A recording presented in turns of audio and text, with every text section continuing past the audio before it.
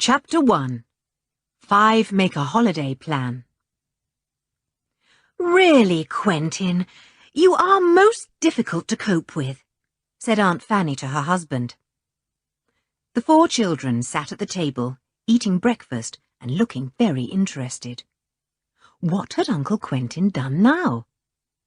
Julian winked at Dick, and Anne kicked George under the table. Would Uncle Quentin explode into a temper, as he sometimes did? Uncle Quentin held a letter in his hand, which his wife had just given back to him after she had read it. It was the letter that was causing all the trouble. Uncle Quentin frowned, and then decided not to explode. Instead, he spoke quite mildly. "Well, Fanny, dear, how can I possibly be expected to remember exactly when the children's holidays come? And if they're going to be here with us or with your sister? You know I have my scientific work to do, and very important it is too at the moment. I can't remember when the children's schools break up or go back."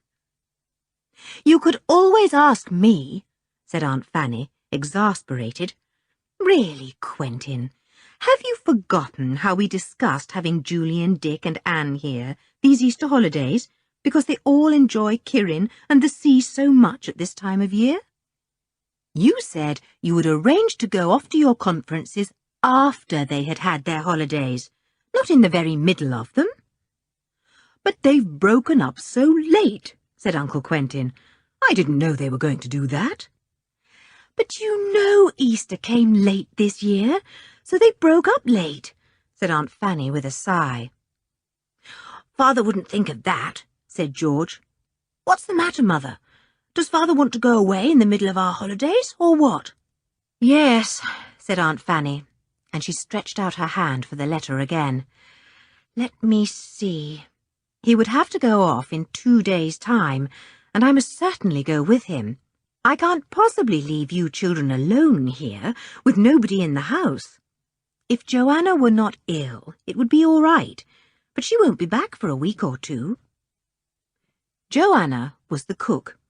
The children were all very fond of her, and had been sorry to find her missing when they had arrived for the holidays. "We can look after ourselves," said Dick. "Anne is quite a good cook." "I can help too," said George. Her real name was Georgina, but everyone called her George. Her mother smiled. "Oh, George, last time you boiled an egg, you left it in the saucepan till it boiled dry. I don't think the others would like your cooking very much."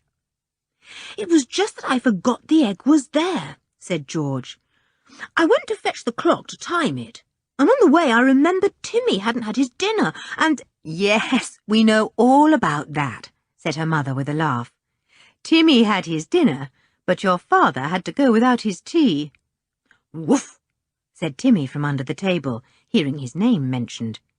He licked George's foot, just to remind her he was there. "Well, let's get back to the subject," said Uncle Quentin impatiently. "I've got to go to these conferences, that's certain.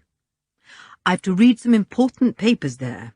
Oh, you needn't come with me, Fanny. You can stay and look after the children." "Mother doesn't need to," said George. "We can do something we badly wanted to do, but thought we'd have to put off till the summer hols." "Oh, yes," said Anne at once. "So we could. Do let's." "Yes, I'd like that too," said Dick. "Well, what is it?" asked Aunt Fanny. "I'm quite in the dark. If it's anything dangerous, I shall say no, so make up your minds about that."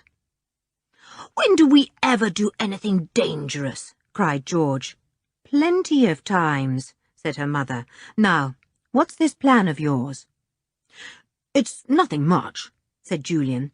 "It's only that all our bikes happen to be in first-class order, Aunt Fanny, and you know you gave us 2 small tents for Christmas. So we just thought it would be great fun sometime to go off on our bikes, taking our tents with us, and do a little exploring round the countryside." "It's grand weather now, and we could have fine fun," said Dick. "After all, you must have meant us to use the tents, Aunt Fanny. Here's our chance." I meant you to use them in the garden or on the beach, said Aunt Fanny. Last time you went camping, you had Mr. Luffy with you to look after you. I don't think I like the idea of you going off by yourselves with tents. Oh, Fanny, if Julian can't look after the others, he must be a pretty feeble specimen, said her husband, sounding impatient. Let them go. I'd bank on Julian any time to keep the others in order and see they were all safe and sound. Thanks, Uncle, said Julian, who was not used to compliments from his Uncle Quentin. He glanced round at the other children and grinned. Of course it's easy to manage this little lot, though Anne sometimes is very difficult. Anne opened her mouth indignantly. She was the smallest and the only really manageable one. She caught Julian's grin. He was teasing her, of course. She grinned back. I promise to be easy to manage, she said in an innocent voice to her Uncle Quentin. He looked surprised. Well, I must say I should have thought that George was the only difficult one to... he began, but stopped when he saw his wife's warning frown. George was difficult, but it didn't make her any less difficult if that fact was pointed out.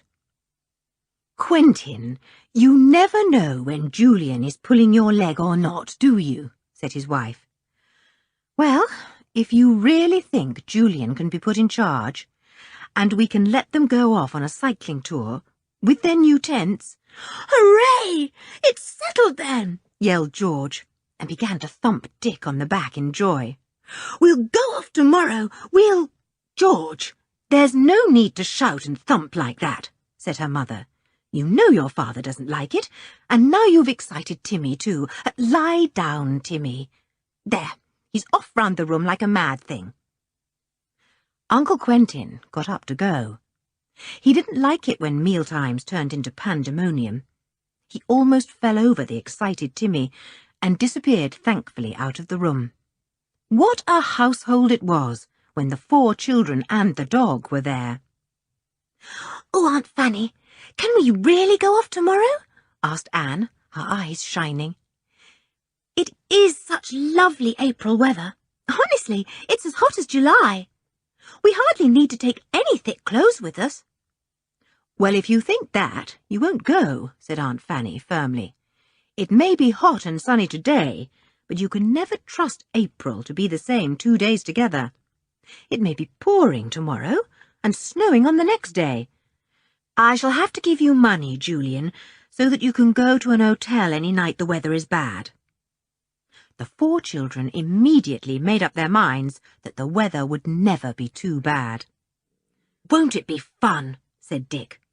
We can choose our own sleeping place every night and put our tents there. We can bike half the night if it's moonlight and we want to. Ooh, biking in moonlight! I've never done that, said Anne. It sounds super. Well, it's a good thing there is something you want to do while we're away, said Aunt Fanny. Dear me, I've been married all these years to Quentin, and still he makes this kind of muddle without my knowing. Well, well, we'd better get busy today and decide what you're to take. Everything suddenly seemed very exciting. The 4 children rushed to do their morning jobs of making the beds and tidying their rooms, talking at the tops of their voices. Who would have thought we'd be off on our own tomorrow, said Dick, pulling his sheets and blankets up in a heap together. Dick, I'll make your bed, cried Anne, shocked to see it made in such a hurried way. You can't possibly make it like that. Oh, can't I? Cried Dick. You just wait and see. And what's more, I'm making Julian's like that too. So you clear off and do your own, Anne. Tuck in every corner, smooth the pillow, pat the eiderdown. Do what you like with your own bed, but leave me to make mine my own way. Wait till we're off on our biking tour. You won't want to bother about beds then. You'll roll up your sleeping bag, and that will be that. He finished his bed as he spoke, dragging on the cover all crooked and stuffing his pyjamas under the pillow. Anne laughed and went to make her own. She was excited too.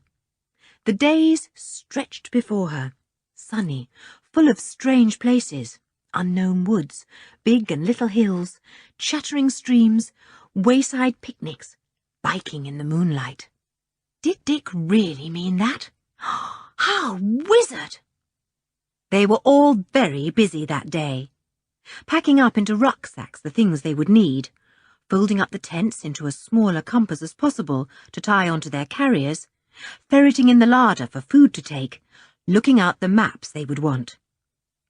Timmy knew they were going off somewhere, and, of course, felt certain he was going too. So he was as excited as they were, barking and thumping his tail, and generally getting into everyone's way all day long. But nobody minded. Timmy was one of them, one of the 5. He could do almost everything but speak. It was quite unthinkable to go anywhere without dear old Timmy. "I suppose Timothy can keep up with you all right when you bike for miles?" Aunt Fanny asked Julian. "Goodness, yes," said Julian. "He never minds how far we go. I hope you won't worry about us, Aunt Fanny. You know what a good guard Timmy is." "Yes, I know," said his aunt. "I wouldn't be letting you go off like this with such an easy mind if I didn't know Timmy would be with you. He's as good as any grown-up at looking after you." "Woof, woof," agreed Timmy. George laughed. "He says he's as good as 2 grown-ups, Mother," she said, and Timmy thumped his big tail on the floor. "Woof, woof, woof," he said, which meant not 2, but 3.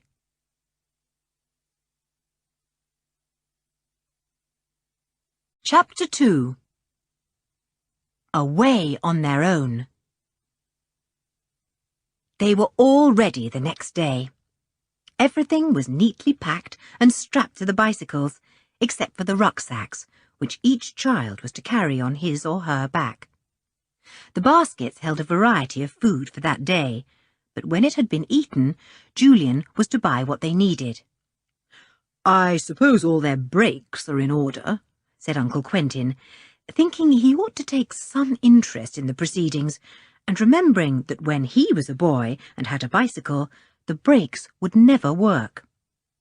"Oh, Uncle Quentin, of course they're all right," said Dick. "We'd never dream of going out on our bikes if the brakes and things weren't in order. The highway code is very strict about things like that, you know, and so are we." Uncle Quentin looked as if he had never even heard of the highway code. It was quite likely he hadn't. He lived in a world of his own, a world of theories and figures and diagrams, and he was eager to get back to it. However, he waited politely for the children to make last-minute adjustments, and then they were ready. "Goodbye, Aunt Fanny. I'm afraid we shan't be able to write to you, as you won't be able to get in touch with us to let us know where you get fixed up. Never mind. Enjoy yourselves," said Julian. "Goodbye, Mother. Don't worry about us. We'll be having a jolly good time," called George. "Goodbye, Aunt Fanny. Goodbye, Uncle Quentin." "So long, Uncle. Aunt Fanny, we're off." And so they were, cycling down the lane that led away from Kirin Cottage. Their aunt and uncle stood at the gate, waving till the little party had disappeared round the corner in the sunshine. Timmy was loping along beside George's bicycle on his long, strong legs, overjoyed at the idea of a really good run. "Well, we're off," said Julian as they rounded the corner. "What a bit of luck, going off like this by ourselves. Good old Uncle Quentin. I'm glad he made that muddle." "Don't let's ride too many miles the first day. I always get so stiff if we do," said Anne. "We're not going to," said Dick. "Whenever you feel tired, just say so. It doesn't matter where we stop." The morning was very warm. Soon the children began to feel wet with perspiration. They had sweaters on, and they took them off, stuffing them in their baskets. George looked more like a boy than ever, with her short curly hair blown up by the wind. All of them wore shorts and thin jerseys, except Julian, who had on jeans. He rolled up the sleeves of his jersey, and the others did the same. They covered mile after mile, enjoying the sun and the wind. Timmy galloped beside them, untiring, his long pink tongue hanging out. He ran on the grassy edge of the road when there was one. He really was a very sensible dog. They stopped at a tiny village called Manlington Tovey. It had only one general store, but it sold practically everything, or seemed to. "Hope it sells ginger beer," said Julian. "My tongue's hanging out like Timmy's." The little shop sold lemonade, orangeade, lime juice, grapefruit juice, and ginger beer. It was really difficult to choose which to have. It also sold ice creams, and soon the children were sitting drinking ginger beer and lime juice mixed and eating delicious ices. "Timmy must have an ice," said George. "He does so love them, don't you, Timmy?" "Woof," said Timmy, and gulped his ice down in 2 big, gurgly licks. "It's really a waste of ice creams to give them to Timmy," said Anne. "He hardly has time to taste them, he gobbles them so. No, Timmy, get down. I'm going to finish up every single bit of mine, and there won't be even a lick for you." Timmy went off to drink from a bowl of water that the shopwoman had put down for him. He drank and he drank. Then he flopped down, panting. The children took a bottle of ginger beer each with them when they went off again. They meant to have it with their lunch. Already they were beginning to think with pleasure of eating the sandwiches put up into neat packets for them. Anne saw some cows pulling at the grass in a meadow as they passed.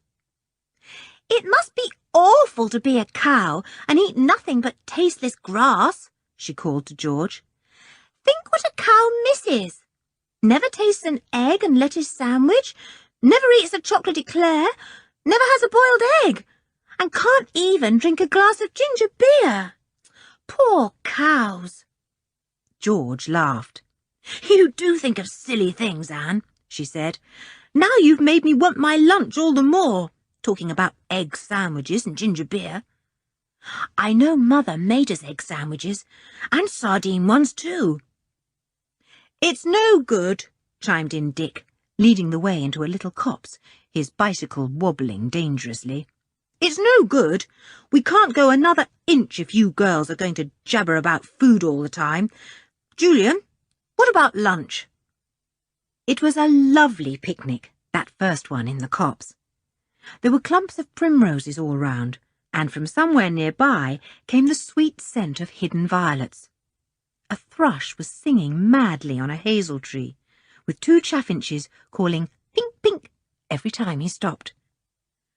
"Band and decorations laid on," said Julian, waving his hand towards the singing birds and the primroses. "Very nice too. We just want a waiter to come and present us with a menu." A rabbit lolloped near, its big ears standing straight up inquiringly. "Ah, the waiter," said Julian at once. "What have you to offer us today, Bunny? A nice rabbit pie?" The rabbit scampered off at top speed. It had caught the smell of Timmy nearby and was panic-stricken. The children laughed, because it seemed as if it was the mention of rabbit pie that had sent it away. Timmy stared at the disappearing rabbit, but made no move to go after it. "Well, Timmy, that's the first time you've ever let a rabbit go off on its own," said Dick. "You must be hot and tired. Got anything for him to eat, George?" "Of course," said George. "I made his sandwiches myself." And so she had. She had bought sausage meat at the butcher's, and had actually made Timmy 12 sandwiches with it, all neatly cut and packed. The others laughed. George never minded taking trouble over Timmy. He wolfed his sandwiches eagerly and thumped his tail hard on the mossy ground. They all sat and munched happily, perfectly contented to be together out in the open air, eating a wonderful lunch. Anne gave a scream. "George, look what you're doing!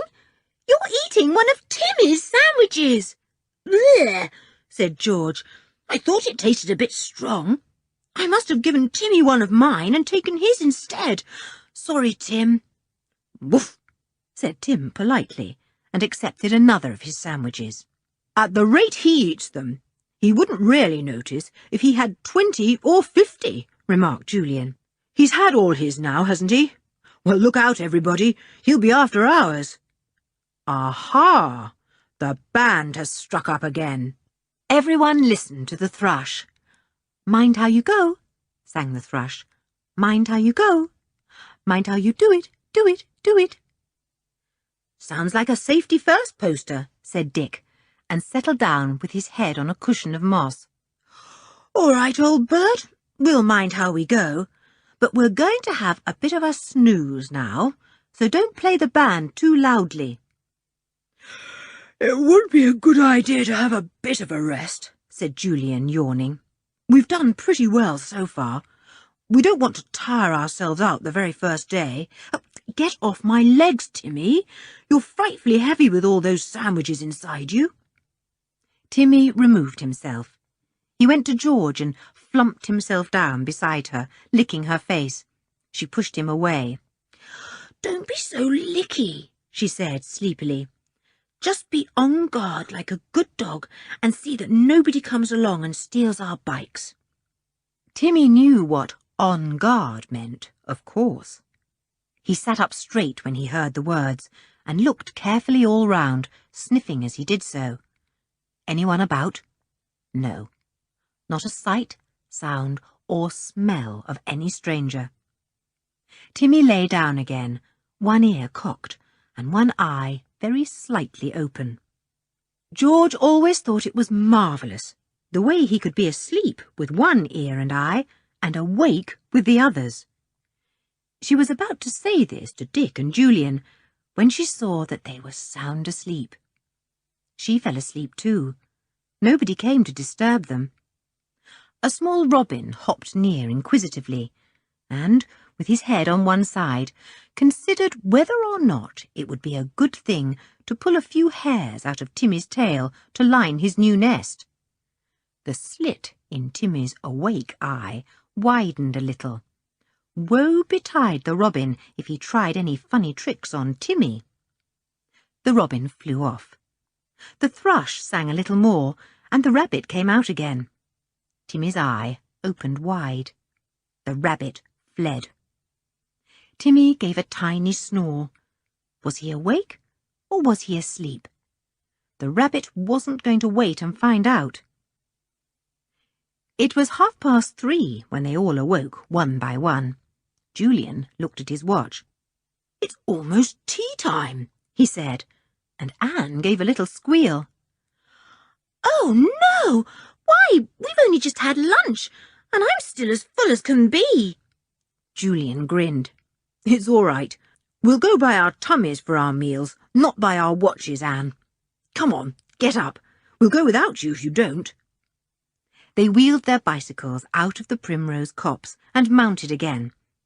The breeze was lovely to feel on their faces. Anne gave a little groan. Oh, dear, I feel a bit stiff already. Do you mean to go very many miles more, Ju? No, not many, said Julian. I thought we'd have tea somewhere when we feel like it, and then do a bit of shopping for our supper and breakfast, and then hunt about for a really good place to put up our tents for the night. I found a little lake on the map, and I thought we could have a swim in it if we can find it. This all sounded very good indeed. George felt she could cycle for miles if a swim in a lake was at the end of it. That's a very nice plan of yours, she said approvingly. Very nice indeed. I think our whole tour ought to be planned round lakes, so that we can always have a swim, night and morning. Woof, said Timmy, running beside George's bicycle. Woof! Timmy agrees too, said George with a laugh. But, oh dear, I don't believe he brought his bathing towel.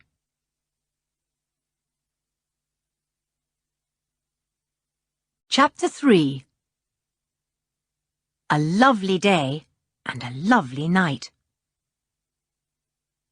The 5 of them had a lovely time that evening.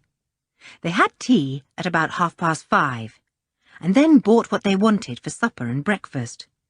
New rolls, anchovy paste, a big round jam tart in a cardboard box, oranges, lime juice, a fat lettuce, and some ham sandwiches. It seemed a very nice assortment indeed. "Let's hope we don't eat it all for supper and have no breakfast left," said George, packing the sandwiches into her basket. "Get down, Timmy. These sandwiches are not for you. I've bought you a whacking big bone. That will keep you busy for hours." "Well, don't let him have it when we settle down for the night," said Anne. "He makes such a row, crunching and munching. He'd keep me awake." "Nothing would keep me awake tonight," said Dick. "I believe I could sleep through an earthquake. I'm already thinking kindly of my sleeping bag." "I don't think we need to put up our tents tonight," said Julian, looking up at the perfectly clear sky. "I'll ask someone what the weather forecast was on the radio at 6. Honestly, I think we could just snuggle into our sleeping bags and have the sky for a roof." "How smashing!" said Anne. "I'd love to lie and look at the stars." The weather forecast was good, fine and clear and mild. "Good," said Julian. "That will save us a lot of trouble. We don't even need to unpack our tents. Come on, have we got everything now? Does anyone feel as if we ought to buy any more food?" The baskets were all full. Nobody thought it advisable to try and get anything more into them. "We could get lots more in if Timmy would only carry his own bones," said Anne. "Half my basket is crammed with enormous bones for him. Why can't you rig up something so that Timmy could carry his own food, George? I'm sure he's clever enough." "Yes, he's clever enough," said George, "but he's much too greedy, Anne. You know that. He'd stop and eat all his food at once if he had to carry it. Dogs seem to be able to eat anything at any time." "They're lucky," said Dick. "Wish I could. But I just have to pause between my meals." "Now for the lake," said Julian, folding up the map which he had just been examining. "It's only about 5 miles away. It's called the Green Pool, but it looks a good deal bigger than a pool. Oh, I could do with a bathe. I'm so hot and sticky." They came to the lake at about 7:30. It was in a lovely place, and had beside it a small hut which was obviously used in summertime for bathers to change into bathing suits. Now it was locked, and curtains were drawn across the windows. "I suppose we can go in for a dip if we like," said Dick, rather doubtfully. "We shan't be trespassing or anything, shall we?" "No, it doesn't say anything about being private," said Julian. "The water won't be very warm, you know, because it's only mid-April. But after all, we're used to cold baths every morning, and I dare say the sun has taken the chill off the lake. Come on, let's get into bathing things." They changed behind the bushes and then ran down to the lake. The water was certainly very cold indeed. Anne skipped in and out and wouldn't do any more than that. George joined the boys in a swim, and they all came out glowing and laughing. "Woo! That was cold," said Dick. "Come on, let's have a sharp run. Look at Anne, dressed already. Timmy, where are you? You don't mind the cold water, do you?" They all tore up and down the little paths by the green pool like mad things. Anne was getting the supper ready. The sun had disappeared now, and although the evening was still very mild, the radiant warmth of the day had gone. Anne was glad of her sweater. "Good old Anne," said Dick, when at last he and the others joined her, dressed again, with their sweaters on for warmth. "Look, she's got the food all ready. You're fantastic, Anne. I bet if we stayed here for more than one night, Anne would have made some kind of larder and have arranged a good place to wash everything, and be looking for somewhere to keep her dusters and broom." "You're so silly, Dick," said Anne. You ought to be glad I like messing about with food and getting it ready for you. Oh, Timmy! Shoo! Get away! Look at him. He's shaken millions and millions of drops of lake water all over the food. You ought to have dried him, George. You know how he shakes himself after a swim. Sorry, said George. Tim, say you're sorry. Why must you be so violent about everything? If I shook myself like that, my ears and fingers would fly off into the air. It was a lovely meal, sitting there in the evening light, watching the first stars come out in the sky. The children and Timmy were all tired but happy. This was the beginning of their trip, and beginnings were always lovely. The days stretched out before you endlessly, and somehow you felt certain that the sun would shine every single day. They were not long in snuggling into their sleeping bags when they had finished the meal. They had set them all together in a row so that they could talk if they wanted to. Timmy was thrilled. He walked solemnly across the whole lot and was greeted with squeals and threats. Timmy, how dare you? When I've had such a big supper too. Timmy, you brute! You put all your great big feet down on me at once. George, you really might stop Timmy from walking all over us like that. I only hope he's not going to do it all night long. Timmy looked surprised at the shouts. He settled down beside George, after a vain attempt to get into her sleeping bag with her. George turned her face away from his licks. Oh, Timmy, I do love you, but I wish you wouldn't make my face so wet. Oh, Julian, look at that glorious star, like a little round lamp. What is it? It's not a star, really. It's Venus, one of the planets, said Julian sleepily. But it's called the evening star. Fancy you not knowing that, George. Don't they teach you anything at your school? George tried to kick Julian through her sleeping bag, but she couldn't. She gave it up and yawned so loudly that she set all the others yawning too. Anne fell asleep first. She was the smallest and was more easily tired with long walks and rides than the others, though she always kept up with them valiantly. George gazed unblinkingly at the bright evening star for a minute, and then fell asleep suddenly. Julian and Dick talked quietly for a few minutes. Timmy was quite silent. He was tired out with his miles and miles of running. Nobody stirred at all that night, not even Timmy. He took no notice of a horde of rabbits who played not far off. He hardly pricked an ear when an owl hooted nearby. He didn't even stir when a beetle ran over his head.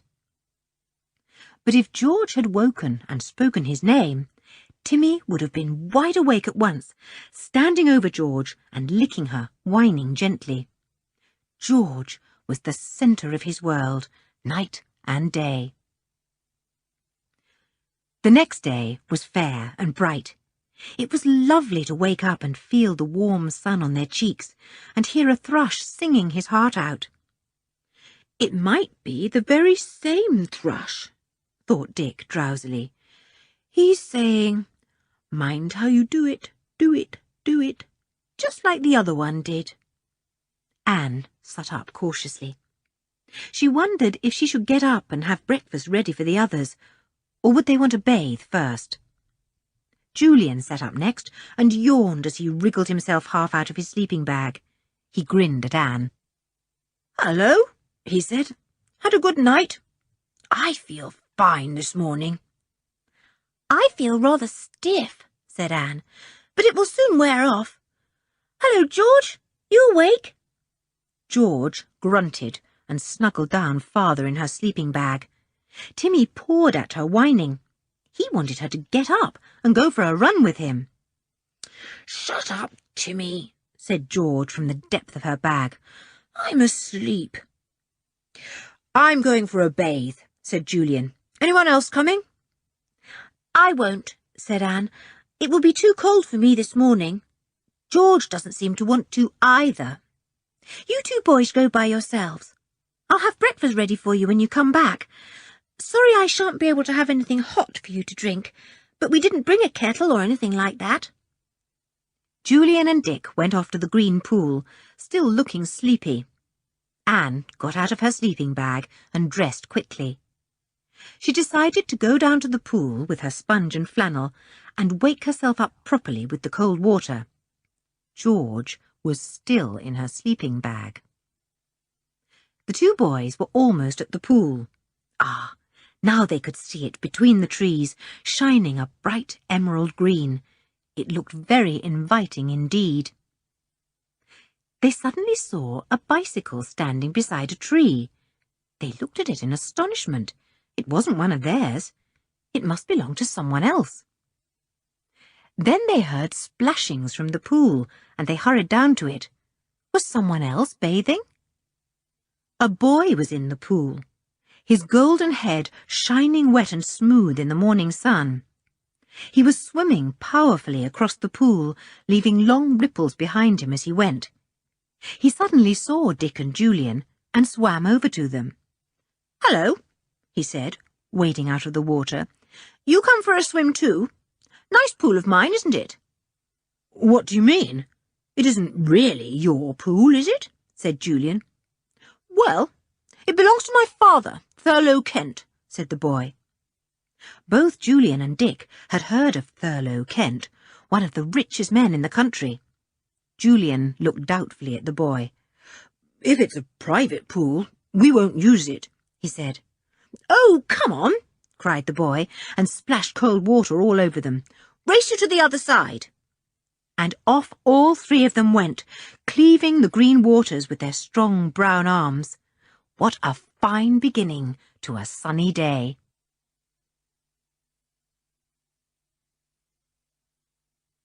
Chapter 4. Richard.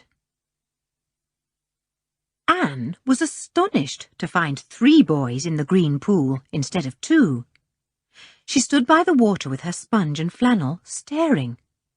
Who was the 3rd boy? The 3 came back to the side of the pool where Anne stood. She looked at the strange boy shyly. He was not much older than she was, and not as big as Julian or Dick, but he was sturdily made and had laughing blue eyes she liked. He smoothed back his dripping hair. "This your sister?" he said to Julian and Dick. "Hello there." "Hello," said Anne and smiled. "What's your name?" "Richard," he said. "Richard Kent. What's yours?" "Anne," said Anne. "We're on a biking tour." The boys had had no time to introduce themselves. They were still panting from their swim. "I'm Julian, and he's Dick, my brother," said Julian, out of breath. "I say, I hope we're not trespassing on your land as well as your water." Richard grinned. "Well, you are, as a matter of fact. But I give you free permission. You can borrow my pool and my land as much as you like." "Oh, thanks," said Anne. "I suppose it's your father's property. It didn't say private or anything, so we didn't know. Would you like to come and have breakfast with us? If you'll dress with the others, they'll bring you to where we camped last night." She sponged her face and washed her hands in the pool, hearing the boys chattering behind the bushes where they had left their clothes. Then she sped back to their sleeping place, meaning to tidy up the bags they had slept in and put out breakfast neatly. But George was still fast asleep in her bag, her head showing at the top with its mass of short curls that made her look like a boy. "George, do wake up! Somebody's coming to breakfast," said Anne, shaking her. George shrugged away crossly, not believing her. It was just a trick to make her get up and help with the breakfast. Anne left her. All right, let her be found in her sleeping bag if she liked. She began to unpack the food and set it out neatly. What a good thing they had brought 2 extra bottles of lime juice. Now they could offer Richard one. The 3 boys came up, their wet hair plastered down. Richard spotted George in the bag as Timmy came over to meet him. He fondled Timmy, who, smelling that other dogs had been round Richard at home, sniffed him over with great interest. "Who's that still asleep?" asked Richard. "That's George," said Anne. "Too sleepy to wake up. Come on, I've got breakfast ready. Would you like to start off with rolls and anchovy and lettuce? And there's lime juice if you want it." George heard Richard's voice as he sat talking with the others and was astonished. Who was that? She sat up, blinking, her hair tousled and short. Richard honestly thought she was a boy. She looked like one, and she was called George. "Top of the morning to you, George," he said. "Hope I'm not eating your share of the breakfast." "Who are you?" demanded George. The boys told her. "I live about 3 miles away," said the boy. "I biked over here this morning for a swim. I say, that reminds me, I'd better bring my bike up here and put it where I can see it. I've had 2 stolen already through not having them under my eye." He shot off to get his bike. George took the opportunity of getting out of her sleeping bag and rushed off to dress. She was back before Richard was, eating her breakfast. He wheeled his bicycle as he came. "Got it all right," he said, and flung it down beside him. "Don't want to have to tell my father this one's gone like the others. He's pretty fierce." "My father's a bit fierce too," said George. "Does he whip you?" asked Richard, giving Timmy a nice little titbit of roll and anchovy paste.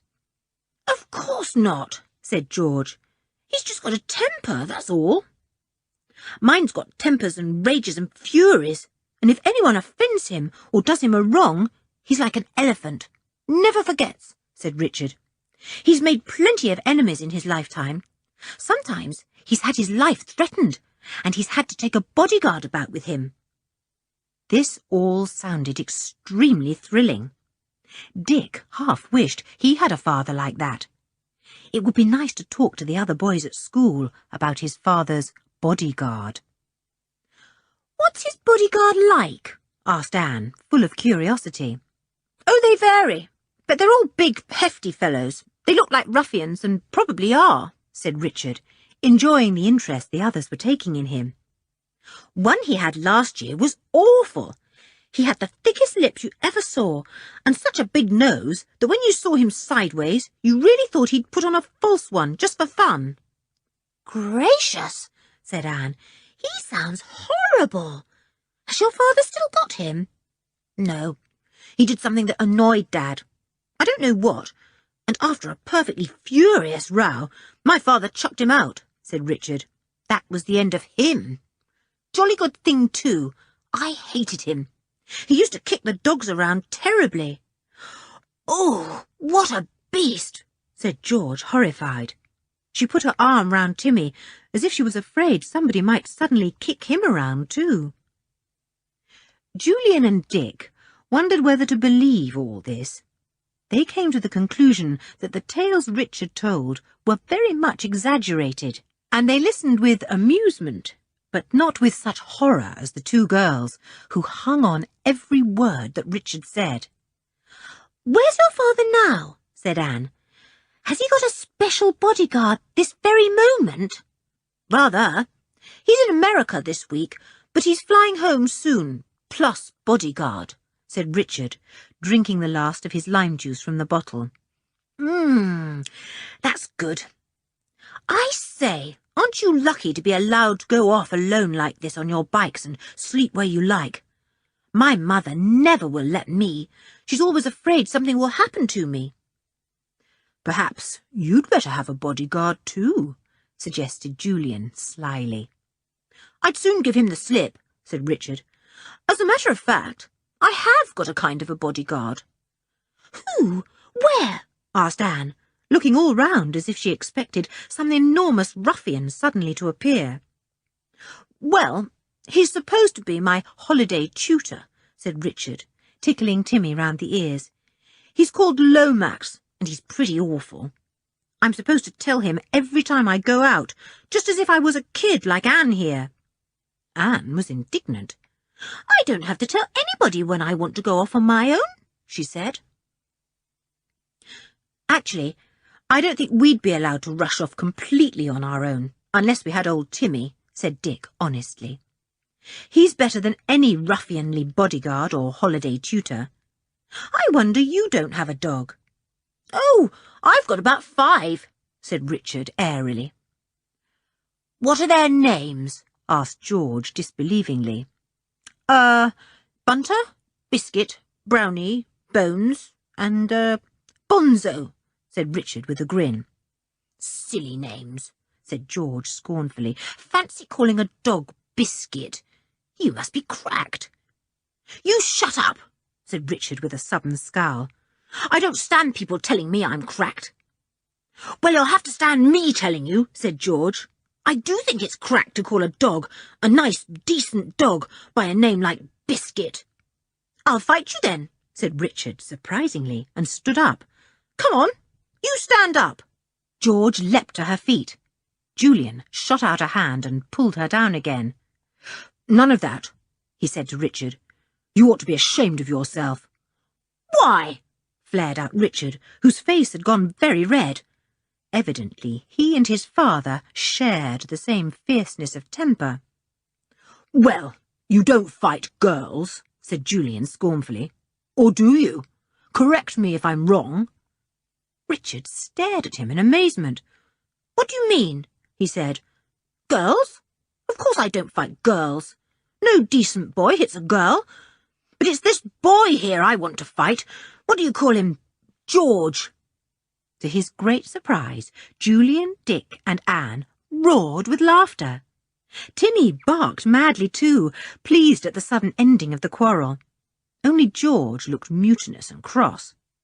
What's up now? Asked Richard aggressively. What's all the fun and games about?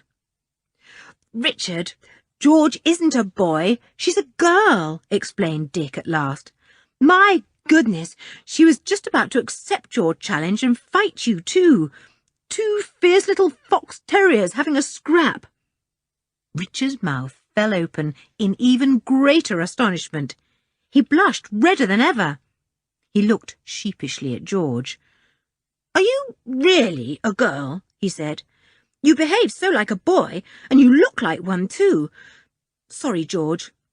Is your name really George? No, Georgina, said George, thawing a little at Richard's awkward apology, and pleased that he had honestly thought her a boy. She did so badly want to be a boy and not a girl. Good thing I didn't fight you, said Richard fervently. I should have knocked you flat. Well, I like that, said George, flaring up all over again. Julian pushed her back with his hand. Now shut up, you two, and don't behave like idiots. Where's the map? It's time we had a squint at it and decided what we're going to do for today, and how far we're going to ride, and where we're making for by the evening. Fortunately, George and Richard both gave in with a good grace. Soon all 6 heads, Timmy's too, were bent over the map. Julian made his decision. We'll make for Middlecombe Woods. See, there they are on the map. That's decided then. It'll be a jolly nice ride. It might be a nice ride, but it was going to be something very much more than that.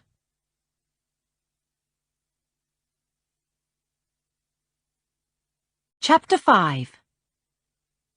6 instead of 5. Look here, said Richard, when they had tidied up everything, buried their bits of litter, and looked to see that no one had got a puncture in a tyre. Look here. I've got an aunt who lives in the direction of those woods. If I can get my mother to say I can come with you, will you let me? I can go and see my aunt on the way then. Julian looked at Richard doubtfully. He wasn't very sure if Richard really would go and ask permission. Well, if you aren't too long about it, he said, of course we don't mind you coming with us. We can drop you at your aunt's on the way. I'll go straight off now and ask my mother, said Richard eagerly, and he ran for his bicycle.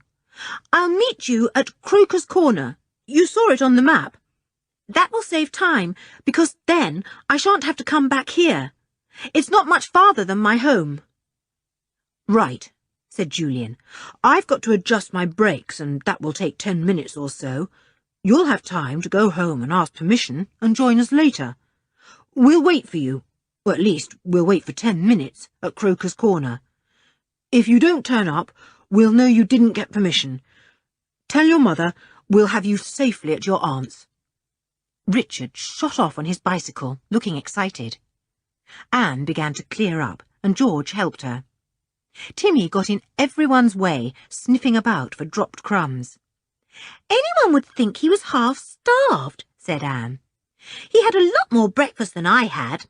Timmy, if you walk through my legs again, I'll tie you up." Julian adjusted his brakes with Dick's help. In about 15 minutes, they were ready to set off. They had planned where to stop to buy food for their lunch, and although the journey to Middlecombe Woods was a longer trip than they had made the day before, they felt able to cope with more miles on the second day. Timmy was eager to set off too. He was a big dog and enjoyed all the exercise he was getting. "It'll take a bit of your fat off," said Dick to Timmy. "We don't like fat dogs, you know. They waddle and they puff." "Dick, Timmy's never been fat," said George indignantly, and then stopped as she saw Dick's grin. He was pulling her leg as usual. She kicked herself. Why did she always rise like that when Dick teased her through Timmy? She gave him a friendly punch. They all mounted their bicycles. Timmy ran ahead, pleased. They came to a lane and rode down it, avoiding the ruts. They came out into a road. It was not a main road, for the children didn't like those. They were too full of traffic and dust. They liked the shady lanes or the country roads where they met only a few carts or a farmer's car. "Now, don't let's miss Croker's Corner," said Julian. "It should be along this way somewhere, according to the map. George, if you get into ruts like that, you'll be thrown off." "All right, I know that," said George. "I only got into one because Timmy swerved across my wheel. He's after a rabbit or something. Timmy, don't get left behind, you idiot!" Timmy bounded reluctantly after the little party. Exercise was wonderful, but it did mean leaving a lot of marvellous wayside smells unsniffed at. It was a dreadful waste of smells, Timmy thought. They came to Croker's Corner sooner than they thought. The signpost proclaimed the name, and there, leaning against the post, sitting on his bicycle, was Richard, beaming at them. "You've been jolly quick, getting back home and then on to here," said Julian. "What did your mother say?" "She didn't mind a bit so long as I was with you," said Richard. "I can go to my aunt's for the night," she said. "Haven't you brought pyjamas or anything with you?" asked Dick. "There are always spare ones at my aunt's," explained Richard. "Hooray! It will be marvellous to be out on my own all day with you. No Mr. Lomax to bother me with this and that. Come on." They all cycled on together. Richard would keep trying to ride 3 abreast, and Julian had to warn him that cyclists were not allowed to do that. "I don't care," sang Richard, who seemed in very high spirits. "Who is there to stop us anyway?" "I shall stop you," said Julian, and Richard ceased grinning at once. Julian could sound very stern when he liked. Dick winked at George, and she winked back. They had both come to the conclusion that Richard was very spoilt and liked his own way. Well, he wouldn't get it if he came up against old Julian. They stopped at 11 for ice creams and drinks. Richard seemed to have a lot of money. He insisted on buying ice creams for all of them, even Timmy. Once again, they bought food for their lunch. New bread, farmhouse butter, cream cheese, crisp lettuce, fat red radishes, and a bunch of spring onions. Richard bought a magnificent chocolate cake he saw in a first-class cake shop. "Gracious! That must have cost you a fortune," said Anne. "How are we going to carry it?" "Woof!" said Timmy longingly. "No, I certainly shan't let you carry it," said Anne. "Oh dear, we'll have to cut it in half, I think, and 2 people can share the carrying. It's such an enormous cake. On they went again, getting into the real country now, with villages few and far between. A farm here and there showed up on the hillsides, with cows and sheep and fowls. It was a peaceful, quiet scene, with the sun spilling down over everything, and the blue April sky above, patched with great white cotton wool clouds. "This is grand," said Richard. "I say, doesn't Timmy ever get tired? He's panting like anything now." "Yes, I think we ought to find somewhere for our lunch," said Julian, looking at his watch. "We've done a very good run this morning. Of course, a lot of the way has been downhill. This afternoon will probably be slower, because we'll be getting into hilly country."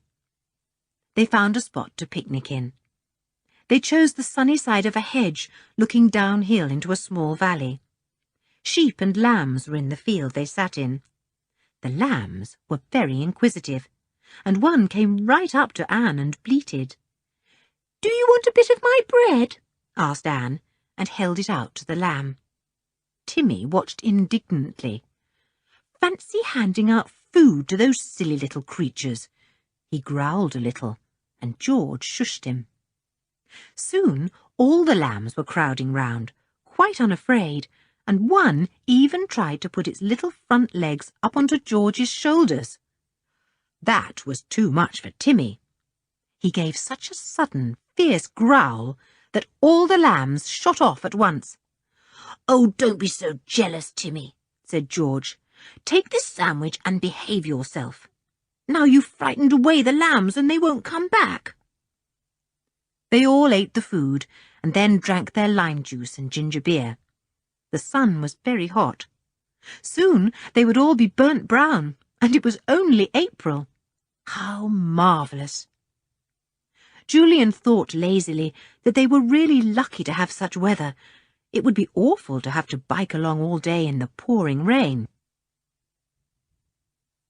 Once again the children snoozed in the afternoon sun, Richard too, and the little lambs skipped nearer and nearer.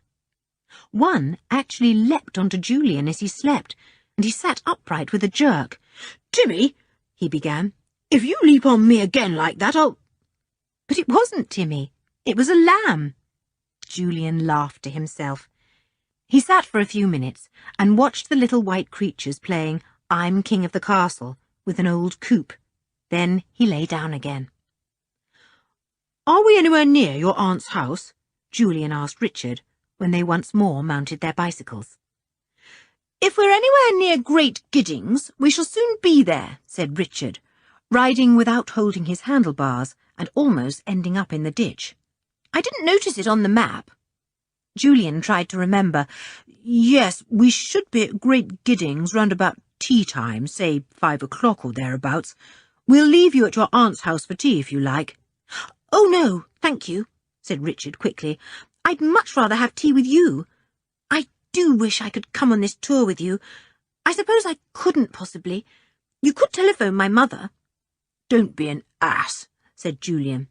"You can have tea with us if you like, but we drop you at your aunt's as arranged, see? No nonsense about that." They came to Great Giddings at about 5:10. Although it was called Great, it was really very small. There was a little tea place that said homemade cakes and jams, so they went there for tea. The woman who kept it was a plump, cheerful soul, fond of children. She guessed she would make very little out of the tea she served to 5 healthy children, but that didn't matter. She set to work to cut 3 big plates of well-buttered slices of bread, put out apricot jam, raspberry and strawberry, and a selection of homemade buns that made the children's mouths water. She knew Richard quite well, because he had sometimes been to her cottage with his aunt. "I suppose you'll be going to stay with her tonight," she said to Richard, and he nodded, his mouth full of ginger cake. It was a lovely tea. Anne felt as if she wouldn't be able to eat any supper at all that night. Even Timmy seemed to have satisfied his enormous appetite. I think we ought to pay you double price for our gorgeous tea, said Julian, but the woman wouldn't hear of it. No, no, it was lovely to see them all enjoying her cakes. She didn't want double price. Some people are so awfully nice and generous, said Anne, as they mounted their bicycles to ride off again. You just can't help liking them. I do hope I can cook like that when I grow up. If you do, Julian and I will always live with you and not dream of getting married, said Dick promptly, and they all laughed. Now for Richard's aunt, said Julian. Do you know where the house is, Richard? Yes, that's it, over there, said Richard, and rode up to a gate. Well, thanks awfully for your company. I hope I'll see you again soon. I have a feeling I shall. Goodbye. He rode up the drive and disappeared. What a sudden goodbye, said George, puzzled. Isn't he odd?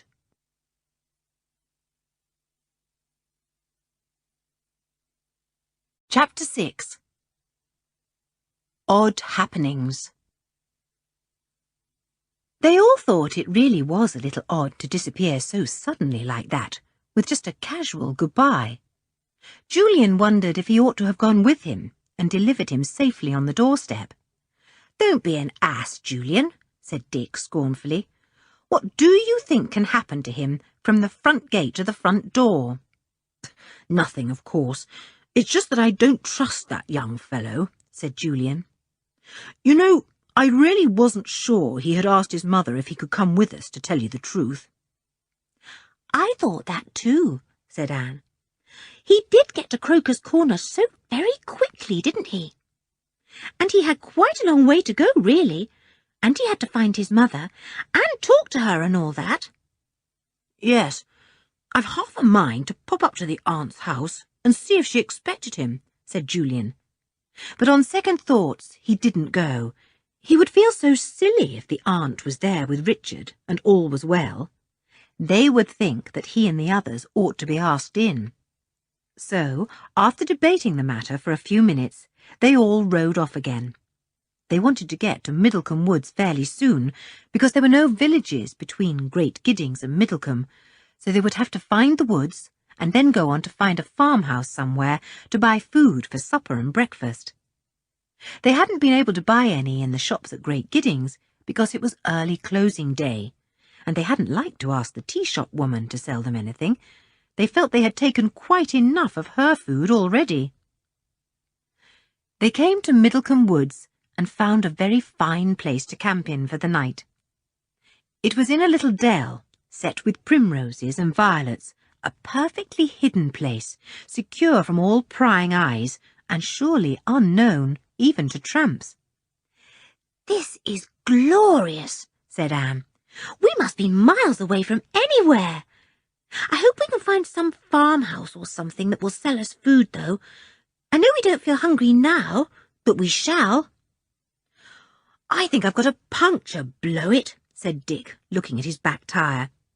It's a slow one, fortunately, but I think I won't risk coming along to look for farmhouses till I've mended it. Right, said Julian. And Anne needn't come either. She looks a bit tired. George and I will go. We won't take our bikes. It's easier to walk through the woods. We may be an hour or so, but don't worry. Timmy will know the way back all right, so we shan't lose you. Julian and George set off on foot, with Timmy following. Timmy, too, was tired, but nothing would have made him stay behind with Anne and Dick. He must go with his beloved George. Anne put her bicycle carefully into the middle of a bush. You never knew when a tramp might be about, watching to steal something. It didn't matter when Timmy was there, because he would growl if a tramp came within a mile of them. Dick called out that he would mend his puncture now. He had found the hole already, where a small nail had gone in. She sat near to Dick, watching him. She was glad to rest. She wondered if the others had found a farmhouse yet. Dick worked steadily at mending the puncture. They had been there together about half an hour when they heard sounds. Dick lifted his head and listened. "Can you hear something?" he said to Anne.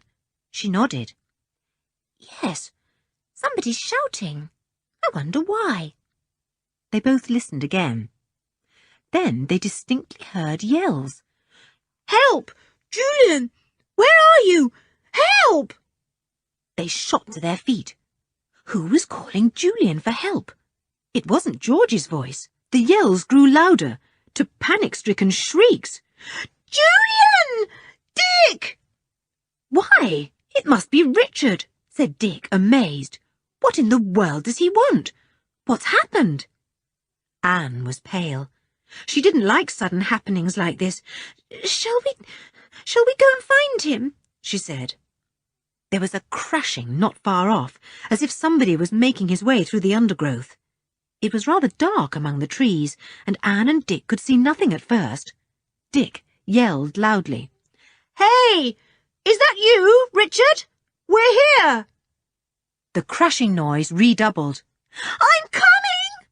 Squealed Richard. Wait for me! Wait for me! They waited. Soon they saw Richard coming, stumbling as fast as he could between the trees. Here we are, called Dick. Whatever's the matter? Richard staggered towards them. He looked frightened out of his life. They're after me, he panted. You must save me. I want Timmy. He'll bite them. Who's after you? Asked Dick, amazed. Where's Timmy? Where's Julian? Cried Richard, looking round in despair. They've gone to a farmhouse to get some food, said Dick. They'll be back soon, Richard. Whatever's the matter? Are you mad? You look awful. The boy took no notice of the questions. Where has Julian gone? I want Timmy. Tell me the way they went. I can't stay here. They'll catch me. They went along there, said Dick, showing Richard the path. You can just see the tracks of their feet. Richard, whatever is... But Richard was gone. He fled down the path at top speed, calling at the top of his voice, Julian! Timmy! Anne and Dick stared at one another in surprise. What had happened to Richard? Why wasn't he at his aunt's house? He must be mad. It's no good going after him, said Dick. We shall only lose the way and not be able to find this place again, and the others will miss us and go hunting and get lost too. What is the matter with Richard? He kept saying somebody was after him. They were after him, said Anne. He's got some bee in his bonnet about something. Bats in the belfry, said Dick. Mad, dippy, daft.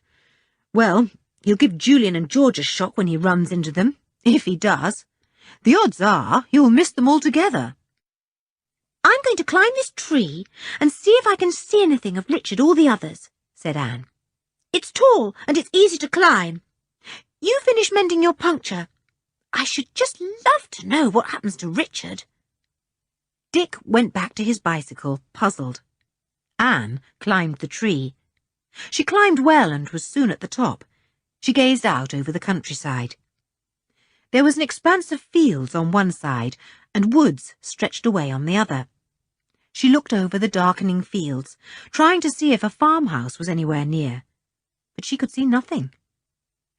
Dick was just finishing his puncture when he heard another noise in the woods. Was it that idiot of a Richard coming back? He listened. The noise came nearer.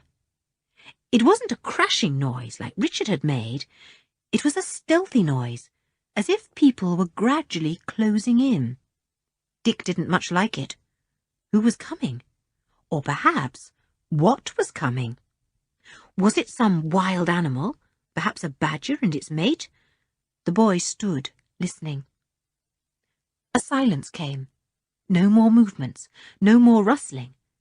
Had he imagined it all? He wished Anne and the others were near him.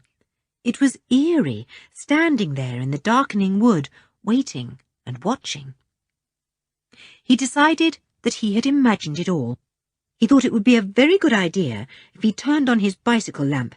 Then the light would soon dispel his silly ideas. He fumbled about for it on the front of his handlebars. He switched it on, and a very comforting little glow at once spread a circle of light in the little dell.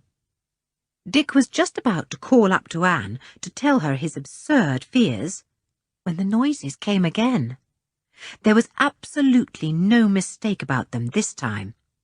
A brilliant light suddenly pierced through the trees and fell on Dick. He blinked. "Ah, so there you are, you little misery," said a harsh voice, and someone came striding over to the dell. Somebody else followed behind. "What do you mean?" asked Dick, amazed. He could not see who the men were because of the brilliant torchlight in his eyes. "We've been chasing you for miles, haven't we? And you thought you'd get away. But we'd got you all the time," said the voice. "I don't understand this," said Dick, putting on a bold voice. "Who are you?" "You know very well who we are," said the voice. "Didn't you run away screaming as soon as you saw Rookie? He went one way after you, and we went another. And we soon got you, didn't we? Now, you come along with us, my pretty." All this explained one thing clearly to Dick, that it was Richard they had been after, for some reason or other, and they thought he was Richard. "I'm not the boy you're looking for," he said. "You'll get into trouble if you touch me." "What's your name, then?" asked the first man. Dick told him. "Oh, so you're Dick. And isn't Dick short for Richard?" "You can't fool us with that baby talk," said the first man. "You're the Richard we want, all right. Richard Kent, see?" "I'm not Richard Kent," shouted Dick, as he felt the man's hand clutching his arm suddenly. "You take your hands off me. You wait till the police hear of this." "They won't hear of it," said the man. "They won't hear anything at all. Come on, and don't struggle or shout, or you'll be sorry. Once you're at Owl's Dean, we'll deal properly with you." Anne was sitting absolutely petrified up in the tree. She couldn't move or speak. She tried to call to poor Dick, but her tongue wouldn't say a word.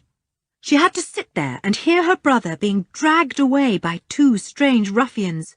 She almost fell out of the tree in fright, and she heard him shouting and yelling when he was dragged away. She could hear the sound of crushing for a long time. She began to cry. She didn't dare to climb down because she was trembling so much she was afraid she would lose her hold and fall. She must wait for George and Julian to come back. Suppose they didn't? Suppose they had been caught too? She would be all by herself in the tree all night long. Anne sobbed up in the treetop, holding on tightly. The stars came out above her head, and she saw the very bright one again. And then she heard the sound of footsteps and voices. She stiffened up in the tree. Who was it this time? Oh, let it be Julian and George and Timmy. Let it be Julian, George and Timmy.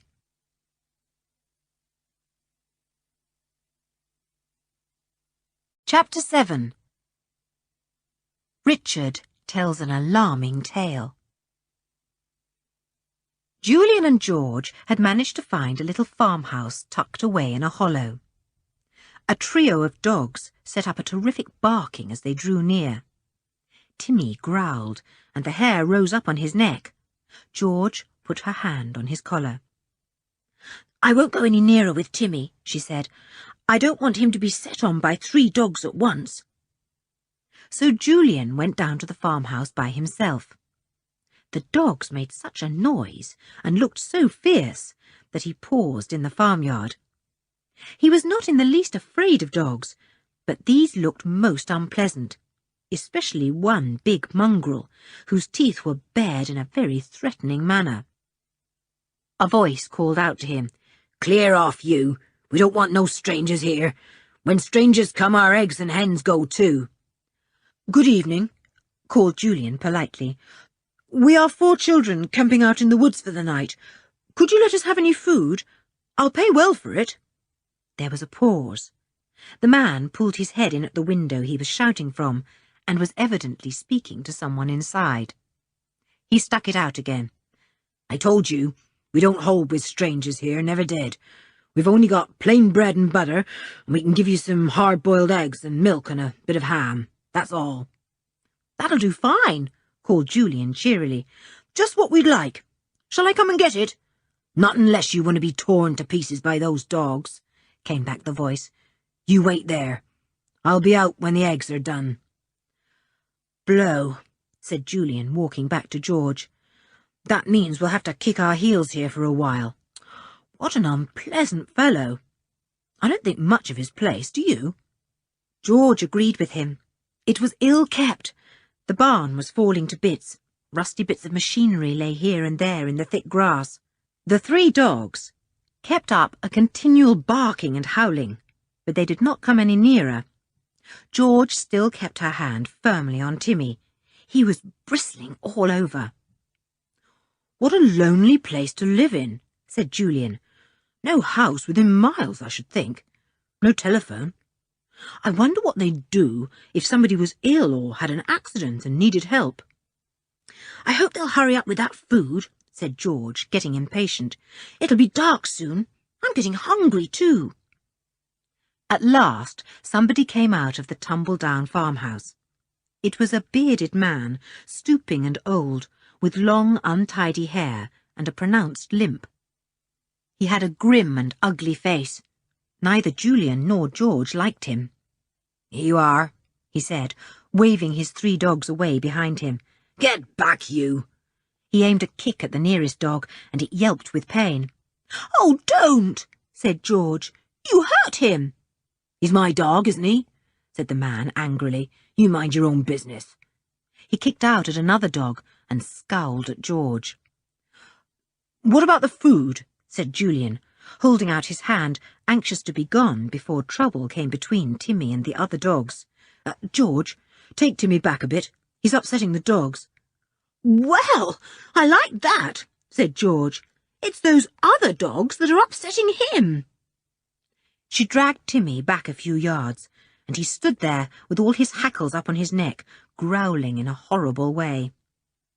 Julian took the food, which was done up carelessly in old brown paper. "Thanks," he said. "How much?"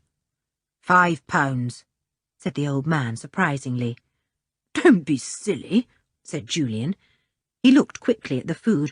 "I'll give you £1 for it, and that's more than it's worth. There's hardly any ham." "I said £5, said the man sullenly. Julian looked at him. He must be mad, he thought. He held out the food to the ugly old fellow. "Well, take it back," he said. "I haven't got £5 to give you for food. £1 is the most I can spare. Good night." The old man pushed the food back and held out his other hand in silence. Julian fished in his pocket and brought out a £1 coin. He placed it in the man's dirty hand, wondering why on earth the fellow had asked him for such a ridiculous sum before. The man put the money in his pocket. "Clear off," he said suddenly in a growling voice. "We don't want strangers here stealing our goods. I'll set my dogs on you if you come again." Julian turned to go, half afraid that the extraordinary old man would set his dogs on him. The fellows stood there in the half-dark, yelling abuse at Julian and George as they made their way out of the farmyard. "Well, we'll never go there again," said George, furious at their treatment. "He's mad as a hatter." "Yes, and I don't much fancy his food either," said Julian. "Still, it's all we'll get tonight." They followed Timmy back to the woods. They were glad they had him, because otherwise they might have missed the way. But Timmy knew it. Once he had been along a certain route, Timmy always knew it again. He ran on now, sniffing here and there, occasionally waiting for the others to catch him up. Then he stiffened and growled softly. George put her hand on his collar. Somebody must be coming. Somebody was coming. It was Richard on his way to find them. He was still shouting and yelling, and the noise he made had already come to Timmy's sharp ears. It soon came to Julian's, and George's too, as they stood there waiting. "Julian, where are you? Where's Timmy? I want Timmy! They're after me, I tell you! They're after me!" "Listen, it sounds like Richard," said Julian, startled. "What in the world is he doing here? And yelling like that, too. Come on, we must find out. Something's happened. I hope Dick and Anne are all right." They ran up the path as fast as they could in the twilight. Soon they met Richard, who had now stopped shouting and was stumbling along, half sobbing. "Richard, what's up?" cried Julian. Richard ran to him and flung himself against him. Timmy did not go to him, but stood there in surprise. George stared through the twilight, puzzled. What in the world had happened? "Julian! Oh, Julian! I'm scared stiff!" panted Richard, hanging onto Julian's arm. "Pull yourself together," said Julian, in the calm voice that had made a good effect on Richard. "I bet you're just making a silly fuss. What's happened? Did you find your aunt was out or something, and come racing after us?" "My aunt's away," said Richard, speaking in a calmer voice. "She... away?" said Julian in surprise. "But didn't your mother know that, when she said you could—" "I didn't ask my mother's permission to come," cried Richard. "I didn't even go back home when you thought I did. I just biked straight to Croker's Corner and waited for you. I wanted to come with you see, and I knew my mother wouldn't let me." This was said with a great air of bravado. Julian was disgusted. "I'm ashamed of you," he said, "telling us lies like that." "I didn't know my aunt was away," said Richard, all his sudden cockiness gone when he heard Julian's scornful voice. "I thought she'd be there, and I was going to tell her to telephone my mother and say I'd gone for a trip with you. Then I thought I'd come biking after you and... "And tell us your aunt was away, and could you come with us?" finished Julian, still scornfully. "A deceitful and ridiculous plan. I'd have sent you back at once. You might have known that." "Yes, I know, but I might have had a whole night camping out with you," said Richard in a small voice. "I've never done things like that. What I want to know is, what were you scared of when you came rushing along, yelling and crying?" said Julian impatiently. "Oh, Julian, it was horrible," said Richard, and he suddenly clutched Julian's arm again.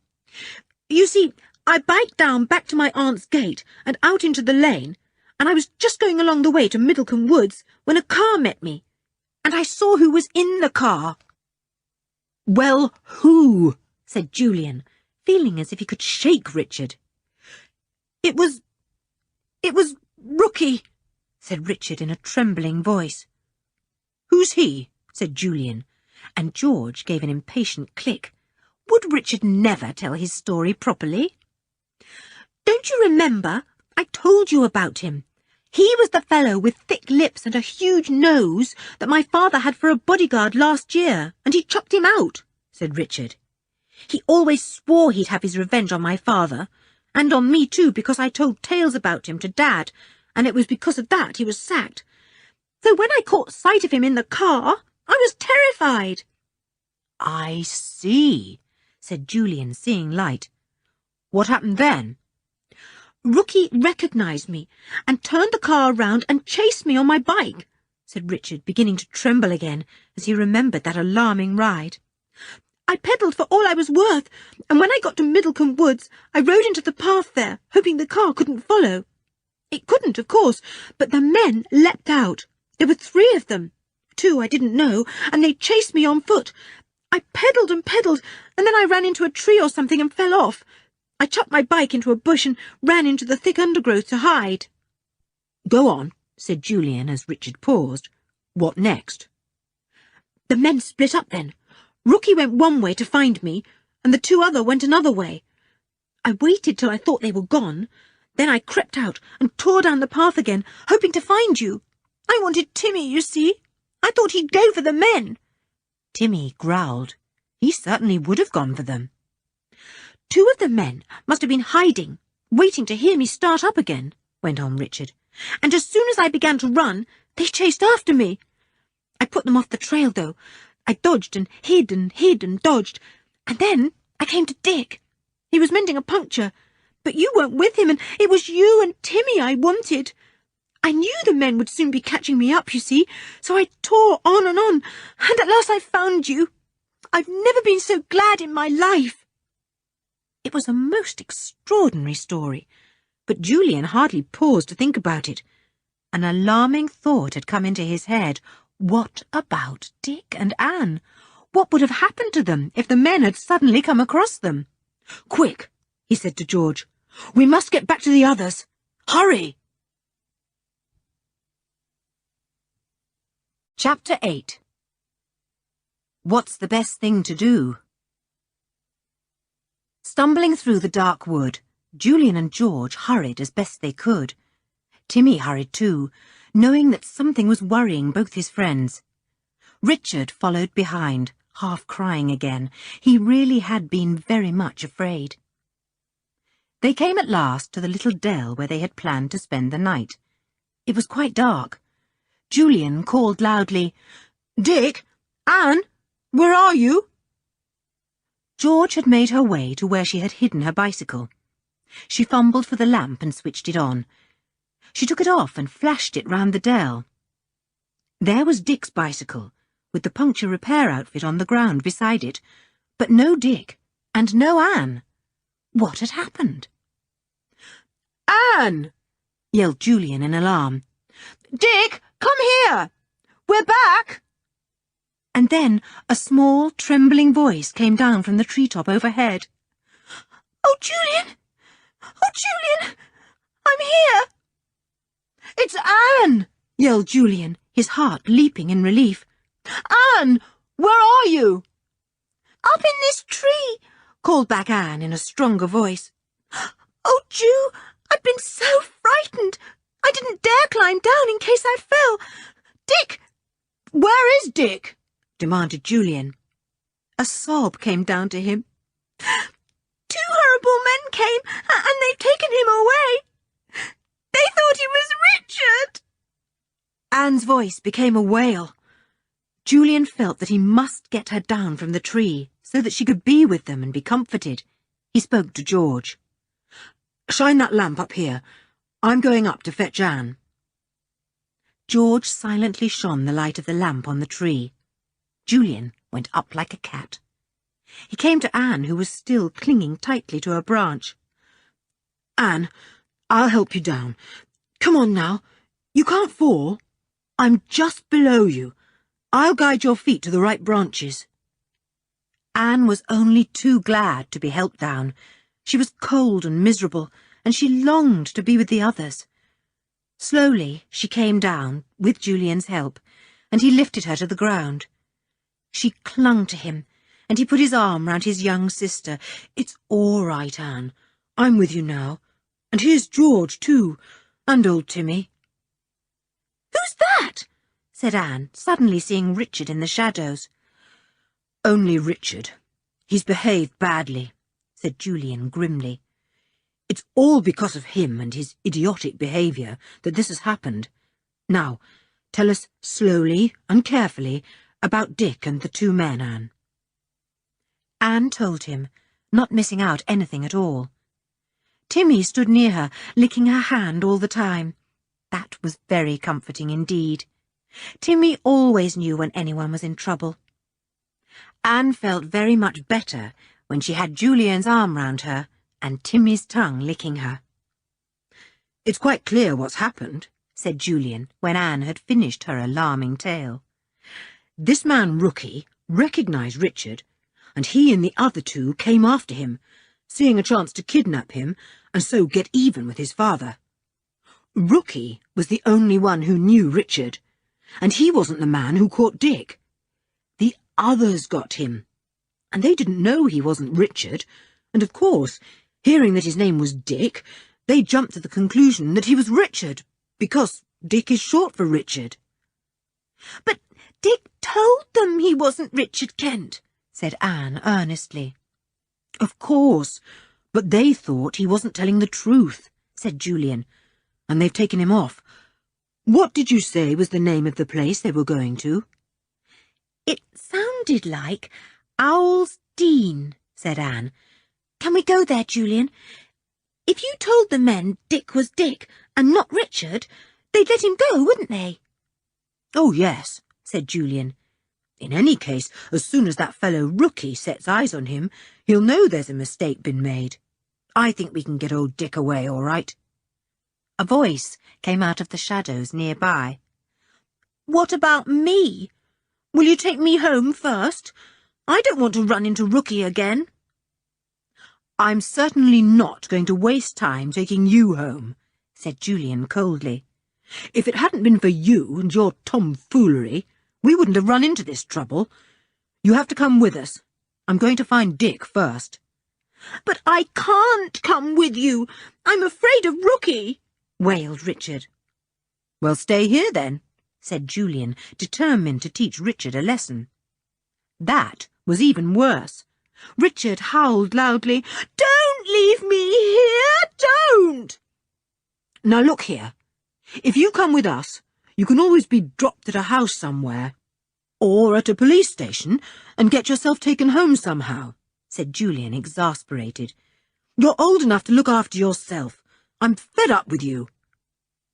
Anne was sorry for Richard, although he had brought all this trouble on them.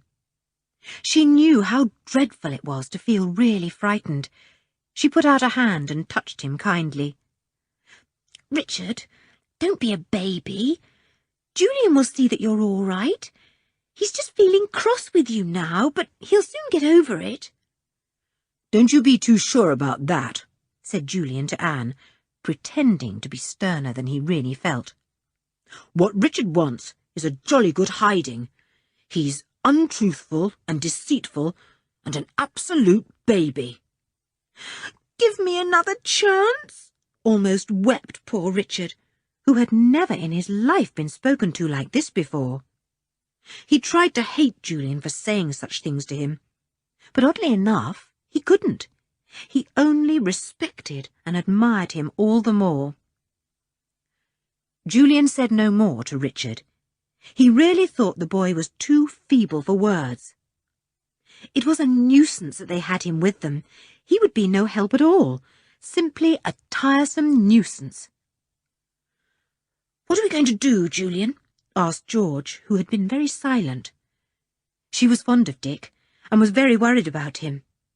Where was Owl's Dean? How could they possibly find it in the night? And what about those awful men?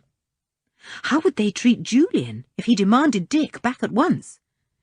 Julian was fearless and straightforward, but the men wouldn't like him any the better for that.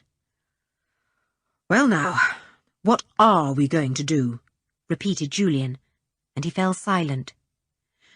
"It's no good going back to that farm and asking for help, is it?" said George after a pause. "Not a bit of good," said Julian at once.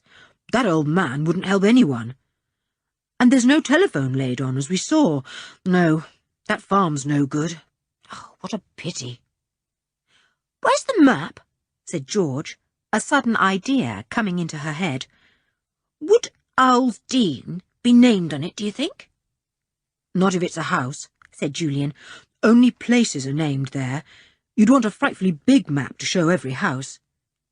"Well, anyway, let's look at the map and see if it shows any more farms or villages," said George, who felt as if she must do something, even if it was only looking at a map. Julian produced the map and unfolded it. He and the girls bent over it by the light of the bicycle lamp, and Richard peered over their shoulders. Even Timmy tried to look, forcing his head under their arms. "Get away, Tim," said Julian. "Look, here's where we are, Middlecombe Woods, see? My word, we are in a lonely spot. There isn't a village for miles." Certainly no village was marked. The countryside was shown, hilly and wooded, with a stream here and there, and third-class roads now and again. But no village, no church, no bridge even was marked anywhere. Anne gave a sudden exclamation and pointed to the contour of a hill on the map. "Look! See what that hill's called?" "Owl's Hill," read out Julian. "Yes, I see what you're getting at, Anne. If a house was built on that hill, it might be called Owl's Dean, because of the name of the hill. What's more, a building is marked there. It hasn't a name, of course. It might be a farmhouse, an old ruin, or a big house of some kind. I think it's very likely that's where Owl's Dean is, said George. I bet it's that very house.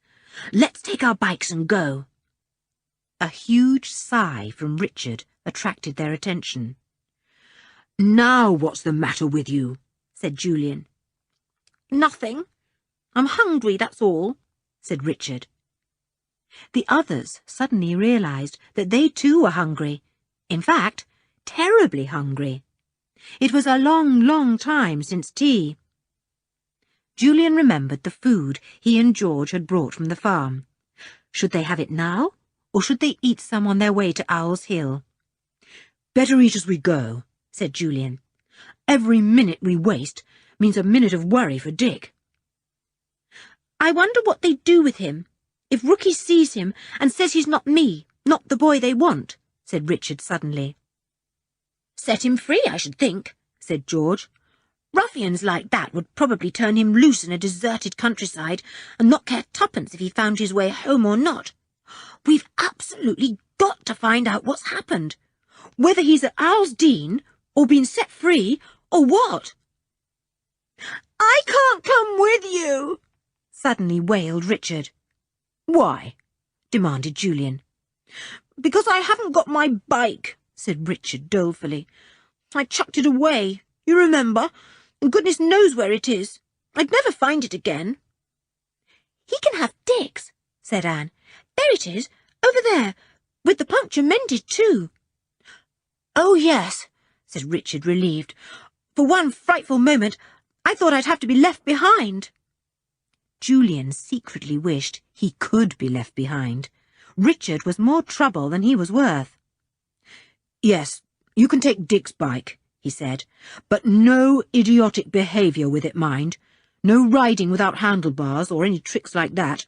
It's Dick's bike, not yours. Richard said nothing. Julian was always ticking him off. He supposed he deserved it, but it wasn't at all pleasant. He pulled at Dick's bike and found the lamp was missing. Dick, of course, had taken it off. He hunted round for it and found it on the ground. Dick had let it fall, and the switch had turned itself off when the lamp hit the ground. When Richard pressed the switch down, the lamp came on again. Good. Now, come on, said Julian, fetching his bicycle too. I'll hand out food to eat as we go. We must try to find our way to Owl's Hill as quick as ever we can.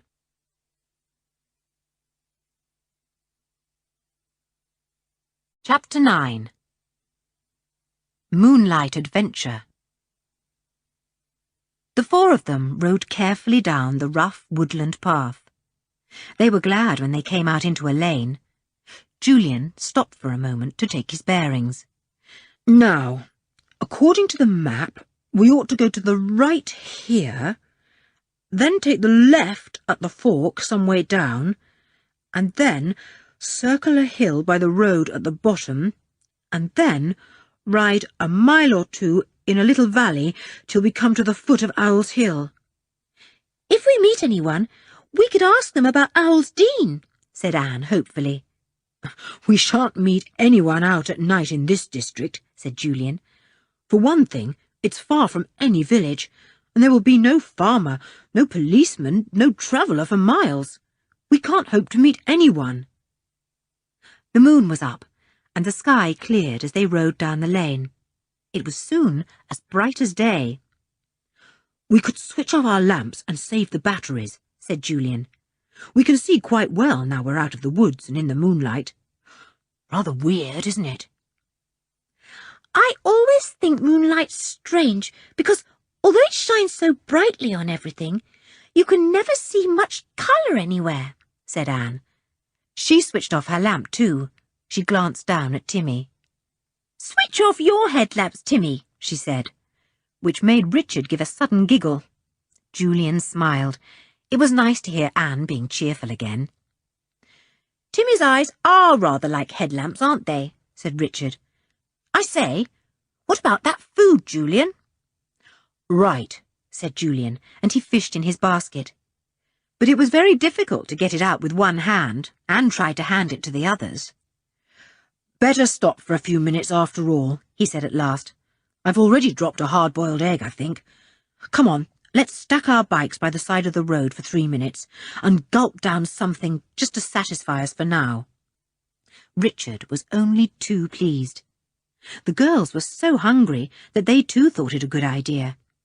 They leapt off their bicycles in the moonlit road and went to the little copse at the side. It was a pine copse, and the ground below was littered with dry brown pine needles. Let's squat here for a minute or two, said Julian. I say, what's that over there? Everyone looked. It's a tumble-down hut or something, said George, and she went nearer to see. Yes, that's all. Some old cottage fallen to bits. There's only part of the walls left. Rather an eerie little place. They went to sit down under the pine trees. Julian shared out the food. Timmy got his bit too, though not as much as he would have liked. They sat there in the pine shadows, munching hungrily as fast as they could. I say, can anyone hear what I hear? Said Julian, raising his head. It sounds like a car. They all listened. Julian was right. A car was purring quietly through the countryside. What a bit of luck! If only it comes this way, said Julian. We could stop it and ask it for help. It could take us to the nearest police station at any rate. They left their food in the little copse and went to the roadside. They could see no headlights shining anywhere, but they could still hear the noise of the car. Very quiet engine, said Julian. Probably a powerful car. It hasn't got its headlights on because of the bright moonlight. It's coming nearer, said George. It's coming down this lane. Yes, it is. So it was. The noise of the engine came nearer and nearer. The children got ready to leap out into the road to stop the car. And then the noise of the engine died away suddenly. The moon shone down on a big streamlined car that had stopped a little way down the lane. It had no lights at all, not even side lights. Julian put out his hand to stop the others from rushing into the road and shouting. Wait, he said. This is just a bit strange. They waited, keeping in the shadows. The car had stopped not far from the tumble-down hut. A door opened on the off side. A man got out and rushed across the road to the shadow of the hedge there. He seemed to be carrying a bundle of some kind. A low whistle sounded. The call of an owl came back. An answering signal, thought Julian, intensely curious about all this. I wonder what's happening. Keep absolutely quiet, he breathed to the others. George, look after Timmy. Don't let him growl. But Timmy knew when he had to be quiet. He didn't even give a whine. He stood like a statue, ears pricked, eyes watching the lane. Nothing happened for a while. Julian moved very cautiously to the shelter of another tree from where he could see better. He could see the tumble-down shack.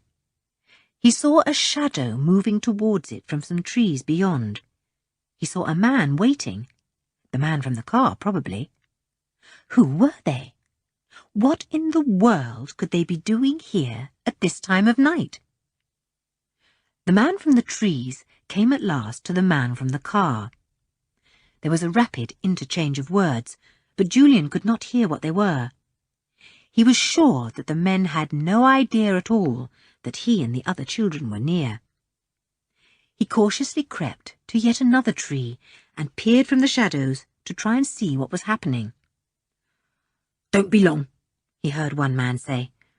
Don't bring your things to the car. Stuff them down the well. Julian could not see properly what the man was doing, but he thought he must be changing his clothes. Yes, now he was putting on the others. probably from the bundle the first man had brought from the car. Julian was more and more curious. What a funny business! Who was the second man? A refugee? A spy? The man who had changed his clothes now picked up his discarded ones and went to the back of the shack. He came back without them and followed the first man across the lane to the waiting car. Even before the door had closed, the engine was purring and the car was away. It passed by the pine copse where the children were watching, and they all shrank back as it raced by. Before it had gone very far, it was travelling very fast indeed.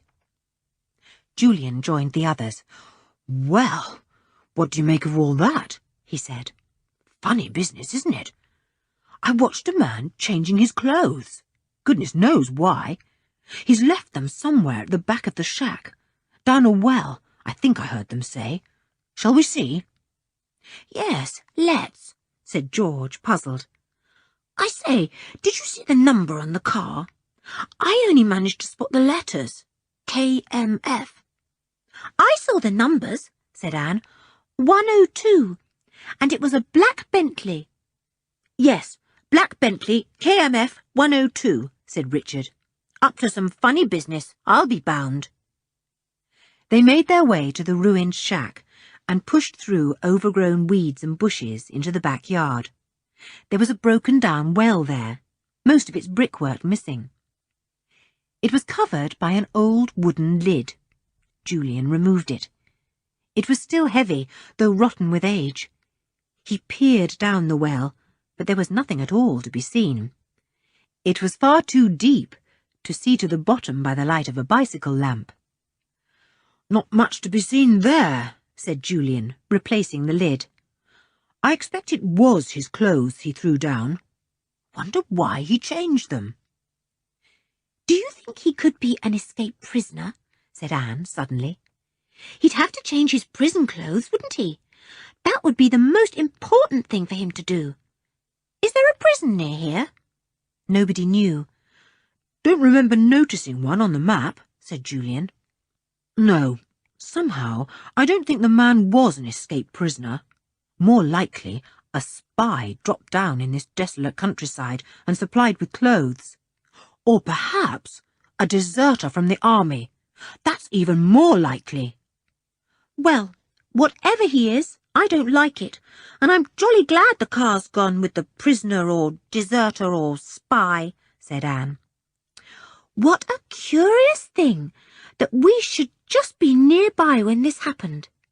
The men would never guess there were 4 children and a dog watching just a few yards away." "Lucky for us they didn't know," said Julian. "They wouldn't have been at all pleased. Now, come on, we've wasted enough time. Let's get back to our food. I hope Timmy hasn't eaten it all. We left it on the ground." Timmy hadn't eaten even a crumb. He was sitting patiently by the food, occasionally sniffing at it. All that bread and ham and eggs waiting there, and nobody to eat it. "Good dog," said George. "You're very, very trustworthy, Timmy. You shall have a big bit of bread and ham for your reward." Timmy gulped it down in one mouthful, but there was no more for him to have. The others only just had enough for themselves and ate every crumb. They rose to their feet in a very few minutes and went to get their bicycles. "Now for Owl's Hill again," said Julian. "And let's hope we don't come across any more peculiar happenings tonight. We've had quite enough."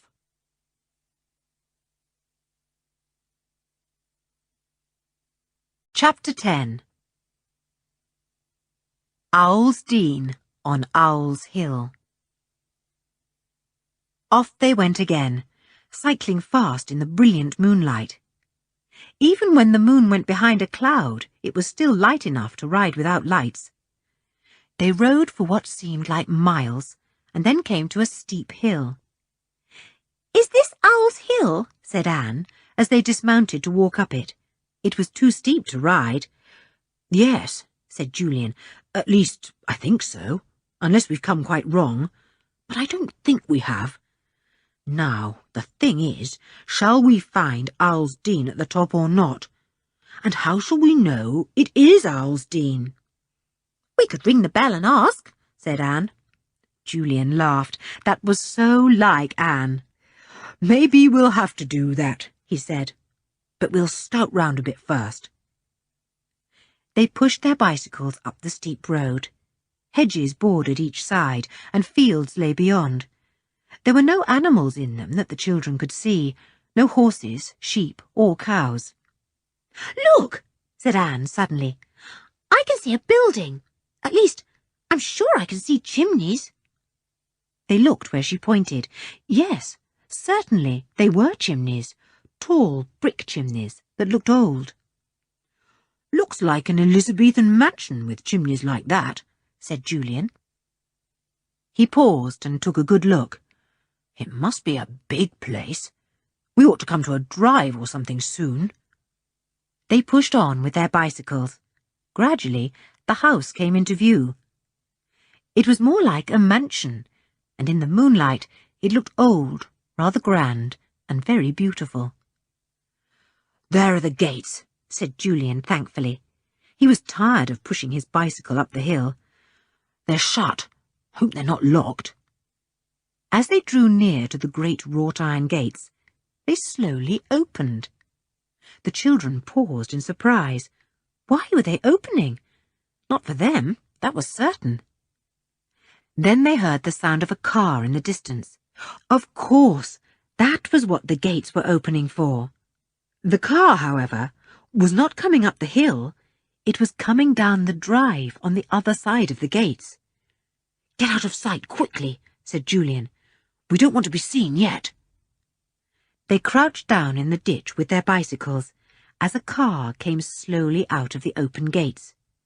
Julian gave an exclamation and nudged George. "See that? It's the black Bentley again. KMF 102. "How mysterious," said George, surprised. "What's it doing, rushing about the country at night and picking up stray men? Taking them to this place, too. I wonder if it is Owl's Dean." The car went by and disappeared round a bend in the hill. The children came out of the ditch with Timmy and their bicycles. "Let's walk cautiously up to the gates," said Julian. "They're still open. Funny how they opened when the car came. I never saw anyone by them." They walked boldly up to the open gates. "Look," said Julian, pointing up to the great brick posts from which the gates were hung. They all looked and exclaimed at the names shining there. "Well, so it is Owl's Dean after all." "There's the name in brass letters, Owl's Dean. We found it." "Come on," said Julian, wheeling his bicycle through the gateway. "We'll go in and snoop round. We might be lucky enough to find old Dick somewhere about." They all went through the gates, and then Anne clutched Julian in fright. She pointed silently behind them. The gates were closing again, but nobody was there to shut them. They closed silently and smoothly, all by themselves. There was something very weird about that. "Who's shutting them?" whispered Anne in a scared voice. "I think it must be done by machinery," whispered back Julian. "Probably work from the house. Let's go back and see if we can find any machinery that works them." They left their bicycles by the side of the drive and walked back to the gates. Julian looked for a handle or latch to open them, but there was none. He pulled at the gates. They did not budge. It was quite impossible to open them. They had been shut and locked by some kind of machinery, and nothing and nobody could open them but that special machinery. "Blow," said Julian, and he sounded so angry that the others looked at him in surprise. "Well, don't you see? We're locked in. We're as much prisoners here as Dick is, if he's here too. We can't get out through the gates, And if you take a look, you'll see a high wall running round the property from the gates. And I don't mind betting it goes the whole way round. We can't get out, even if we want to." They went back thoughtfully to their bicycles. "Better wheel them a little way into the trees and leave them," said Julian. "They hinder us too much now. We'll leave them and go snooping quietly round the house. Hope there are no dogs." They left their bicycles well hidden among the trees at the side of the wide drive. The drive was not at all well kept. It was mossy, and weeds grew all over it. It was bare only where the wheels of cars had passed. "Shall we walk up the drive or keep to the side?" asked George. "Keep to the side," said Julian. "We should easily be seen in the moonlight walking up the drive." So they kept to the side, in the shadows of the trees. They followed the curves of the long drive until the house itself came into sight. It really was very big indeed. It was built in the shape of the letter E, with the middle stroke missing. There was a courtyard in front, overgrown with weeds. A low wall, about knee-high, ran round the courtyard. There was a light in a room on the top floor, and another one on the ground floor. Otherwise, from that side, the house was dark. "Let's walk quietly round it," said Julian in a low voice. "Goodness, what's that?" It was a weird and terrible screech that made them all jump in alarm. Anne clutched Julian in fright. They stood and listened. Something came down silently and brushed George's hair. She almost screamed, but before she could, that terrible screech came again, and she put out her hand to quieten Timmy, who was amazed and scared. "What is it, Ju?" whispered George. "Something touched me then. Before I could see what it was gone." "Listen, it's all right," whispered back Julian.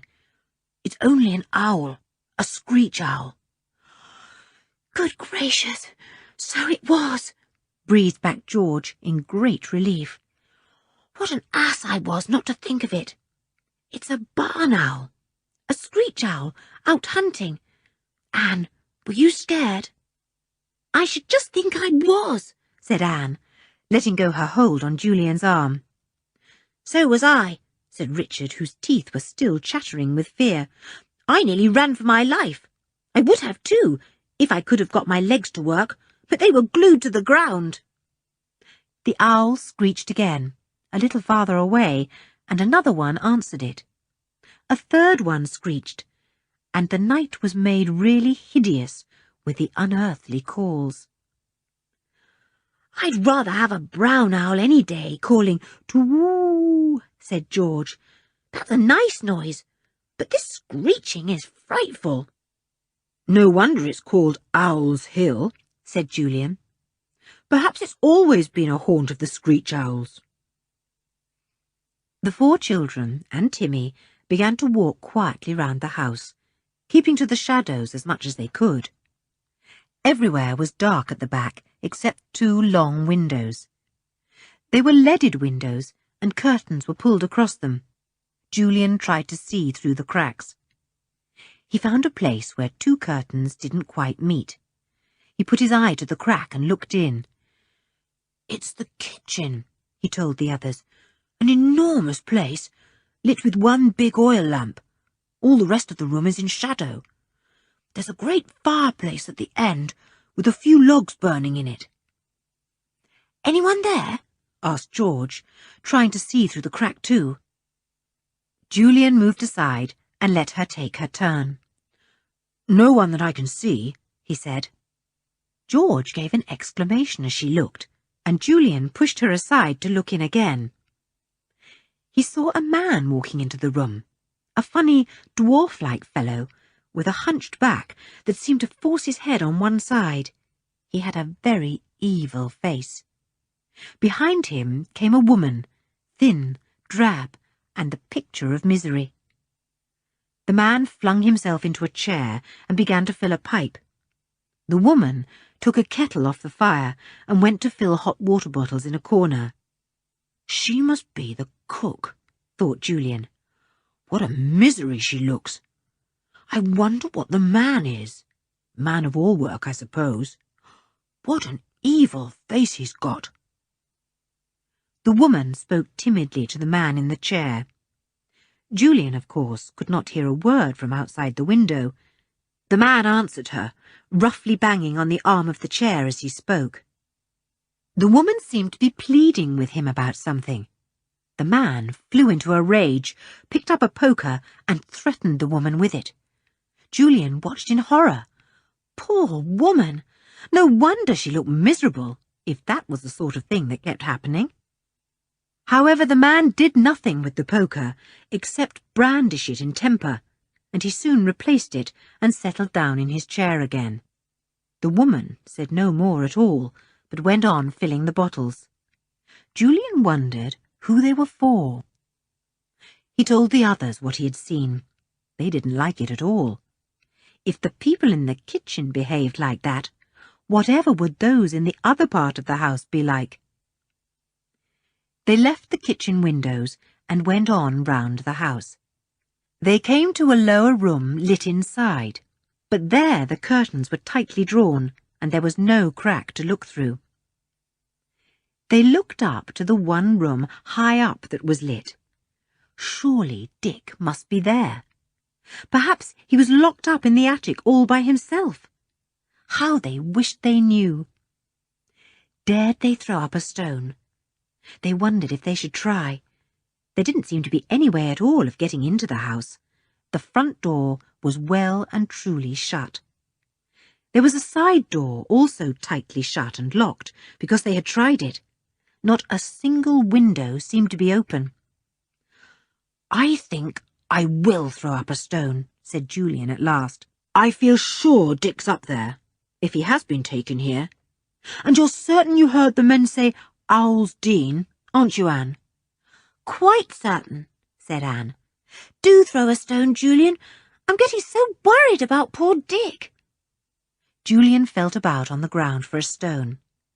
He found one embedded in the moss that was everywhere. He balanced it in his hand. Then up went the stone, but fell just short of the window. Julian got another. Up it went, and hit the glass of the window with a sharp crack. Somebody came to the pane at once. Was it Dick? Everyone strained their eyes to see, but the window was too far up. Julian threw up another stone, and that hit the window too. "I think it is Dick," said Anne. "Oh dear, no, it isn't after all. Can't you see, Julian?" But the person at the window, whoever he was, had now disappeared. The children felt a bit uncomfortable. Suppose it hadn't been Dick? Suppose it had been someone else who had now disappeared from the room to go and look for them? "Let's get away from this part of the house," whispered Julian. "Get round to the other side." They made their way round quietly, and Richard suddenly pulled at Julian's arm. "Look," he said. "There's a window open. Can't we get in there?"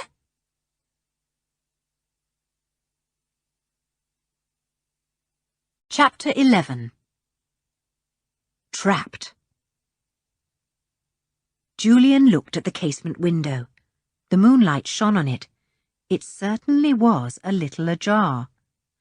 How did we miss that when we went round before? He wondered. He hesitated a little. Should they try to get in or not?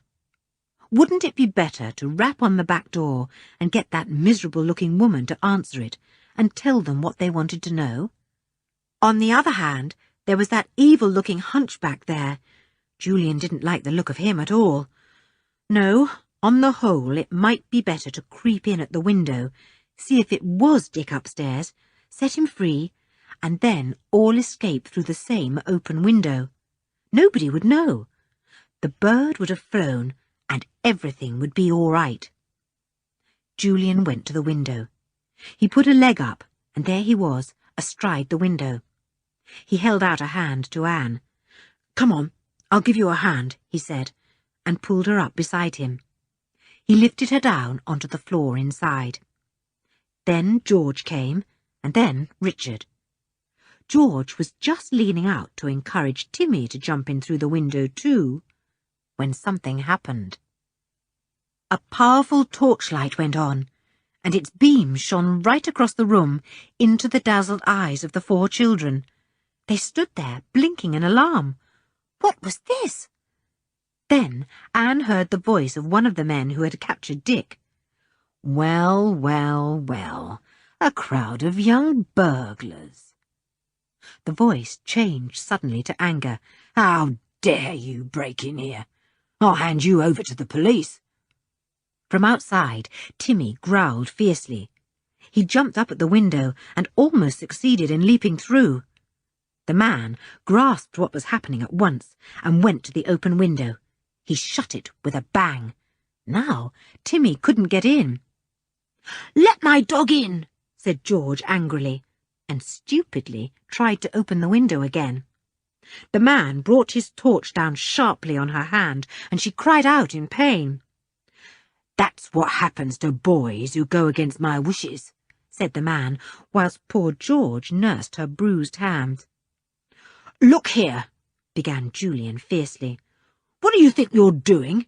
We're not burglars, and what's more, we'd be very, very glad if you'd hand us over to the police." "Oh, you would you?" said the man.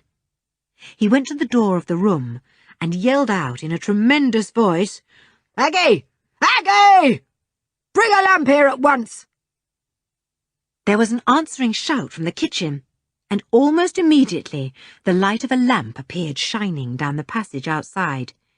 It grew brighter, and the miserable-looking woman came in with a big oil lamp. She stared in amazement at the little group of children. She seemed about to say something when the man gave her a rough push. "Get out, and keep your mouth shut. Do you hear me?" The woman scuttled out like a frightened hen. The man looked round at the children in the light of the lamp. The room was very barely furnished, and appeared to be a sitting-room of some kind. "So, you don't mind being given up to the police?" said the man. "That's very interesting. You think they'd approve of you breaking into my house?" "I tell you, we didn't break in," said Julian, determined to get that clear at any rate. "We came here because we had reason to believe that you've got my brother locked up somewhere in this house, and it's all a mistake. You've got the wrong boy." Richard didn't like this at all. He was terribly afraid of being locked up in place of Dick. He kept behind the others as much as possible. The man looked hard at Julian. He seemed to be thinking. "We haven't a boy here at all," he said at last. "I really don't know what you mean. You don't suggest that I go about the countryside picking boys up and making them prisoners, do you?" "I don't know what you do," said Julian. "All I know is this. You captured Dick, my brother, this evening in Middlecombe Woods, thinking he was Richard Kent. Well, he's not. He's my brother, Dick, and if you don't set him free at once, I'll tell the police what we know." "And dear me, how do you know all this?" asked the man. "Were you there when he was captured, as you call it?" "One of us was," said Julian bluntly. "In the tree overhead. That's how we know." There was a silence. The man took out a cigarette and lighted it. "Well, you're quite mistaken," he said. "We've no boy held prisoner here. The thing is ridiculous. Now, it's very, very late. Would you like to bed down here for the night and get off in the morning? I don't like to send a parcel of kids out into the middle of the night. There's no telephone here, or I'd ring your home." Julian hesitated. He felt certain Dick was in the house. If he said he would stay for the night, he might be able to find out if Dick was really there or not. He could quite well see that the man didn't want them tearing off to the police. There was something at Owl's Dean that was secret and sinister. "We'll stay," he said at last. "Our people are away. They won't worry." He had forgotten about Richard for the moment. His people certainly would worry. Still, there was nothing to do about it. The first thing was to find Dick. Surely the men would be mad to hold him a prisoner once they were certain he wasn't the boy. Perhaps Rookie, the ruffian who knew Richard, hadn't yet arrived, hadn't seen Dick. That must be the reason that this man wanted them to stay the night. Of course, he'd wait till Rookie came, and when Rookie said, "No, he's not the boy we want," they'd let Dick go. They'd have to. The man called for Aggie again. She came at once. "These kids are lost," said the man to her. "I've said I'll put them up for the night. Get one of the rooms ready. Just put down mattresses and blankets, that's all. Give them some food if they want it." Aggie was evidently tremendously astonished. Julian guessed that she was not used to this man being kind to lost children. He shouted at her. "Well, don't stand dithering there. Get on with the job. Take these kids with you." Aggie beckoned to the 4 children. George hung back. "What about my dog?" she said. "He's still outside whining. I can't go to bed without him." "You'll have to," said the man roughly. "I won't have him in the house at any price, and that's flat." "He'll attack anyone he meets," said George. "He won't meet anyone out there," said the man. "By the way, how did you get in through the gates?" "A car came out just as we got there, and we slipped in before the gates closed," said Julian. "How do the gates shut? By machinery?" "Mind your own business," said the man, and went down the passage in the opposite direction. "Pleasant, kindly fellow," said Julian to George. "Oh, a sweet nature," answered George. The woman stared at them both in surprise. She didn't seem to realize that they meant the opposite to what they said. She led the way upstairs. She came to a big room with a carpet on the floor, a small bed in a corner, and 1 or 2 chairs. There was no other furniture. "I'll get some mattresses and put them down for you," she said. "I'll help you," offered Julian, thinking it would be a good idea to see round a bit. "All right," said the woman. "You others stay here." She went off with Julian. They went to a cupboard, and the woman tugged at 2 big mattresses. Julian helped her. She seemed rather touched by his help. "Well, thank you," she said. "They're pretty heavy." "Don't expect you have many children here to stay, do you?" asked Julian. "Well, it's funny that you should come just after—" the woman began. Then she stopped and bit her lip, looking anxiously up and down the passage. "Just after what?" asked Julian. "Just after the other boy came, do you mean?" "Shh," said the woman, looking scared to death. "Whatever do you know about that? You shouldn't have said that. Mr. Purton will skin me alive if he knew you'd said that. He'd be sure I told you. Forget about it." "That's the boy who's locked up in one of the attics at the top of the house, isn't it?" said Julian, helping her to carry one of the mattresses to the big bedroom. She dropped her end in the greatest alarm. "Now, do you want to get me into terrible trouble, and yourselves too? Do you want Mr. Purton to tell old Hunchy to whip you all? You don't know that man. He's wicked." "When's Rookie coming?" asked Julian, bent on astonishing the woman, hoping to scare her into one admission after another. This was too much for her altogether. She stood there shaking at the knees, staring at Julian as if she couldn't believe her ears. "What do you know about Rookie?" she whispered. "Is he coming here? Oh, don't tell me he's coming here." "Why? Don't you like him?" asked Julian. He put a hand on her shoulder. "Why are you so frightened and upset? What's the matter? Tell me. I might be able to help you." "Rookie's bad," said the woman. "I thought he was in prison. Don't tell me he's out again. Don't tell me he's coming here." She was so frightened that she wouldn't say a word more.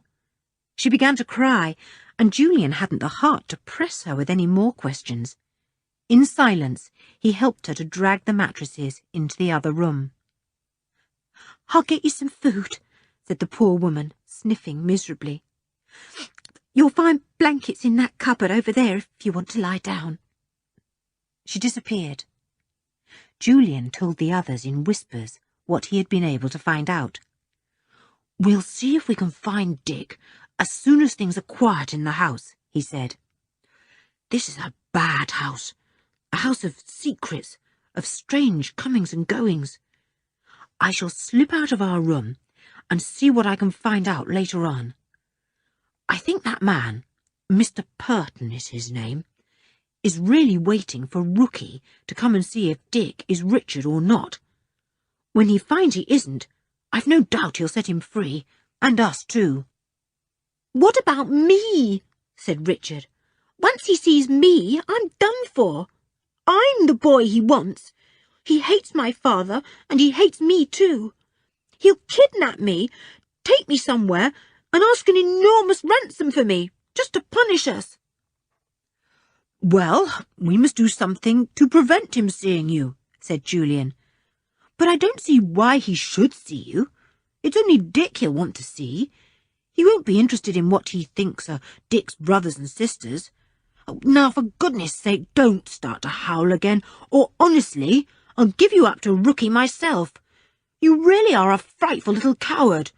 Haven't you any courage at all? All this has come about because of your silly lies and deceit, said George quite fiercely. It's all because of you that our trip is spoilt, that Dick's locked up, and poor Tim is outside without me. Richard looked quite taken aback. He shrank into a corner and didn't say another word. He was very miserable. Nobody liked him.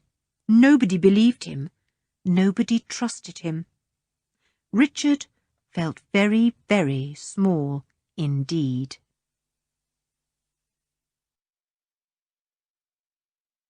Chapter 12.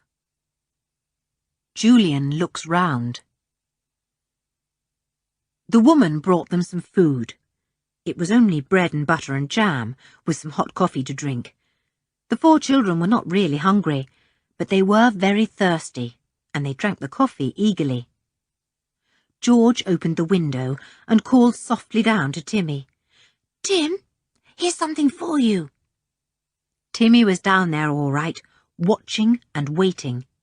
He knew where George was. He had howled and whined for some time, but now he was quiet. George was quite determined to get him indoors if she could. She gave him all her bread and jam, dropping it down bit by bit, and listening to him wolfing it up.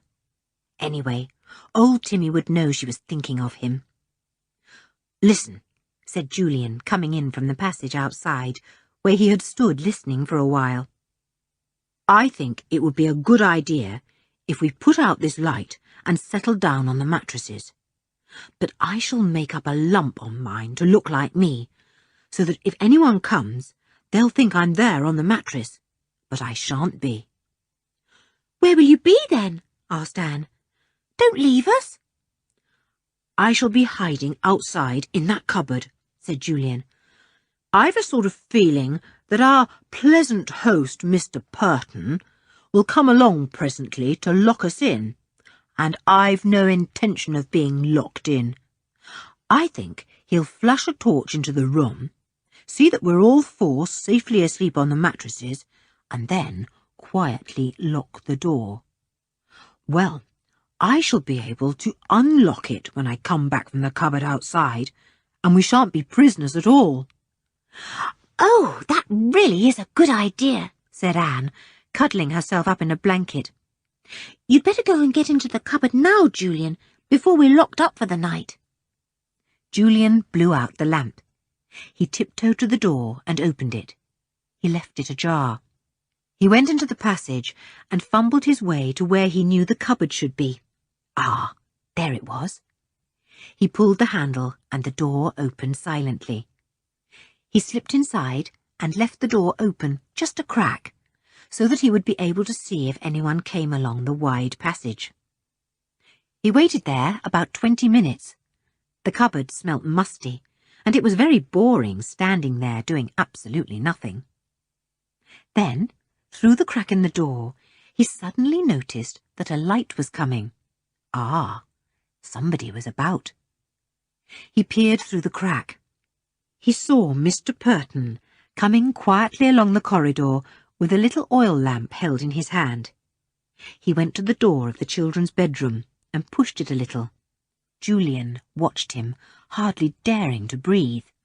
Would he notice that the figure on one of the mattresses was only a lump made of a blanket rolled up and covered by another blanket? Julian fervently hoped that he wouldn't. All his plans would be spoilt if so. Mr. Purton held the lamp high in his hand and looked cautiously into the room. He saw 4 huddled-up shapes lying on the mattresses. 4 children, he thought. They were obviously asleep.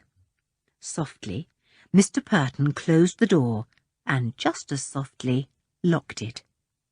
Julian watched anxiously to see if he pocketed the key or not. No, he hadn't. He had left it in the lock. Oh, good. The man went away again, treading softly. He did not go downstairs, but disappeared into a room some way down on the right. Julian heard the door shut with a click. Then he heard another click. The man evidently believed in locking himself in. Perhaps he didn't trust his other comrade, wherever he was, or Hunchy, or the woman. Julian waited a while and then crept out of the cupboard. He stole up to Mr. Purton's room and looked through the keyhole to see if the room was in darkness or not. It was. Was Mr. Purton snoring? Not that Julian could hear. However, Julian was not going to wait till he heard Mr. Purton snore. He was going to find Dick, and he was pretty certain that the first place to look was in that attic upstairs. I bet Mr. Purton was up there with Dick and heard me throwing stones at the window, thought Julian. Then he slipped down and opened that window to trap us into getting in there, and we fell neatly into the trap. He must have been waiting inside the room for us. I don't like Mr. Purton, too full of bright ideas. He was halfway up the flight of stairs that led to the attics now, going very carefully and slowly, afraid of making the stairs creak loudly. They did creak, and at every creak poor Julian stopped and listened to see if anyone had heard. There was a long passage at the top, turning at both ends into the side wings. Julian stood still and debated. Now, which way ought he to go? Where exactly was that lit window? It was somewhere along this long passage, he was certain. Well, he'd go along the doors and see if a light shone out through the keyhole or under the door anywhere. Door after door was ajar. Julian peeped round each, making out bare, dark attics, or box rooms with rubbish in. Then he came to a door that was closed. He peered through the keyhole. No light came from inside the room. Julian knocked gently. A voice came at once. Dick's voice. "Who's there?" "Shh! It's me, Julian," whispered Julian. "Are you all right, Dick?" There came the creak of a bed, then the pattering of feet across a bare floor. Dick's voice came through the door, muffled and cautious. "Julian, how did you get here? This is marvellous. Can you unlock the door and let me out?" Julian had already felt for a key, but there was none. Mr. Purton had taken that key at any rate. "No, the key's gone," he said. "Dick, what did they do to you?" "Nothing much. They dragged me off to the car and shoved me in," said Dick through the door. "The man called Rookie wasn't there. The others waited for him for some time, then drove off. They thought he might have gone off to see someone they meant to visit, so I haven't seen him. He's coming tomorrow morning. What a shock for him when he finds I'm not Richard." "Richard's here too," whispered Julian. "I wish he wasn't, because if Rookie happens to see him, he'll be kidnapped, I'm sure.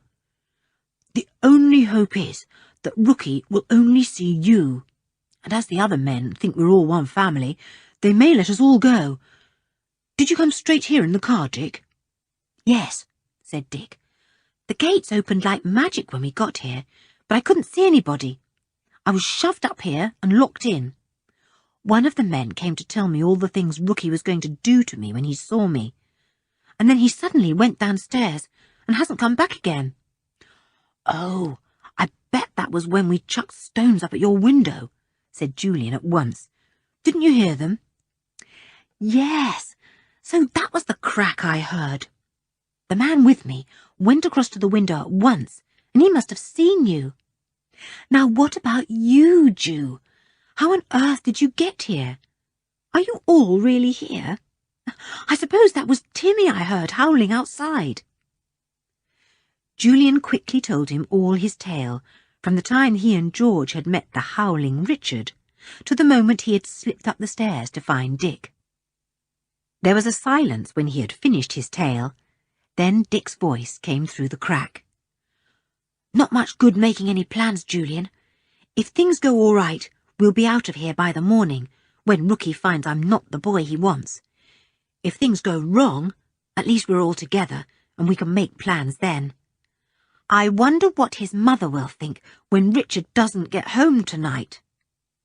"Probably think he's gone off to the aunt's," said Julian. "I should think he's a very unreliable person. Blow him. It was all because of him we got into this fix." "I expect the men will have some cock and bull story tomorrow morning about why they got hold of you when they find you're not Richard," went on Julian. "They'll probably say you threw stones at their car or something, and they took you in hand, or found you hurt and brought you here to help you. Anyway, whatever they say, we won't make much fuss about it. We'll go quietly, and then we'll get things moving. I don't know what's going on here, but it's something fishy. The police ought to look into it, I'm certain." "Listen, that's Timmy again," said Dick. "Howling like anything for George, I suppose. You'd better go, Julian, in case he wakes up one of the men and they come out and find you here. Good night. I'm awfully glad you're near. Thanks awfully for coming to find me." "Good night," said Julian, and went back along the corridor, walking over the patches of moonlight, looking fearfully into the dark shadows in case Mr. Purton or somebody else was waiting for him. But nobody was about. Timmy's howling died down. There was a deep silence in the house. Julian went down the stairs to the floor on which the bedroom was, where the others lay asleep. He paused outside it. Should he do any further exploring? It really was such a chance. He decided that he would. Mr. Purton was fast asleep, he hoped. He thought probably Hunchy and the woman had gone to bed too. He wondered where the other man was, who had brought Dick to Owl's Dean. He hadn't seen him at all. Perhaps he had gone out in that black Bentley they had seen going out of the gate. Julian went down to the ground floor. A brilliant thought had just occurred to him. Couldn't he undo the front door and get the others down and send them out free? He himself couldn't escape because it would mean leaving Dick alone. Then he gave up the idea. No, he thought. For one thing, George and Anne would refuse to go without me, and even if they agreed to get out of the front door and go down the drive to the gates, how would they undo them? They're worked by some machinery from the house. So his brilliant idea came to nothing. He decided to look into all the rooms on the ground floor. He looked into the kitchen first. The fire was almost out. The moonlight came through the cracks of the curtains and lit up the dark, silent room. Hunchy and the woman had evidently retired somewhere. There was nothing of interest in the kitchen. Julian went into the room opposite. It was a dining room, with a long polished table, candlesticks on the walls and mantelpiece, and the remains of a wood fire. Nothing of interest there either. The boy went into another room. Was it a workroom or what? There was a radio there and a big desk. There was a stand with a curious instrument of some kind, that had a stout, wheel-like handle. Julian suddenly wondered if it would open the gates. Yes, that was what it was for. He saw a label attached to it. Left gate, right gate, both gates. That's what it is. The machinery for opening either or both of the gates. If only I could get Dick out of that room, I'd get us all out of this place in no time, said Julian. He twisted the handle. What would happen?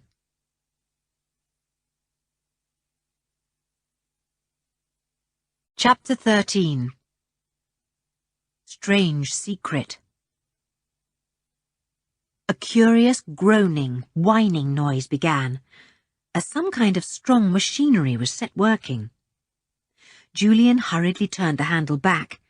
If it was going to make all that noise, he wasn't going to try his hand at opening the gates.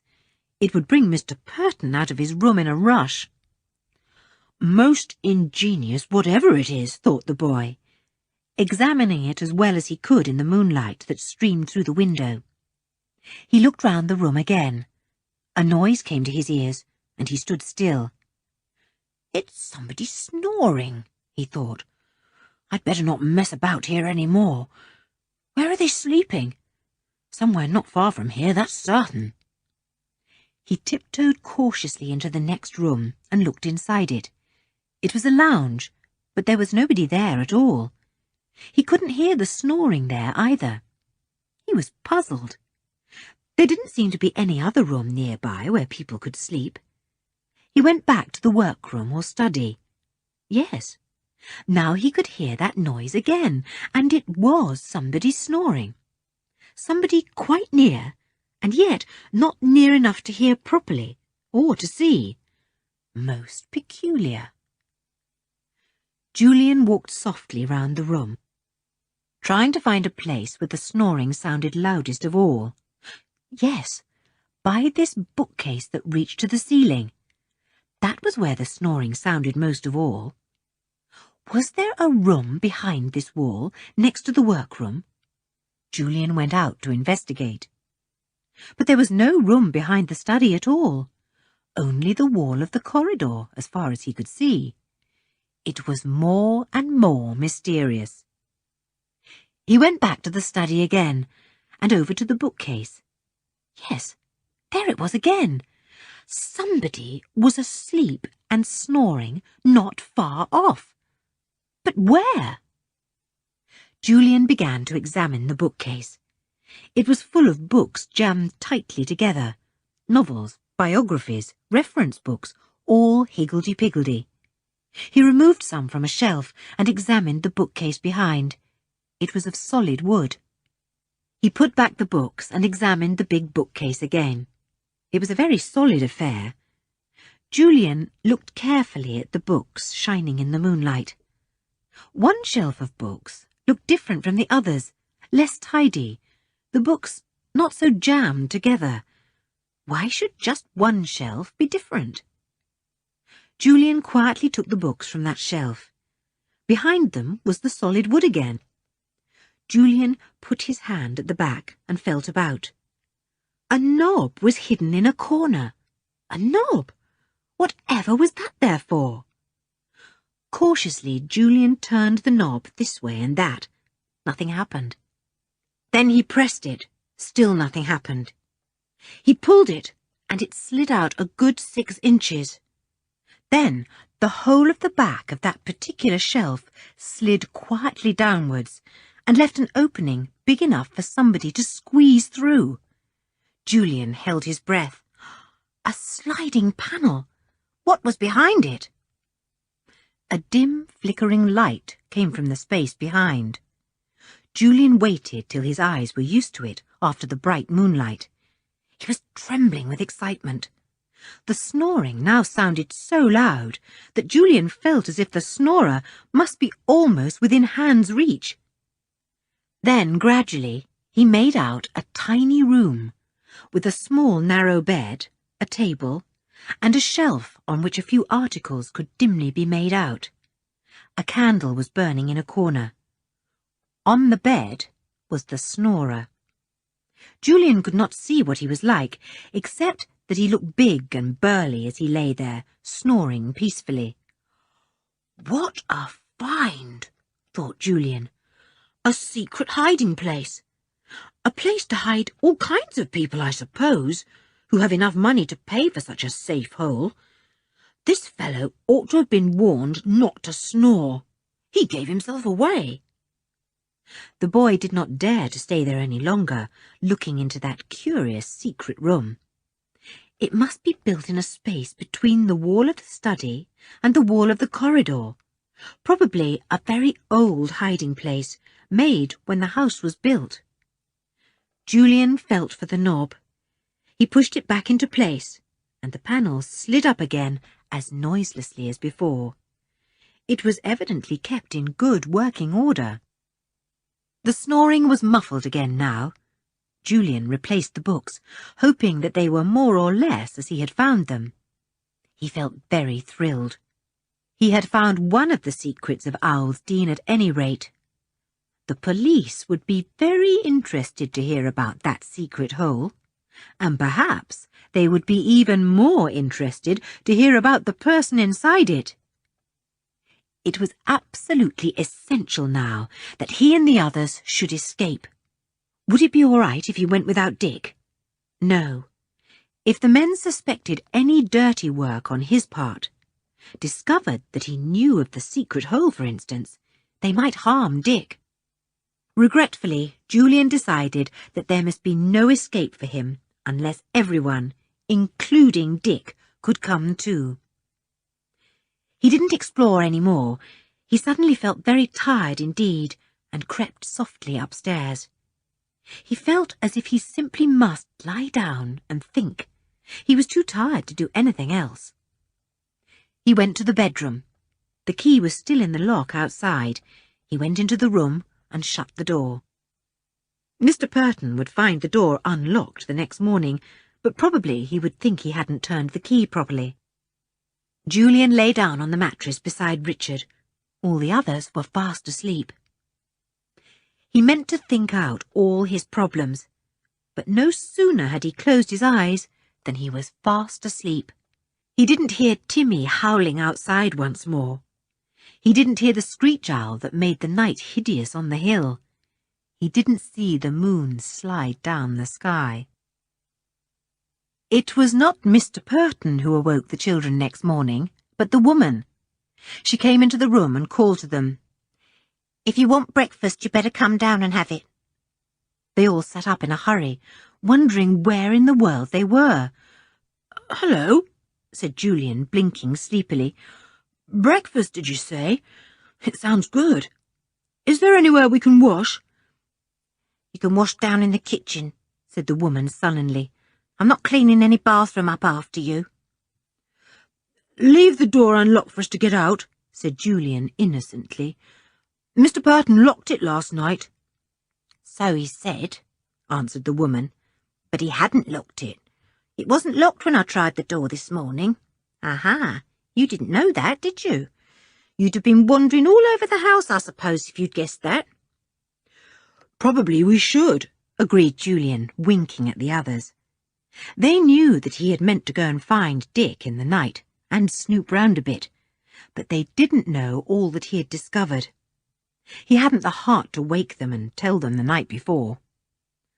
Don't you be too long, said the woman, and went out of the door, leaving it open. "I hope she's taken some breakfast up to poor old Dick," said Julian in a low voice. The others came close to him. Ju, did you find Dick last night? Whispered Anne. He nodded. Then, very quickly and quietly, he told them all he had discovered, where Dick was, and then how he had heard the snoring and discovered the secret panel, the hidden room, and the man who slept so soundly there, not knowing that Julian had seen him. Julian, how thrilling, said George. Whoever would have thought of all that? "Oh, yes, and I discovered the machinery that opens the gates, too," said Julian. "It's in the same room. But come on, if we don't go down to the kitchen, that woman will be after us again. I hope Hunchy won't be there." I don't like him. Hunchy, however, was there, finishing his breakfast at a small table. He scowled at the children, but they took absolutely no notice of him. "You've been a long time," grumbled the woman. "There's the sink over there if you want to wash, and I've put a towel out for you. You look pretty dirty, all of you." "We are," said Julian cheerfully. "We could have done with a bath last night, but we didn't exactly get much of a welcome, you know." When they had washed, they went to a big scrubbed table. There was no cloth on it. The woman had put out some bread and butter and some boiled eggs and a jug of steaming hot cocoa. They all sat down and began to help themselves. Julian talked cheerfully, winking at the others to make them do the same. He wasn't going to let the hunchback think they were scared or worried in any way. "Shut up, you," said Hunchy suddenly. Julian took no notice. He went on talking, and George backed him up valiantly, though Anne and Richard were too scared after hearing the hunchback's furious voice. "Did you hear what I said?" suddenly yelled Hunchy, and got up from the little table where he had been sitting. "Hold your tongues, all of you! Coming into my kitchen and making all that row! Hold your tongues!" Julian rose too. "I don't take orders from you, whoever you are," he said, and he sounded just like a grown-up. "You hold your tongue, or else be civil." "Oh, don't talk to him like that, don't," begged the woman anxiously. "He's got such a temper. He'll take a stick to you." "I'd take a stick to him, except that I don't hit fellows smaller than myself," said Julian. What would have happened if Mr. Purton hadn't appeared in the kitchen at that moment, nobody knew. He stalked in and glared round, sensing that there was a row going on. "You losing your temper again, Hunchy?" he said. "Keep it till it's needed. I'll ask you to produce it sometime today, possibly, if these kids don't behave themselves." He glanced round at the children with a grim expression. Then he glanced at the woman. "Rookie's coming soon," he told her, "and one or two others. Get a meal, a good one. Keep these children in here, Hunchy, and keep an eye on them. I may want them later." He went out. The woman was trembling. "Rookie's coming," she half whispered to Hunchy. "Get on with your work, woman," said the dwarf. "Go out and get the vegetables in yourself. I've got to keep an eye on these kids." The poor woman scuttled about. Anne was sorry for her. She went over to her. "Shall I clear away and wash up for you?" she asked. "You're going to be busy, and I've nothing to do." "We'll all help," said Julian. The woman gave him an astonished and grateful glance. It was plain that she was not used to good manners or politeness of any sort. "Yeah," said Hunchy sneeringly. "You won't get round me with your smarmy ways." Nobody took the slightest notice of him. All the children began to clear away the breakfast things, and Anne and George stacked them in the sink and began to wash them. "Yeah," said Hunchy again. "And yeah, to you," said Julian pleasantly, which made the others laugh, and Hunchy scowl till his eyes disappeared under his brows.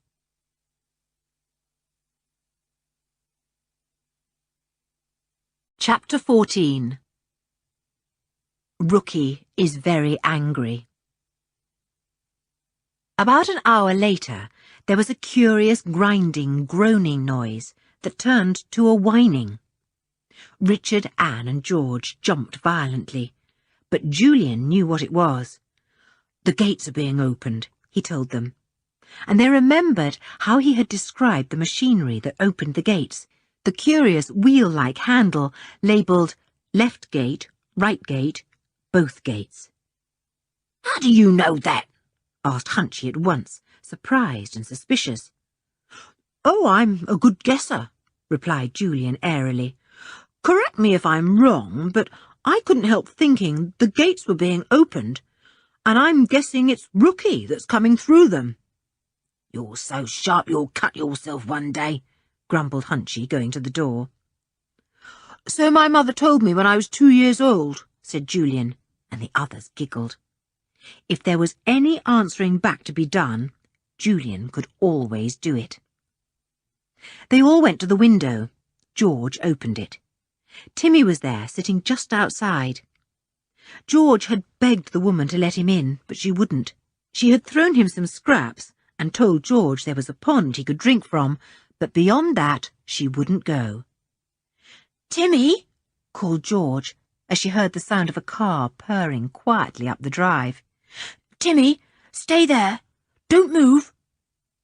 She was afraid that Timmy might perhaps run round to the front door and go for anyone who jumped out of the car.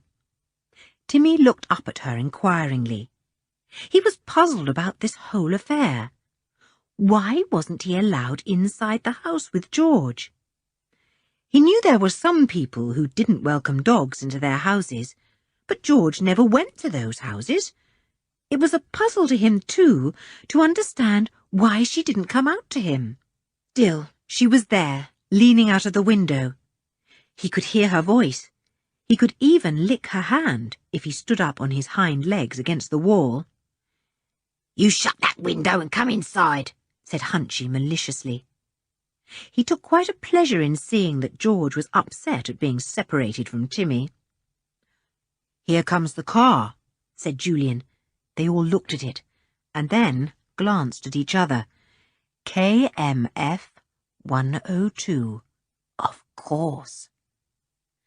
The black Bentley swept by the kitchen windows and up to the front door. 3 men got out. Richard crouched back, his face going pale.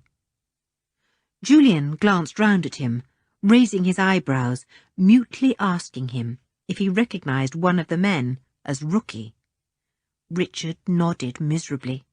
He was very frightened now. The whining, groaning noise came again. The gates were being shut. Voices came from the hall, then the men went into one of the rooms, and there was the sound of a door being shut. Julian wondered if he could slip out of the room unnoticed and go up to see if Dick was all right. He sidled to the door, thinking that Hunchy was engrossed in cleaning an array of dirty shoes, but his grating voice sounded at once. Where are you going? If you don't obey orders, I'll tell Mr. Burton, and won't you be sorry? There's quite a lot of people in this house going to be sorry for themselves soon, said Julian in an irritatingly cheerful voice. You be careful, Hunchy. Hunchy lost his temper suddenly and threw the shoe brush he was using straight at Julian. Julian caught it deftly and threw it up on the high mantelpiece. Thanks, he said. Like to throw another? Oh, don't, said the woman beseechingly. You don't know what he's like when he's in a real temper. Don't. The door of the room that the men had gone into opened, and somebody went upstairs. To fetch Dick, thought Julian at once. He stood and listened. Hunchy got another shoe brush and went on polishing, muttering angrily under his breath. The woman went on preparing some food. The others listened with Julian. They too guessed that the man had gone to fetch Dick to show him to Rookie. Footsteps came down the stairs again. 2 lots this time. Yes, Dick must be with the man. They could hear his voice. Let go my arm. I can come without being dragged, they heard him say indignantly. Good old Dick. He wasn't going to be dragged about without making a strong protest. He was taken into the room where the other 3 men were waiting. Then a loud voice was heard. He's not the boy. Fools, you've got the wrong boy. Hunchy and the woman heard the words too. They gaped at one another. Something had gone wrong. They went to the door and stood there silently. The children just stood behind them. Julian edged Richard away very gradually. Rub some soot over your hair, he whispered. Make it as black as you can, Richard. If the men come out here to see us, they're not likely to recognise you so easily if your hair's black. Go on, quick, while the others aren't paying attention. Julian was pointing to the inside of the grate where black soot hung. Richard put his trembling hands into it and covered them with it. Then he rubbed the soot over his yellow hair. "More," Richard Julian, "much more. Go on. I'll stand in front of you so the others can't see what you're doing." Richard rubbed soot even more wildly over his hair. Julian nodded. Yes, it looked black enough now. Richard looked quite different. Julian hoped Anne and George would be sensible enough not to exclaim when they saw him. There was evidently some sharp argument going on in the room off the hall. Voices were raised, but not many words could be made out from where the children stood at the kitchen door. Dick's voice could be heard too. It suddenly sounded quite clearly. "I told you you'd made a mistake. Now you just let me go, see?" Hunchy suddenly pushed everyone roughly away from the door, except poor Richard, who was standing over in a dark corner, shaking with fright. "They're coming," he hissed. "Get away from the door." Everyone obeyed. Hunchy took up a shoe brush again. The woman went to peel potatoes. The children turned over the pages of some old magazines they had found. Footsteps came to the kitchen door. It was flung open. Mr. Purton was there, and behind him another man. No mistaking who he was. Thick-lipped, with an enormous nose. Yes, he was the ruffian Rookie, once bodyguard to Richard's father, the man who hated Richard because he had told tales on him, and who had been sent off in disgrace by the boy's father. Richard cowered back in his corner, hiding behind the others. Anne and George had given him astonished stares when they had noticed his hair, but neither of them had said a word. Hunchy and the woman didn't seem to have noticed any change in him.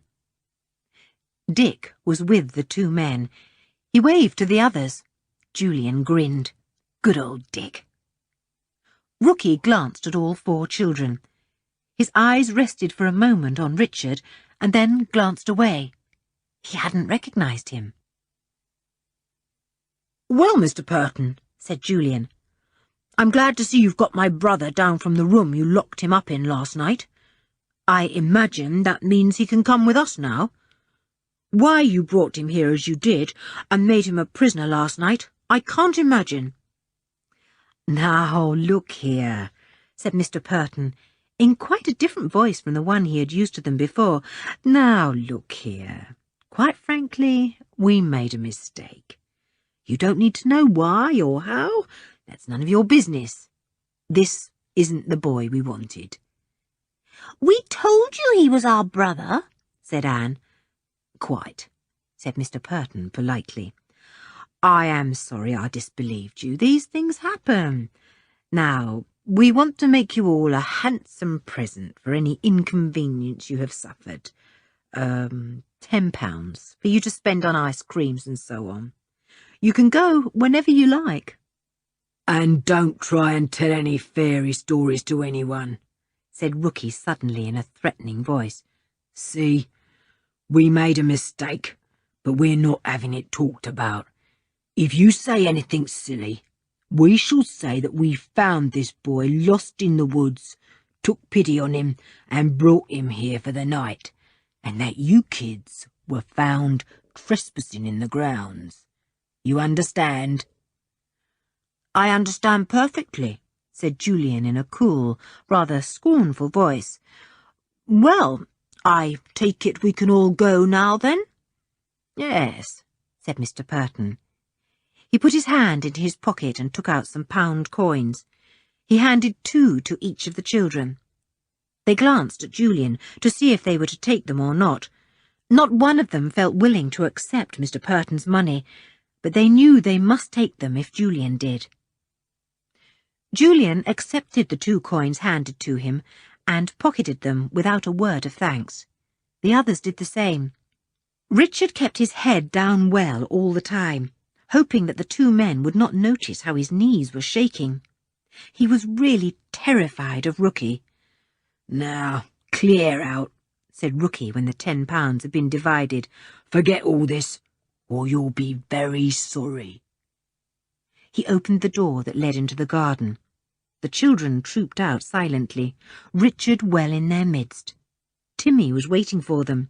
He gave a loud bark of welcome and flung himself on George, fawning on her, licking every bit of her he could reach. He looked back at the kitchen door and gave a questioning growl as if to say, "Do you want me to go for anyone in there?" "No," said George. "You come with us, Timmy. We'll get out of here as quickly as we can."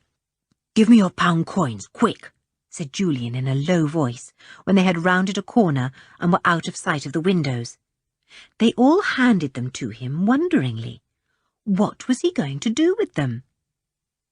The woman had come out to watch them go. Julian beckoned to her.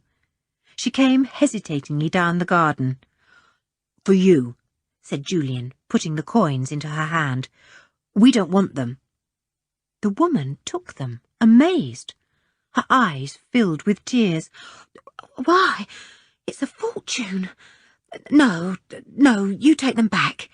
You're kind, though. So kind." Julian turned away, leaving the astonished and delighted woman standing, staring after them. He hurried after the others. "That was a very, very good idea of yours," said Anne warmly, and the others agreed. All of them had been sorry for the poor woman. "Come on," said Julian. "We don't want to miss the opening of the gates. Listen, you can hear the groaning noise back at the house. Somebody has set the machinery working that opens the gates. Thank goodness we're free, and Richard too. That was a bit of luck." "Yes, I was so scared Rookie would recognise me, even though my hair was sooted black," said Richard, who was now looking much more cheerful. "Oh, look, we can see the end of the drive now, and the gates are wide open. We're free." "We'll get our bikes," said Julian. "I know where we left them. You can ride on my crossbar, Richard, because we're a bike short. Dick must have his bike back now. You remembered you borrowed it. Look, here they are." They mounted their bicycles and began to cycle down the drive, and then Anne gave a scream. "Julian, look! Look, the gates are closing again! Quick! Quick, we'll be left inside!" Everyone saw in horror that the gates were actually closing very slowly. They pedalled as fast as they could, but it was no use. By the time they got there, the two great gates were fast shut. No amount of shaking would open them, and just as they were so very nearly out.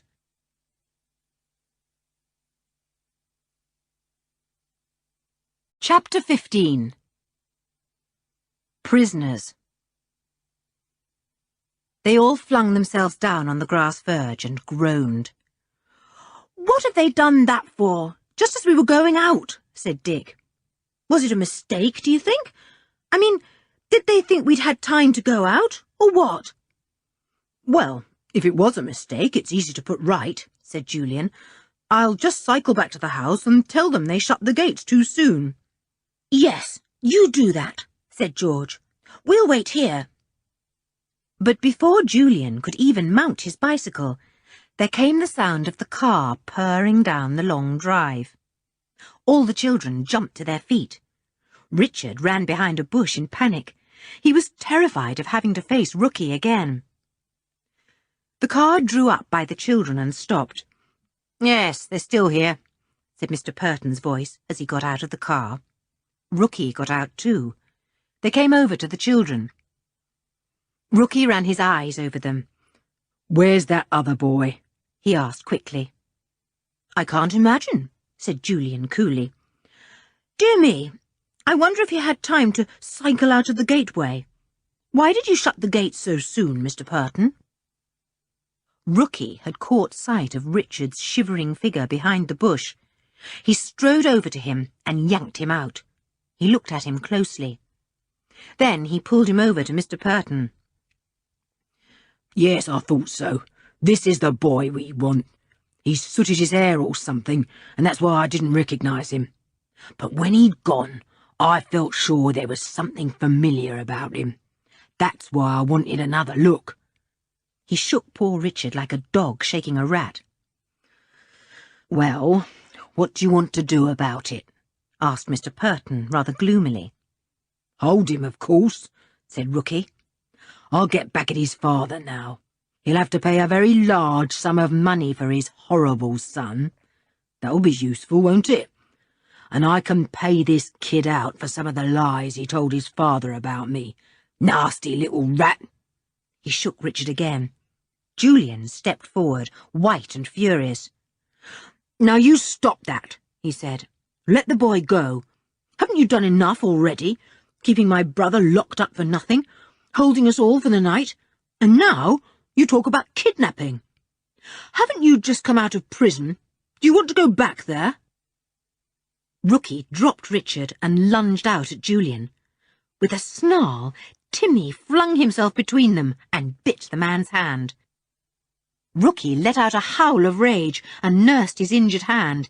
He yelled at Julian, "Call that dog to heel! Do you hear?" "I'll call him to heel, all right, if you talk sense," said Julian, still white with rage. "You're going to let us all go here and now. Go back and open these gates." Timmy growled terrifyingly, and both Rookie and Mr. Purton took some hurried steps backwards. Rookie picked up a very big stone. "If you dare to throw that, I'll set my dog on you again," shouted George in sudden fear. Mr. Purton knocked the stone out of Rookie's hand. "Don't be a fool," he said. "That dog could make mincemeat of us. Great ugly brute. Look at his teeth. For goodness sake, let the kids go, Rookie." "Not till we've finished our plans," said Rookie fiercely, still nursing his hand. "Keep them all prisoners here. We shan't be long before our jobs are done. And what's more, I'm going to take that little rat there off with me when I go. I'll teach him a few things, and his father too." Timmy growled again. He was straining at George's hand. She had him firmly by the collar. Richard trembled when he heard Rookie's threats about him. Tears ran down his face. "Yes, you can howl all you like," said Rookie, scowling at him. "You wait till I get you. Miserable little coward. You never did have any spunk. You just ran around telling tales and misbehaving yourself whenever you could." "Look, Rookie, you'd better come up to the house and have that hand seen to," said Mr. Purton. "It's bleeding badly. You ought to wash it and put some stuff on it. You know a dog's bite is dangerous. Come on, you can deal with these kids afterwards." Rookie allowed himself to be led back to the car. He shook his unhurt fist at the children as they watched silently. "Interfering brats! Little—" But the rest of his pleasant words were lost in the purring of the car's engine. Mr. Purton backed a little, turned the car, and it disappeared up the drive. The 5 children sat themselves down on the grass verge. Richard began to sob out loud. "Do shut up, Richard," said George. "Rookie was right when he said you were a little coward with no spunk. So you are. Anne's much pluckier than you are. I wish to goodness we had never met you." Richard rubbed his hands over his eyes. They were sooty and made his face look most peculiar with streaks of black soot mixed with his tears. He looked very woebegone indeed. "I'm sorry," he sniffed. "I know you don't believe me, but I really am. I've always been a bit of a coward. I can't help it." "Yes, you can," said Julian scornfully. "Anybody can help being a coward. Cowardice is just thinking of your own miserable skin instead of somebody else's. Why, even little Anne is more worried about us than she is about herself, and that makes her brave. She couldn't be a coward if she tried." This was a completely new idea to Richard. He tried to wipe his face dry. "I'll try to be like you," he said in a muffled voice. "You're all so decent. I've never had friends like you before. Honestly, I won't let you down again." "Well, we'll see," said Julian doubtfully. "It would certainly be a surprise if you turned into a hero all of a sudden. A very nice surprise, of course. But in the meantime, It would be a help if you stopped howling for a bit and let us talk. Richard subsided. He really looked very peculiar with his soot-streaked face. Julian turned to the others. This is maddening, he said, just as we so nearly got out. I suppose they'll shut us up in some room and keep us there till they've finished whatever this job is. I imagine the job consists of getting that hidden fellow away in safety, the one I saw in the secret room. Won't Richard's parents report his disappearance to the police? Said George, fondling Timmy, who wouldn't stop licking her now he had got her again. Yes, they will. But what good will that do? The police won't have the faintest notion where he is, said Julian. Nobody knows where we are either, come to that. But Aunt Fanny won't worry yet, because she knows we're off on a cycling tour and wouldn't be writing to her anyway. Do you think those men will really take me off with them when they go? Asked Richard. Well, we'll hope we shall have managed to escape before that, said Julian, not liking to say yes, certainly Richard would be whisked away. How can we escape? Asked Anne. We'd never get over those high walls, and I don't expect anyone ever comes by here, right at the top of this deserted hill. No tradesman would ever call. What about the postman? Asked Dick. They probably arrange to fetch their post each day, said Julian. I don't expect they want anyone coming here at all. Or there may be a letterbox outside the gate. I never thought of that. They went to see, but although they craned their necks to see each side, there didn't seem to be any letterbox at all for the postman to slip letters in.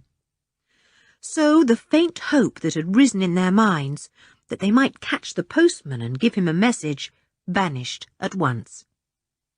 "Hello, here's the woman, Aggie or whatever her name is," said George suddenly as Timmy growled. They all turned their heads. Aggie was coming down the drive in a hurry. Could she be going out? Would the gates open for her? Their hopes died as she came near. "Oh, there you are.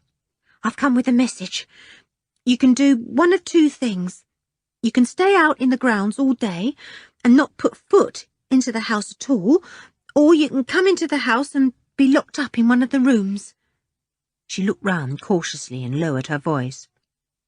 "I'm sorry you didn't get out. Right down upset I am. It's bad enough for an old woman like me being cooped up here with Hunchy, but it's not right to keep children in this place. You're nice children, too." "Thanks," said Julian. "Now, seeing that you think we're so nice, tell us, is there any way we can get out besides going through these gates?" "No, no way at all," said the woman. "It's like a prison once those gates are shut. Nobody's allowed in, and you're only allowed out if it suits Mr. Purton and the others. So don't try to escape. It's hopeless." Nobody said anything to that. Aggie glanced over her shoulder, as if she feared somebody might be listening, Hunchy perhaps, and went on in a low voice. "Mr. Purton said I wasn't to give you much food, and he said Hunchy's to put down food for the dog with poison in it, so don't you let him eat any but what I give you myself." "The brute!" cried George, and she held Timmy close against her. "Did you hear that, Timmy?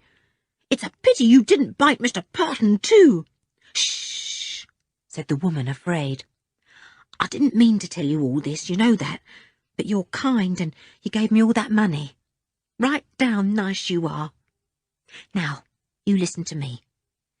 You'd better say you'd rather keep out here in the grounds, because if you're locked up, I wouldn't dare to bring you much food in case Rookie came in and saw it. But if you stay out here, it's easier. I can give you plenty." "Thank you very much," said Julian, and the others nodded too. "In any case, we'd rather be out here. I suppose Mr. Purton is afraid we'd stumble on some of his strange secrets in the house if we had the free run there. All right, tell him we'll be in the grounds. What about our food? How shall we manage about that? We don't want to get you into trouble, but we're very hungry for our meals, and we could really do with a good dinner today. I'll manage it for you, said Aggie, and she actually smiled. But mind what I say now. Don't you let that dog eat anything Hunchy puts down for him. It'll be poisoned. A voice shouted from the house. Aggie jerked her head up and listened. That's Hunchy, she said. I must go. She hurried back up the drive. Well, well, well, said Julian. So, they thought they'd poison old Timmy, did they? They'll have to think again, old fellow, won't they? Woof, said Timmy gravely, and didn't even wag his tail.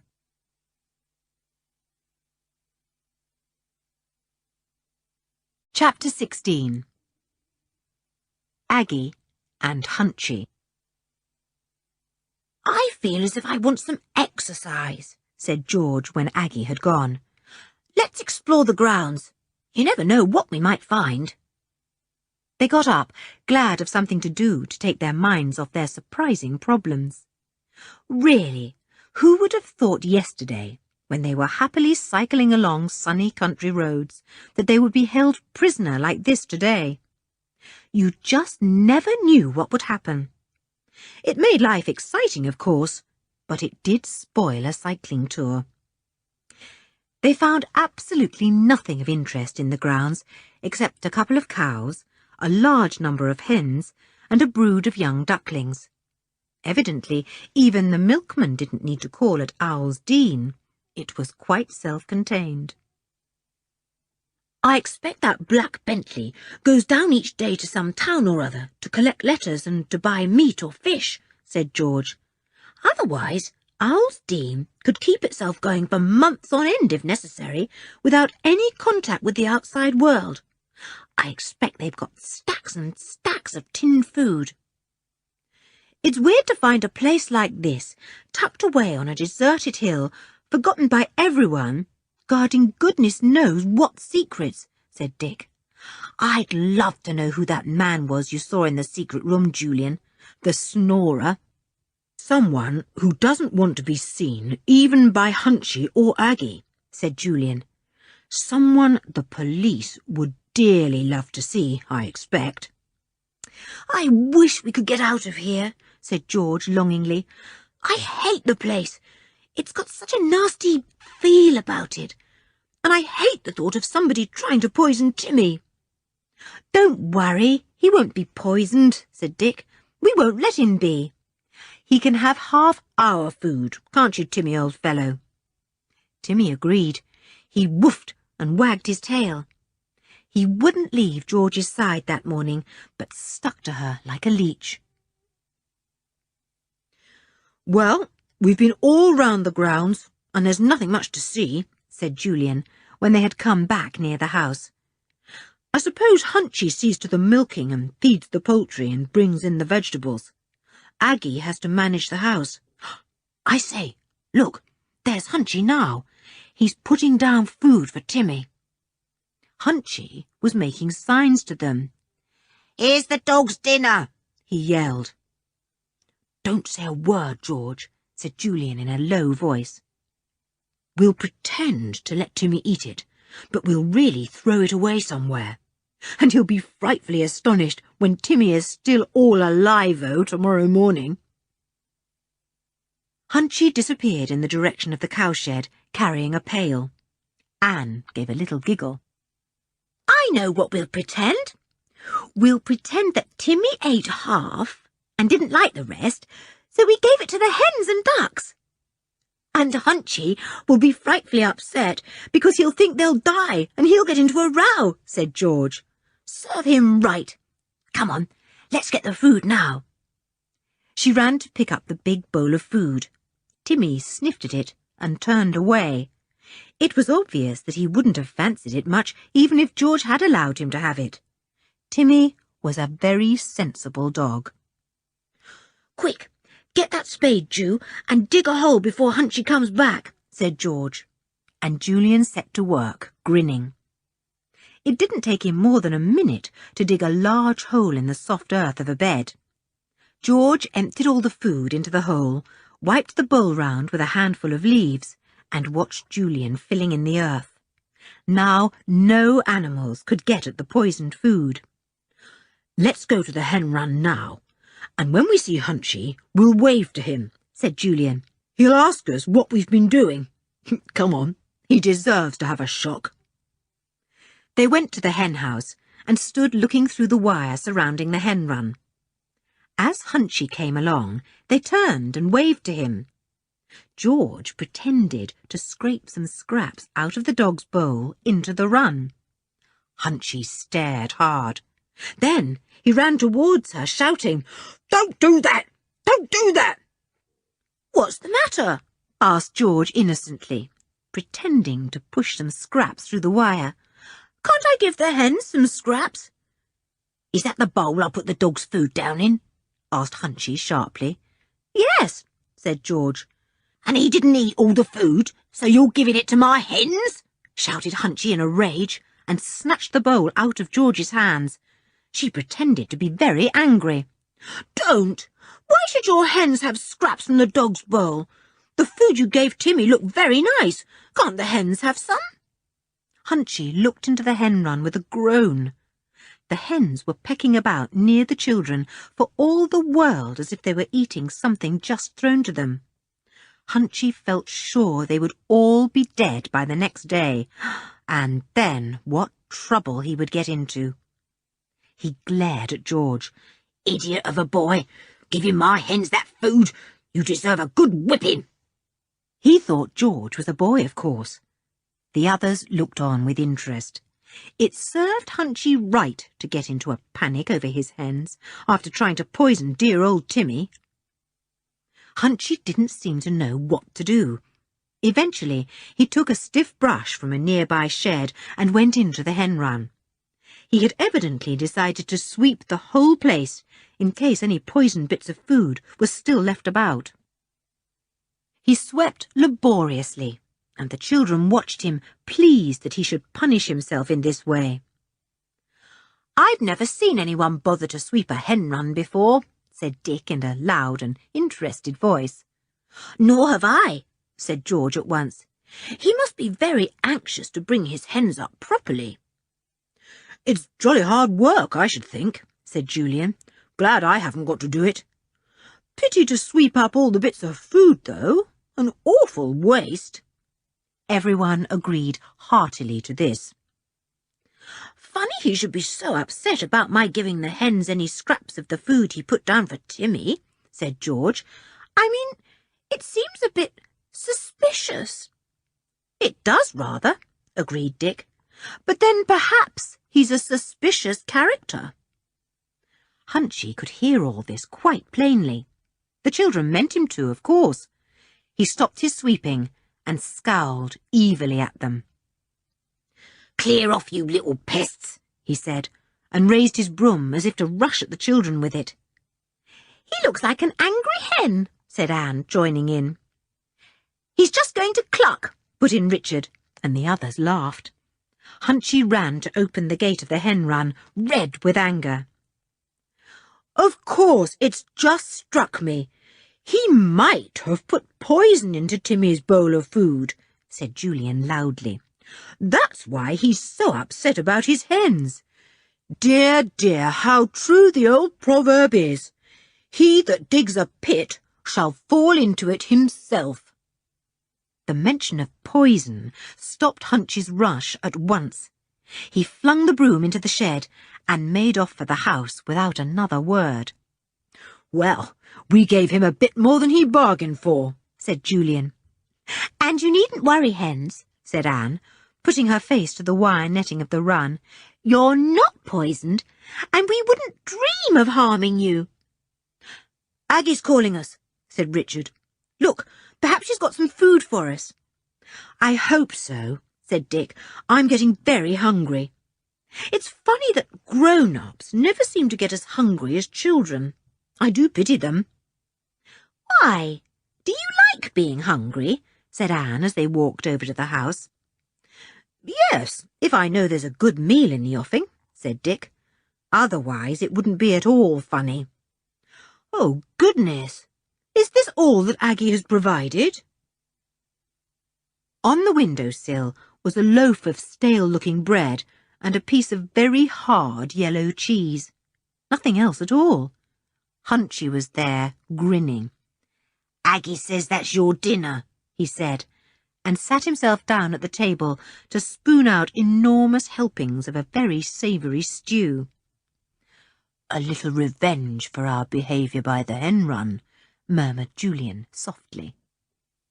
"Well, well, I thought better than this of Aggie. I wonder where she is." She came out of the kitchen door at that moment, carrying a washing basket that appeared to be full of clothes. "I'll just hang these out, Hunchy, and I'll be back," she called to him. She turned to the children and gave them a broad wink. "There's your dinner on the window-sill," she said. "Get it and take it somewhere to eat. Hunchy and I don't want you round the kitchen." She suddenly smiled and nodded her head down towards the washing basket. The children understood immediately. Their real dinner was in there. They snatched the bread and cheese from the sill and followed her. She set down the basket under a tree where it was well hidden from the house. A clothesline stretched there. "I'll be out afterwards to hang my washing," she said, and with another smile that changed her whole face, she went back to the house. "Good old Aggie," said Julian, lifting up the top cloth in the basket. "My word! Just look here!"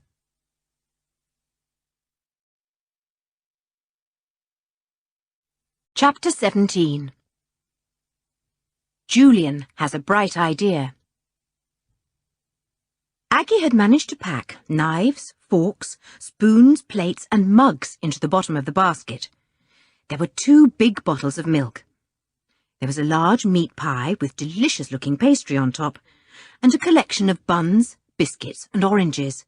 There were also some homemade sweets. Aggie had certainly been very generous. All the things were quickly whipped out of the basket. The children carried them behind the bushes, sat down and proceeded to eat a first-rate dinner. Timmy got his share of the meat pie and biscuits. He also gobbled up a large part of the hard yellow cheese. "Now, we'd better rinse everything under that garden tap over there, and then pack them neatly into the bottom of the basket again," said Julian.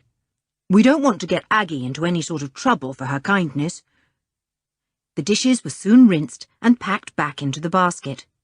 The clothes were drawn over them. Nothing could be seen. Aggie came outside to them in about half an hour. The children went to her and spoke in low voices. "Thanks, Aggie. That was super. You are a brick. We did enjoy it." "I bet Hunchy didn't enjoy his dinner as much as we did."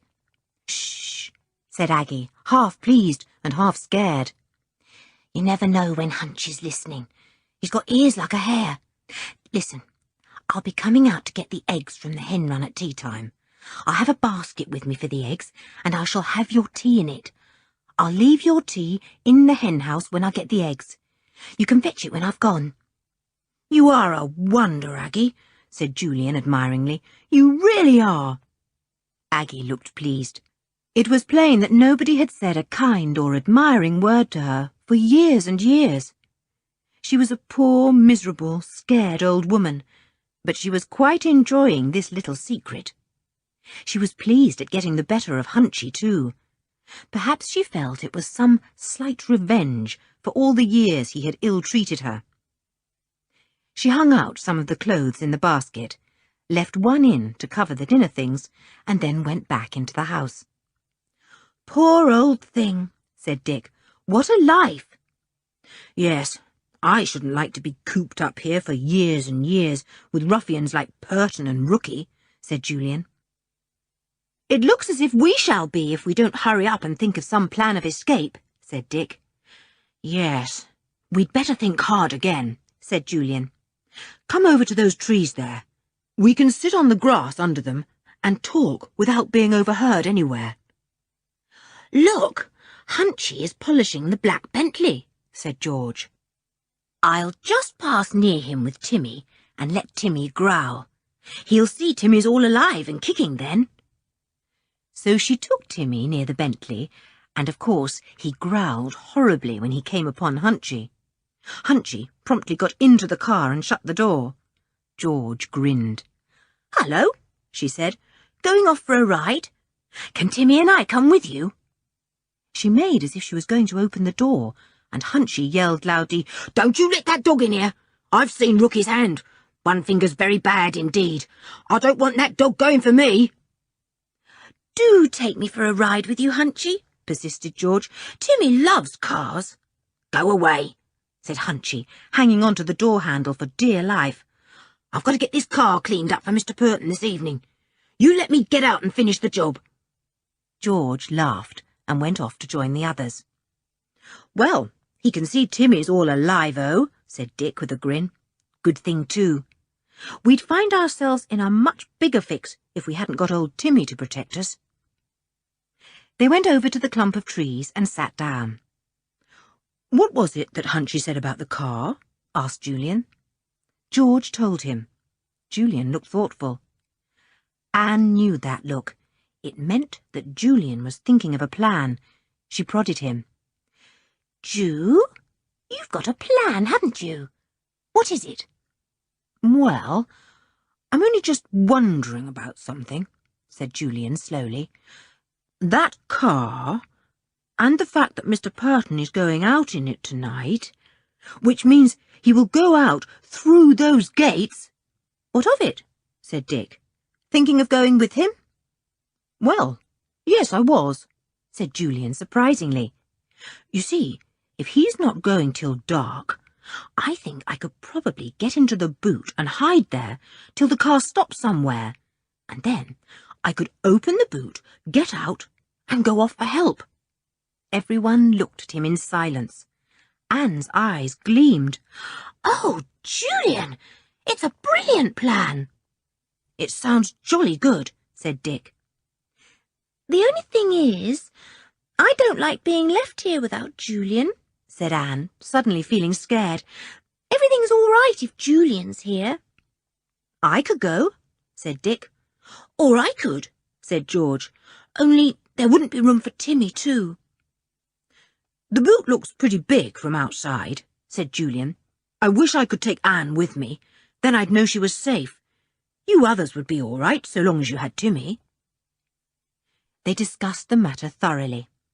They dropped it towards tea-time when they saw Aggie coming out with a basket to collect the eggs. She made a sign to them not to come over to her. Possibly someone was watching. They stayed where they were and watched her go into the hen-house. She remained there a short time and then came out with a basket full of new-laid eggs. She walked to the house without looking at the children again. "I'll go and see if she's left anything in the hen-house," said Dick, and went over to it. He soon appeared again, grinning. His pockets bulged. Aggie had left about 24 potted meat sandwiches, a big slab of cherry cake, and a bottle of milk. The children went under the bushes, and Dick unloaded his pockets. "She even left a bone for old Tim," he said. "I suppose it's all right," said George doubtfully. Julian smelt it. "Perfectly fresh," he said. "No poison here at all. Anyway, Aggie wouldn't play a dirty trick like that. Come on, let's tuck in." They were very bored after tea, so Julian arranged some races and some jumping competitions. Timmy, of course, would have won them all if he had been counted as a proper competitor, but he wasn't. He went in for everything, though, and barked so excitedly that Mr. Purton came to a window and yelled to him to stop. "Sorry," yelled back George. "Timmy's so full of beans today, you see." "Mr. Purton will be wondering why," said Julian with a grin. "He'll be rowing Hunchy for not getting on with the poison job." When it began to grow dark, the children went cautiously to the car. Hunchy had finished working on it. Quietly, Julian opened the boot and looked inside. He gave an exclamation of disappointment. "It's only a small one. I can't get in there, I'm afraid. Nor can you, Dick." "I'll go then," said Anne in a small voice. "Certainly not," said Julian. "Well, I'll go," said Richard surprisingly. "I could just about squash in there." "You?" said Dick. "You'd be scared stiff." Richard was silent for a moment. "Yes, I should," he admitted. "But I'm still ready to go. I'll do my very best if you'd like me to try. After all, it's me or nobody. You won't let Anne go, and there's not enough room for George and Timmy, and not enough for either you or Julian, Dick." Everyone was astonished. It didn't seem a bit like Richard to offer to do an unselfish or courageous action. Julian felt very doubtful. "Well, this is a serious thing, you know, Richard," he said. "I mean, if you're going to do it, you've got to do it properly. Go right through with it, not get frightened in the middle and begin howling so that the men hear you and examine the boot." "I know," said Richard. "I think I can do it all right. I do wish you'd trust me a bit." "I can't understand your offering to do a difficult thing like that," said Julian. "It doesn't seem a bit like you. You've not shown yourself to be at all plucky so far." "Julian, I think I understand," said Anne suddenly, and she pulled at her brother's sleeve. "He's thinking of our skins this time, not of his own, or at least he's trying to. Let's give him a chance to show he's got a bit of courage." "I only just want a chance," said Richard in a small voice.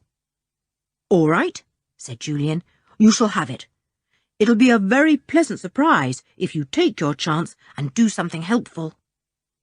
"Tell me exactly what I've got to do," said Richard, trying to keep his voice from trembling.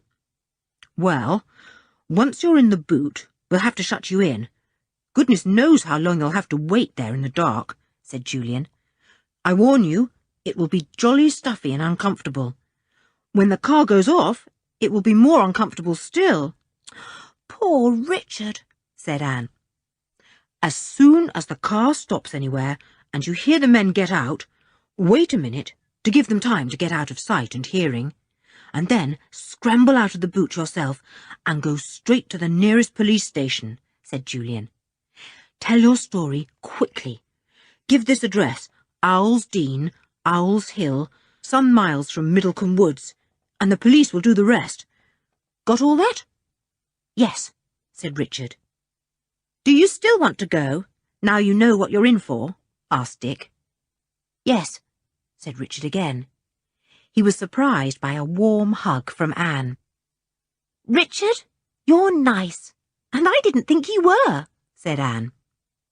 He then got a thump on the back from Julian. "Well, Richard, pull this off, and you'll wipe out all the silly things you've done. Now, what about getting into the boot immediately? We don't know when the men will be coming out." "Yes, I'll get in now," said Richard, feeling remarkably brave after Anne's hug and Julian's thump. Julian opened the boot. He examined the inside of the boot cover. "I don't believe Richard could open it from the inside," he said. "No, he couldn't. "We mustn't close it tight then. I'll have to wedge it a bit open with a stick or something. That will give him a little air, and he'll be able to push the boot open when he wants to. Where's a stick?" Dick found one. Richard got into the boot and curled himself up. There wasn't very much room, even for him. He looked extremely cramped. Julian shut the boot and wedged it with a stick, so that there was a crack of 1/2 inch all round. Dick gave him a sharp nudge. "Quick! Someone's coming!"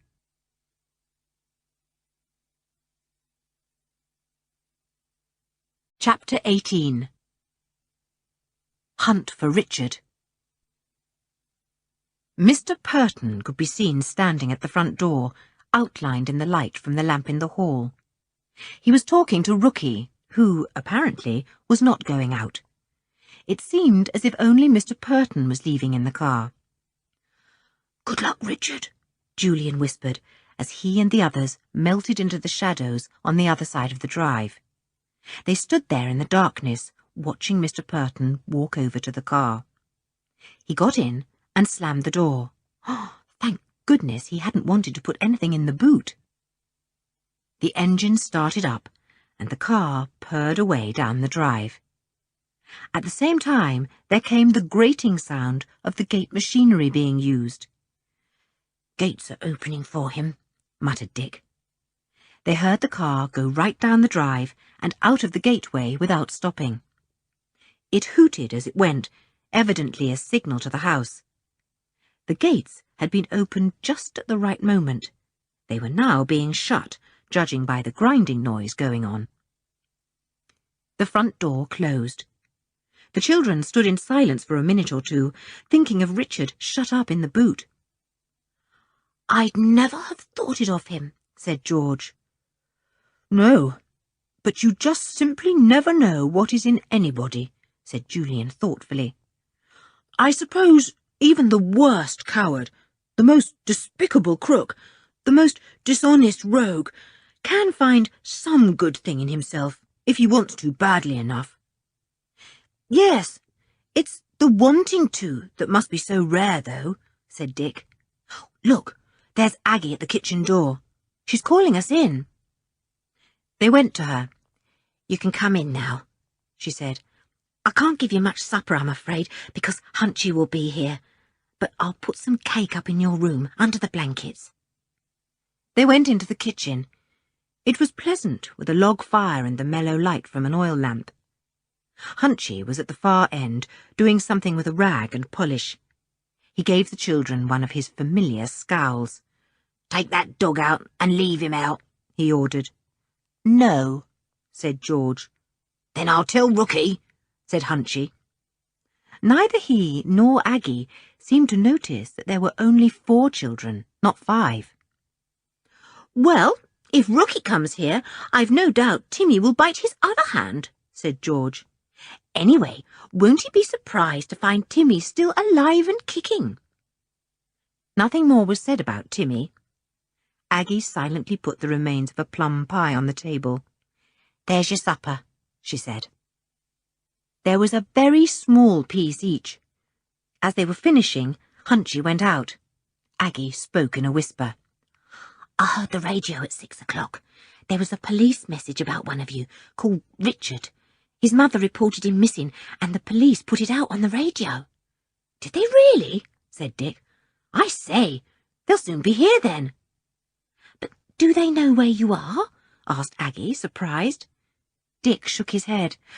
"Not yet, but I expect we'll soon be traced here." Aggie looked doubtful. "Nobody's ever been traced here yet, nor ever will be, it's my belief. The police did come once, looking for somebody, and Mr. Purton let them in, all polite-like. They hunted everywhere for the person they said they wanted, but they couldn't find him." Julian nudged Dick. He thought he knew where the police might have found him. In the little secret room behind that sliding panel. "Funny thing," said Julian. "I haven't seen a telephone here. Don't they have one?" "No," said Aggie. "No phone, no gas, no electricity, no water laid on, no nothing. Only just secrets and signs and comings and goings and threats and—" She broke off as Hunchy came back and went to the big fireplace where a kettle was slung over the burning logs. Hunchy looked around at the children. "Rookie wants the one of you that's called Richard," he said with a horrible smile. "Says he wants to teach him a few lessons." All the 4 felt extremely thankful that Richard was not there. They felt sure he wouldn't have liked the lessons that Rookie wanted to teach him. They looked round at one another, and then all round the room. "Richard? Where is Richard?" "What do you mean, where's Richard?" said Hunchy in a snarling voice that made Timmy growl. "One of you is Richard. That's all I know." "Why? There were 5 children. Now there's only 4, said Aggie in sudden astonishment. "I've only just noticed. Is Richard the missing one?" "Dear me! Where's Richard gone?" said Julian, pretending to be surprised. He called him. "Richard! Hey, Richard, where are you?" Hunchy looked angry. "Now, none of your tricks. One of you is Richard. Which one?" "Not one of us is," answered Dick. "Gracious, Where can Richard be? Do you suppose we've left him in the grounds, Ju? Must have, said Julian. He went to the kitchen window and swung it wide open. Richard! He roared. You're wanted! Richard! But no Richard answered or appeared, of course. He was miles away in the boot of the black Bentley. There came the sound of angry footsteps in the hall, and the kitchen door was flung open. Rookie stood there, scowling, his hand done up in a big bandage. With a delighted bark, Timmy leapt forward. George caught him just in time. That dog! Didn't I say he was to be poisoned? Shouted Rookie furiously. Why haven't you brought that boy to me, Hunchy? Hunchy looked afraid. He doesn't seem to be here, he answered suddenly. Unless one of these here children is him, sir. Rookie glanced over them. No, he's not one of them. Where is Richard? He demanded of Julian. I've just been yelling for him, said Julian with an air of amazement. Funny thing, he was out in the grounds all day with us, and now we're indoors, he just isn't here. Shall I go and hunt in the grounds? I'll shout for him again, said Dick, going to the window. Richard! Shut up, said Rookie. I'll go and find him. Where's my torch? Get it, Aggie. And when I find him, he'll be sorry for himself. Very, very sorry. I'll come too, said Hunchy. You go one way, I'll go another. Get Ben and Fred too, ordered Rookie. Hunchy departed to fetch Ben and Fred, whoever they were. The children supposed they must be the other men who had arrived with Rookie the night before. Rookie went out of the kitchen door with his powerful torch.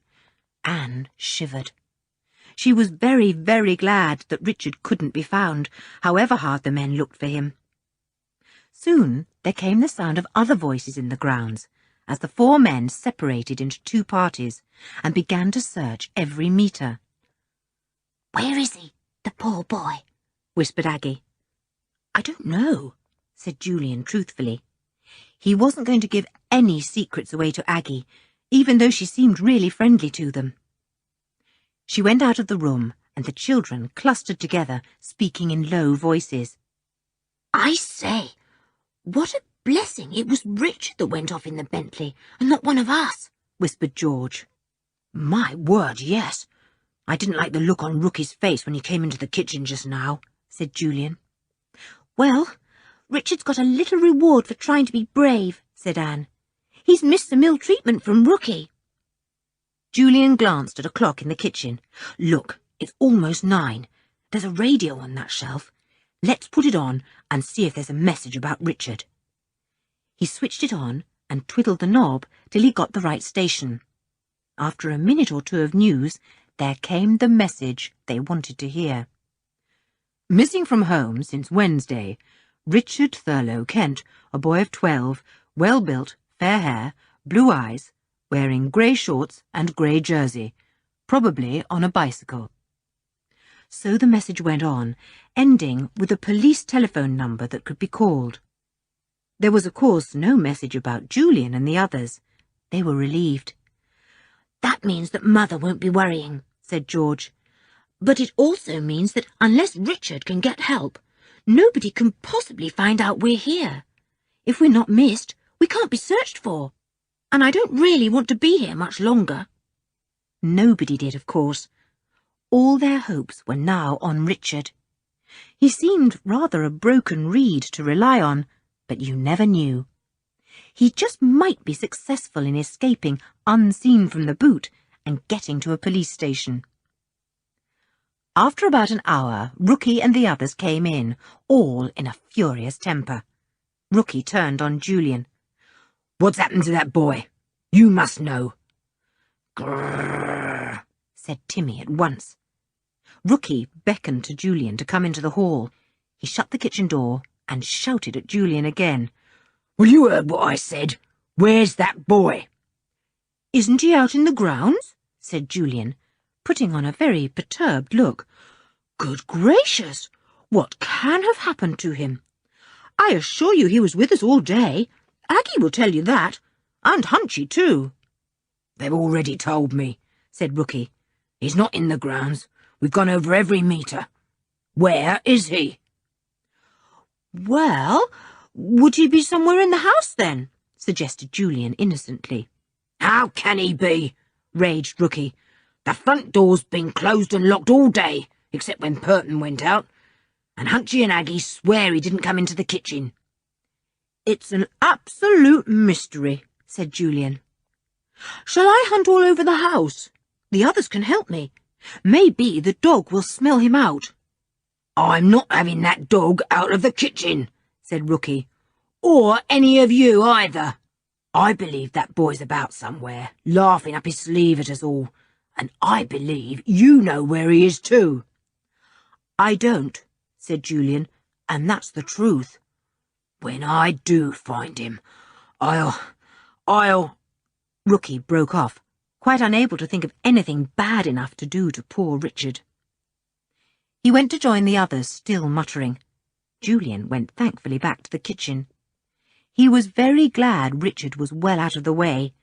It was pure chance that he had gone, but what a very good thing. Where was Richard now? What was he doing? Was he still in the boot of the car? How Julian wished he knew.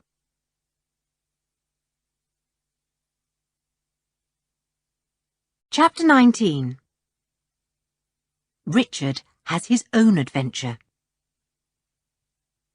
Richard had been having a much too exciting time.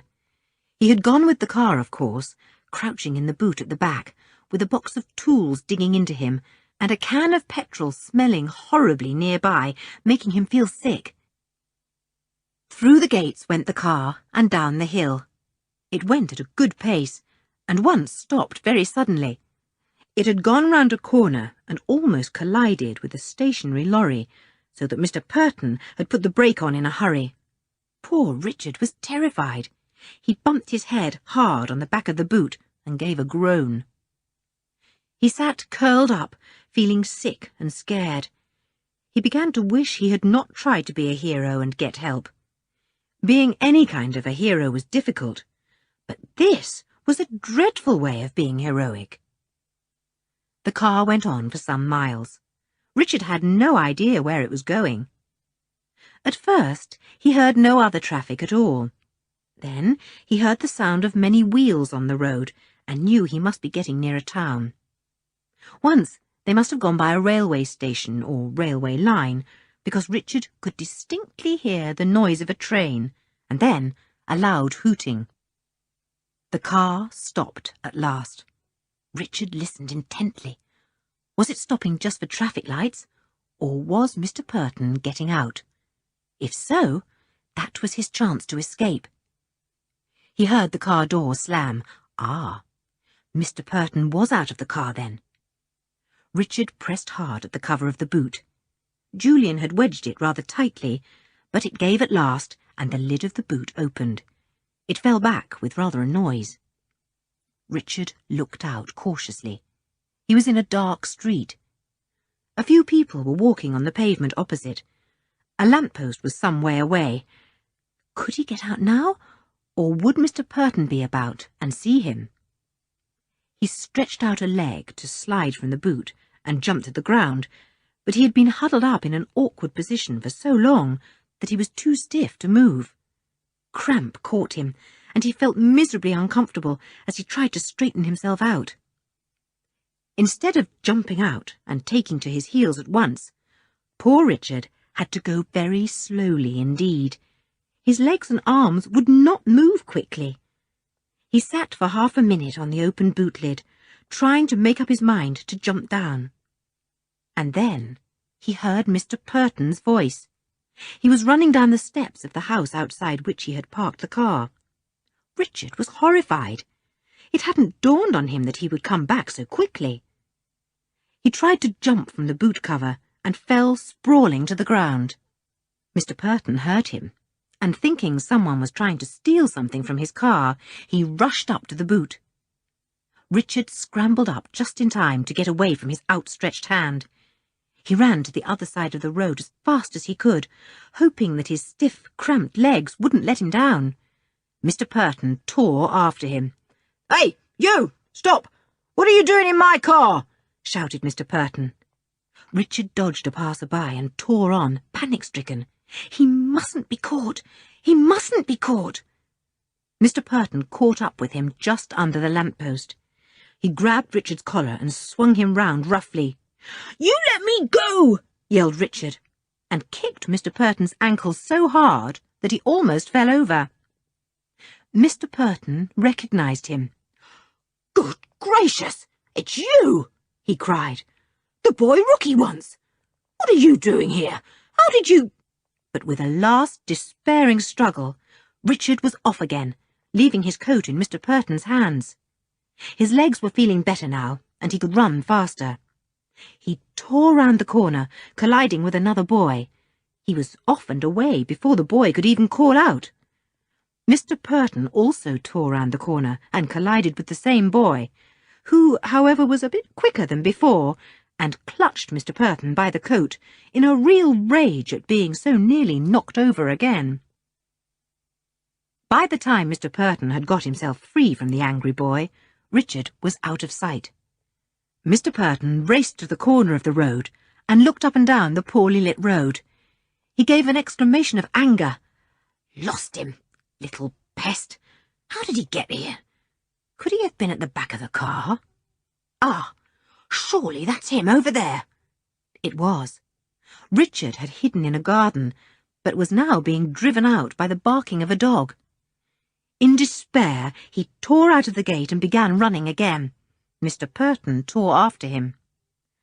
Round another corner, panting hard, round yet another, hoping that no passer-by would clutch at him and stop him. Poor Richard! He didn't feel at all heroic, and didn't enjoy it a bit either.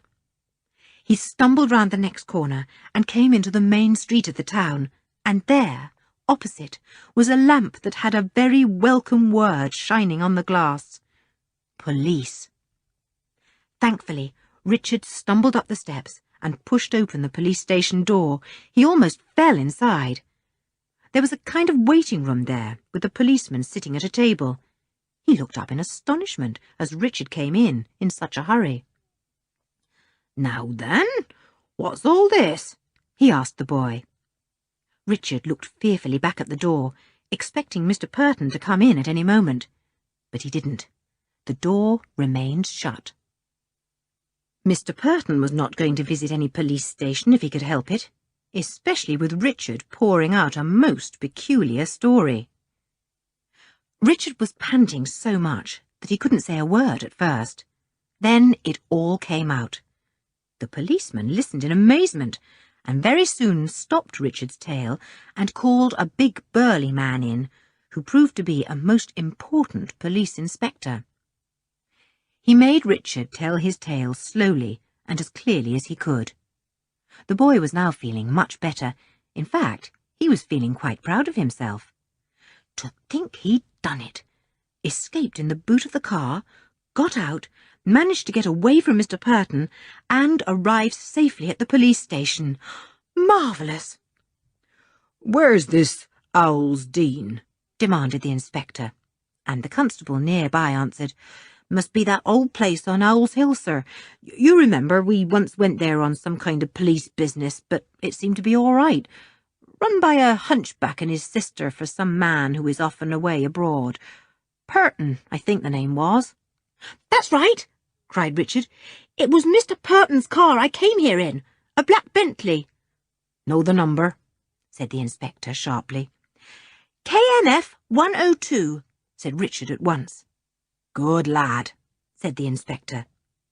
He picked up a telephone and gave a few curt instructions for a police car to try to trace the Bentley immediately. "So, you're Richard Thurlow Kent," he said. "Your mother is very upset and anxious about you. I'll see that she is telephoned straight away. You'd better be taken home now in a police car." "Oh, but sir, can't I go with you to Owl's Dean when you drive up there?" said Richard, deeply disappointed. "You'll be going there, won't you, because of all the others? Anne, Dick, George and Julian." "We'll be going all right," said the inspector grimly, "but you won't be with us. You've had enough adventures. You can go home and go to bed. You've done well to escape and come here. Quite the hero. Richard couldn't help feeling pleased, but how he wished he could race off to Owl's Dean with the police. What a marvellous thing it would be to march in with them and show Julian how well he had managed his part of the affair. Perhaps Julian would think better of him then. The inspector, however, was not having any boys in the cars that were to go to Owl's Dean, and Richard was taken off by the young constable and told to wait till a car came to take him home. The telephone rang, and the inspector answered it. No trace of the Bentley. Right, thanks. He spoke to the young constable. Didn't think they'd get him. He's probably raced back to Owl's Dean to warn the others. We'll get there soon after, said the constable with a grin.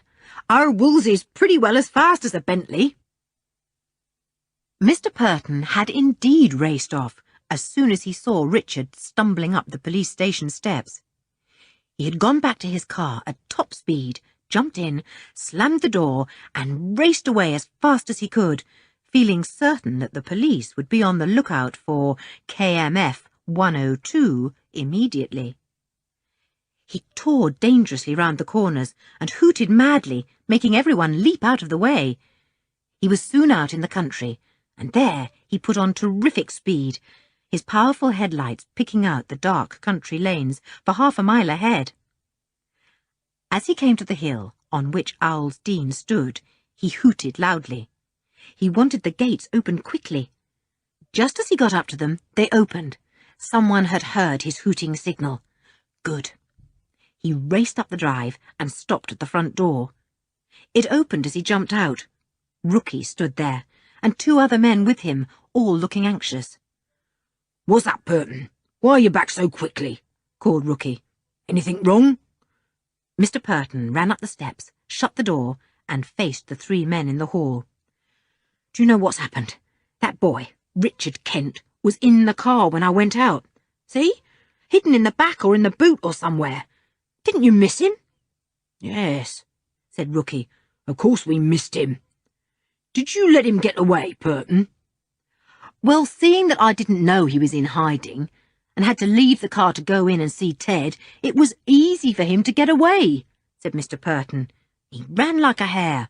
I nearly grabbed him once, but he wriggled out of his coat. And as he ended up finally in the police station, I decided to give up the chase and come back to warn you. The police will be out here then before you can say Jack Robinson, shouted Rookie. You're a fool, Purton. You ought to have got that boy. There's our ransom gone west, and I was so glad to be able to get my hands on the little brute. It's no good crying over spilt milk, said Purton. What about Weston? Suppose the police find him? They're looking for him, all right.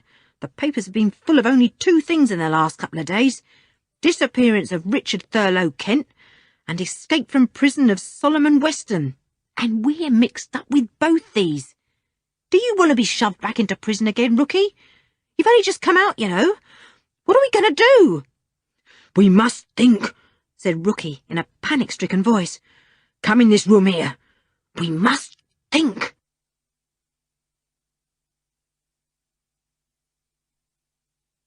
Chapter 20. The Secret Room. The 4 children had heard the car come racing up the drive and had heard Mr. Purton's arrival. Julian went to the kitchen door, eager to find out what he could.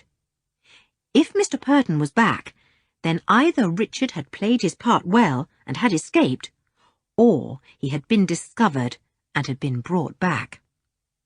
He heard every word of the excited talk out in the hall. Good, good, good. Richard had got away, and was even now telling his tale to the police. It surely wouldn't be very long before the police arrived at Owl's Dean then, and what surprising things they would find there. He tiptoed out into the hall when he heard the men go into the room nearby. What were their plans? He hoped they would not vent their rage on him or the others. It was true they had Timmy, but in a real emergency, Rookie would probably think nothing of shooting the dog straight away. Julian didn't at all like what he heard from the room where the men talked over their plans. I'm going to bang all those kids' heads together as hard as I can to start with, growled Rookie. That big boy, was his name? Julian or something. Must have planned Richard Kent's escape. I'll give him a real good thrashing, the interfering little beast. What about the sparklers, Rookie? Said another man's voice. We'd better put them in a safe hiding place before the police arrive. We'll have to hurry. Oh, it'll be some time before they find they can't open that gate, said Rookie. And it'll take a little more time before they climb that wall. We'll have time to put the sparklers into the room with Weston. If he's safe there, they'll be safe too. Sparklers? Thought Julian, excited. Those are diamonds. So they've got a haul of diamonds hidden somewhere. Whatever next? Get them, ordered Mr. Purton. Take them to the secret room and be quick about it, Rookie. The police may be here any minute now. We'll spin some tale about that kid Richard and his friends, said the voice of a fourth man. We'll say they were caught trespassing, the lot of them, and kept here as a little punishment. Actually, if there's time, I think it would be best to let the rest of them go. After all, they don't know anything. They can't give away any secrets. Rookie didn't want to let them go. He had grim plans for them, but the others argued him over. All right, he said sullenly. Let them go then, if there's time. You take them down to the gate, Purton, and shove them out before the police arrive. They'll probably set off, thankfully, and get lost in the dark. So much the better. You get the sparklers, then, and see to them, said Mr. Purton, and Julian heard him getting up from his chair. The boy darted back to the kitchen. It looked as if there would be nothing for it but to let themselves be led down to the gates and shoved out, and Julian decided that if that happened, they would wait at the gateway till the police arrived. They wouldn't get lost in the dark, as Rookie hoped. Mr. Purton came into the kitchen. His eyes swept over the four children. Timmy growled. "So, you made a little plan, did you? And hid Richard in the car," he said. "Well, for that, we're going to turn you all out into the night, and you'll probably lose yourselves for days in the deserted countryside round here, and I hope you do." Nobody said anything. Mr. Purton aimed a blow at Julian, who ducked. Timmy sprang at the man, but George had hold of his collar, and he just missed snapping Mr. Purton's arm in two. "If that dog had stayed here a day longer, I'd have shot him," said Mr. Purton fiercely. "Come on, all of you, get a move on." "Goodbye, Aggie," said Anne. Aggie and Hunchy watched them go out of the kitchen door into the dark garden. Aggie looked very scared indeed. Hunchy spat after them and said something rude. But when they were halfway down the drive, there came the sound of cars roaring at top speed up the hill to the gates of Owl's Dean. 2 cars, fast and powerful, with brilliant headlights. Police cars, without a doubt. Mr. Purton stopped. Then he shoved the children roughly back towards the house. It was too late to set them free and hope they would lose themselves. "You look out for Rookie," he said to them. "He goes mad when he's frightened, and he's going to be frightened now with the police hammering at the gates." Julian and the others cautiously edged into the kitchen. They weren't going to risk meeting Rookie if they could help it. Nobody was there at all, not even Hunchy or Aggie. Mr. Purton went through to the hall. "Have you put those sparklers away?" he called, and a voice answered him. "Yeah, Weston's got them with him. They're okay. Did you get the kids out in time?" "No, and the police are at the gates already," growled Mr. Purton. A howl came from someone, probably Rookie. "The police? Already? If I had that kid Richard here, I'd skin him alive. Wait till I've burnt a few letters I don't want found, then I'll go and get hold of the other kids. I'm going to put somebody through it for this, and I don't care who." "Don't be foolish, Rookie," said Mr. Purton's voice. "Do you want to get yourself into trouble again through your violent temper? Leave the kids alone." Julian listened to all this and felt very uneasy indeed. He ought to hide the others. Even Timmy would be no protection if Rookie had a gun. But where could he hide them? Rookie will search the whole house from top to bottom if he loses his temper much more, and really makes up his mind to revenge himself on us, thought Julian. What a pity there isn't another secret room. We could hide there and be safe. But even if there was one, he didn't know of it. He heard Rookie go upstairs with the others. Now, if he and the other children were going to hide somewhere in safety, this was their chance. But where could they hide? An idea came to Julian. Was it a brilliant one, or wasn't it? He couldn't make up his mind at first. Then he decided that, brilliant or not, they had got to try it. He spoke to the others. We've got to hide. Rookie isn't safe when he's in a temper. Where shall we hide? Said Anne fearfully. In the secret room, said Julian. They all gaped at him in amazement. But somebody else is already hidden there. You told us you saw him last night, said George at last. I know. That can't be helped. He's the last person to give us away if we share his hiding place. He wouldn't want to be found himself, said Julian. It will be a frightful squash, because the secret room is very, very small, but it's the safest place I can think of. Timmy will have to come too, said George firmly. Julian nodded. Of course. We may need him to protect us against the hidden man, he said. He may be pretty wild at us all invading his hiding place. We don't want to have him calling Rookie. We'll be all right once we're in the room, because Timmy will keep him quiet. And once we're in, he won't call out, because we'll tell him the police are here. Fine, said Dick. Let's go. Is the coast clear? Yes. They're all upstairs for some reason or other, said Julian. Probably destroying things they don't want found. Come on. Hunchy and Aggie were still not to be seen. They had probably heard what the scare was about and were hidden away themselves. Julian led the way quietly to the little study. They stared at the big, solid wooden bookcase that stretched from floor to ceiling. Julian went quickly to one shelf and emptied out the books. He felt for the knob. There it was. He pulled it out, and the back panel of the shelf slid noiselessly downwards, leaving the large hole there, like a window into the secret room. The children gasped. How strange! How very extraordinary! They blinked through the hole and saw the small room behind, lit by a little candle. They saw the hidden man, too, and he saw them. He looked at them in the very greatest astonishment. Who are you? He said in a threatening voice. Who told you to open the panel? Where are Rookie and Blyton? We're coming through to join you, said Julian quietly. Don't make a noise. He shoved George up first. She slid through the narrow opening sideways and landed feet first on the floor. Timmy followed immediately, pushed through by Julian. The man was up on his feet now, angry and surprised. He was a big, burly fellow, with very small, close-set eyes and a cruel mouth. Now look here, he began in a loud voice. I won't have this. Where's Blyton? Hey, If you say another word, I'll set my dog on you, said George, at a sign from Julian. Timmy growled so ferociously that the man shrank back at once. I... he began.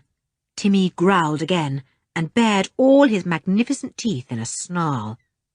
The man climbed up on the narrow bed and subsided, looking astonished and furious. Dick went through the opening next, then Anne. By that time, the small room was uncomfortably crowded. I say, said Julian, suddenly remembering something.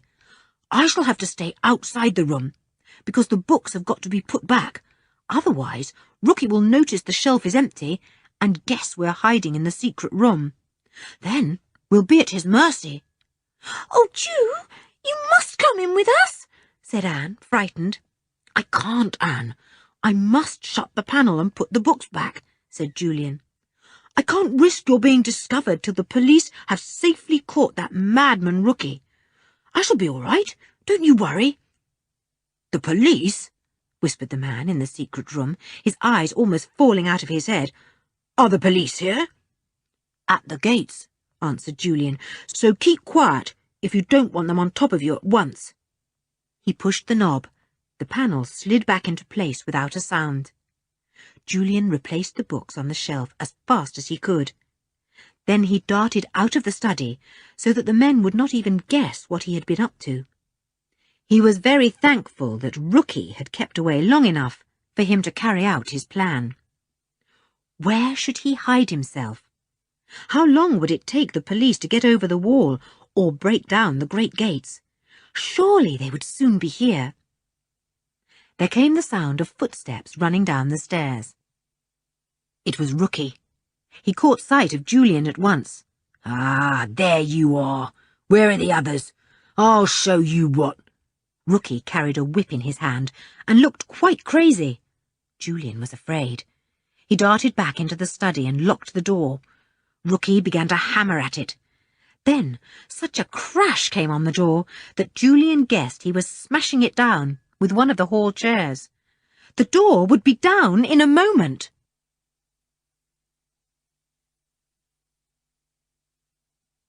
Chapter 21. A very exciting finish. Julian was a courageous boy, but just at that minute he felt very scared indeed. And what must the children hidden in the secret room beyond be thinking? Poor Anne must be feeling terrified at Rookie's shouts and the crashing on the door. And then a really marvellous idea came to Julian. Why, oh why hadn't he thought of it before? He could open the gates himself for the police to come in. He knew how to do it. And there was the wheel nearby in the corner that set the gate machinery working. Once he had the gates open, it would not be more than a few minutes, surely, before the police were hammering at the front door. Julian ran to the wheel-like handle. He turned it strongly. A grinding, whining noise came at once as the machinery went into action. Rookie was still crashing at the door with the heavy chair. Already he had broken in one panel of it. But when he suddenly heard the groaning of the machinery that opened the gates, he stopped in panic. The gates were being opened. The police would soon be there. He would be caught. He forgot the beautiful stories he had arranged to tell, forgot the plans that he and the others had made, forgot everything except that he must hide. He flung down the chair and fled. Julian sat down in the nearest chair, his heart beating as if he had just been running a race. The gates were open. Rookie had fled. The police would soon be there. And even as he sat thinking this, there came the sound of powerful cars roaring up the wide drive. Then the engine stopped and car doors were thrown open. Someone began to hammer at the front door. "Open in the name of the law!" cried a loud voice, and then came another hammering. Nobody opened the door. Julian unlocked the half-broken door of the study he was in and peered cautiously into the hall. No one seemed to be about. He raced to the front door, pulled back the bolts and undid the heavy chain, afraid each moment that some of the men would come to punch him away. But they didn't. The door was pushed open by the police, who swarmed in immediately. There were 8 of them, and they looked surprised to see a boy there. "Which boy's this?" said the inspector. "Julian, sir," said Julian. "I'm glad you've come. Things were getting pretty hot." "Where are the men?" asked the inspector, walking right in. "I don't know," said Julian. "Find them," ordered the inspector, and his men fanned out up the hall. But before they could go into any room, a cool voice called to them from the end of the corridor. "May I ask what all this is?"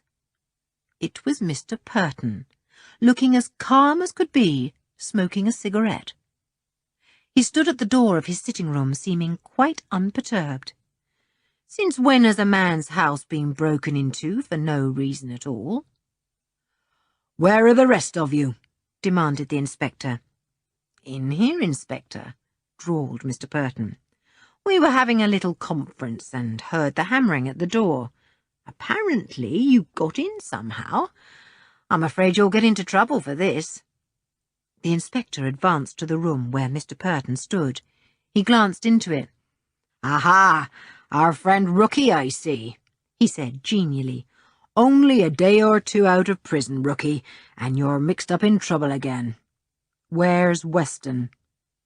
"I don't know what you mean," said Rookie sullenly. "How should I know where he is? He was in prison last time I knew anything about him." "Yes, but he escaped," said the inspector. "Somebody helped him, Rookie. Somebody planned his escape for him. Friends of yours. And somebody knows where the diamonds are that he stole and hid. I've a guess that you're going to share them with him in return for getting your friends to help him.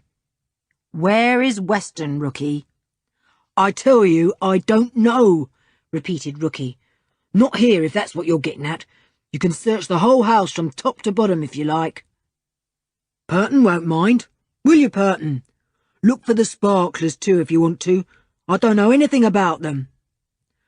"Purton, we've suspected you for a long time," said the inspector, turning to Mr. Purton, who was still calmly smoking his cigarette. "We think you're at the bottom of all these prison escapes. That's why you bought this lonely old house, isn't it? So that you could work from it undisturbed. You arrange the escapes, you arrange for a change of clothes, you arrange for a safe hiding place till the man can get out of the country." "Utter nonsense," said Mr. Purton. "And you only help criminals who have been known to do a clever robbery and hide the stuff before they're caught," went on the inspector in a grim voice. "So you know you'll make plenty of profit on your deals, Purton. Weston is here all right, and so are the diamonds. Where are they?" "They're not here," said Purton. "You're at liberty to look and see. You won't get anything out of me, Inspector. I'm innocent." Julian had listened to all this in amazement.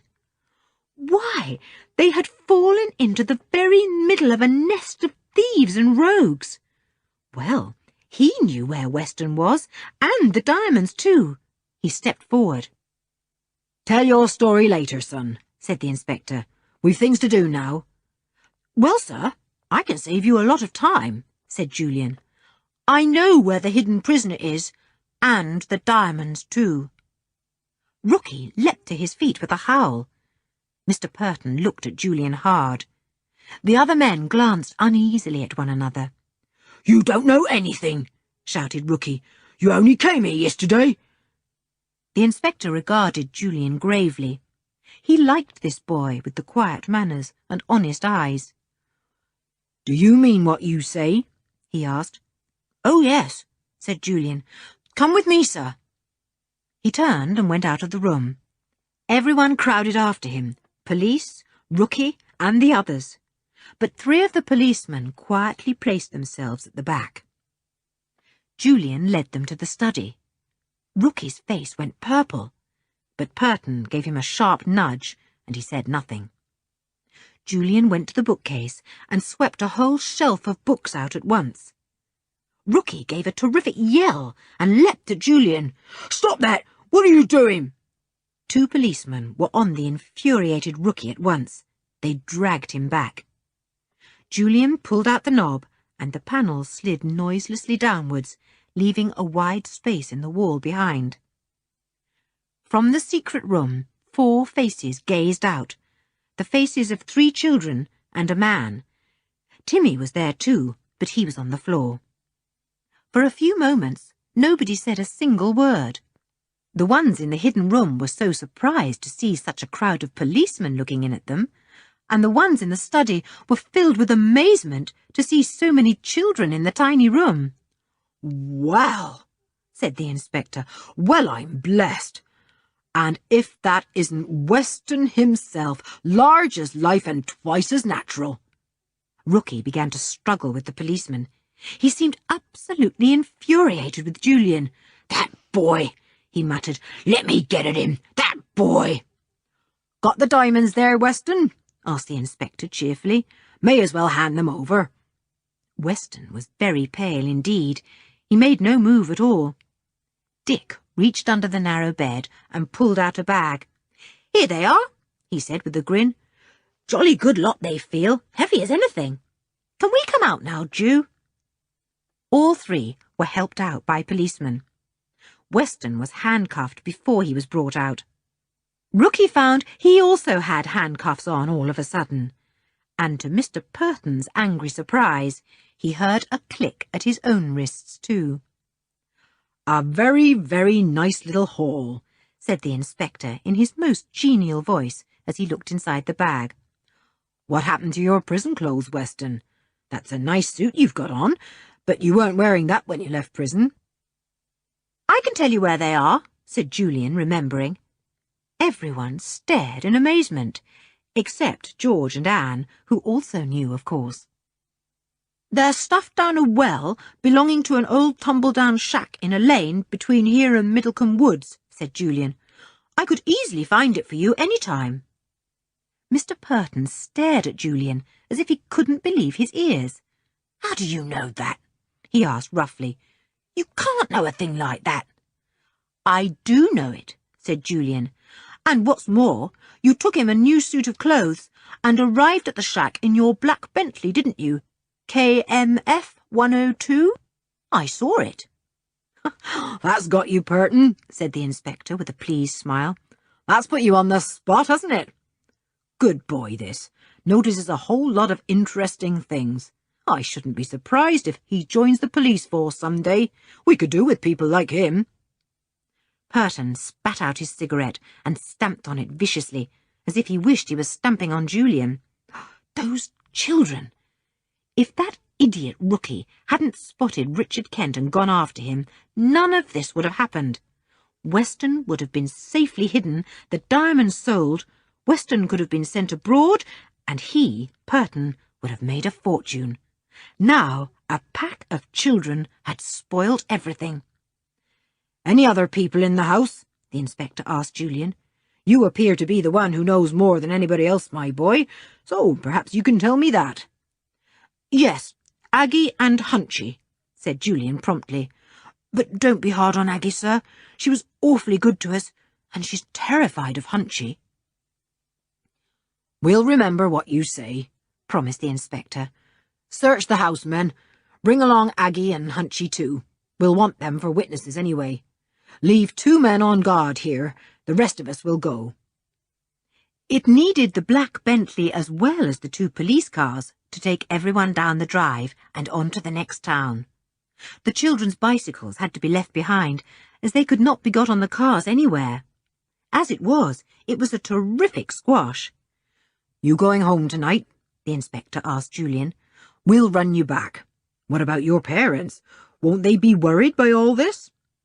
"They're away," explained Julian, "and we were on a cycling tour, so they don't know. There's really nowhere we can go for the night." But there was. There was a message awaiting the inspector to say that Mrs. Thurlow Kent would be very pleased indeed if Julian and the others would spend the night with Richard.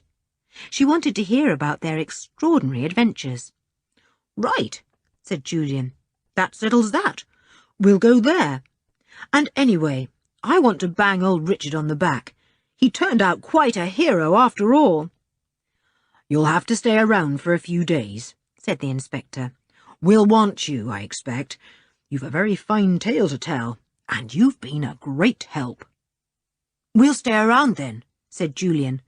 "And if you could manage to have our bikes collected, sir, I'd be very grateful."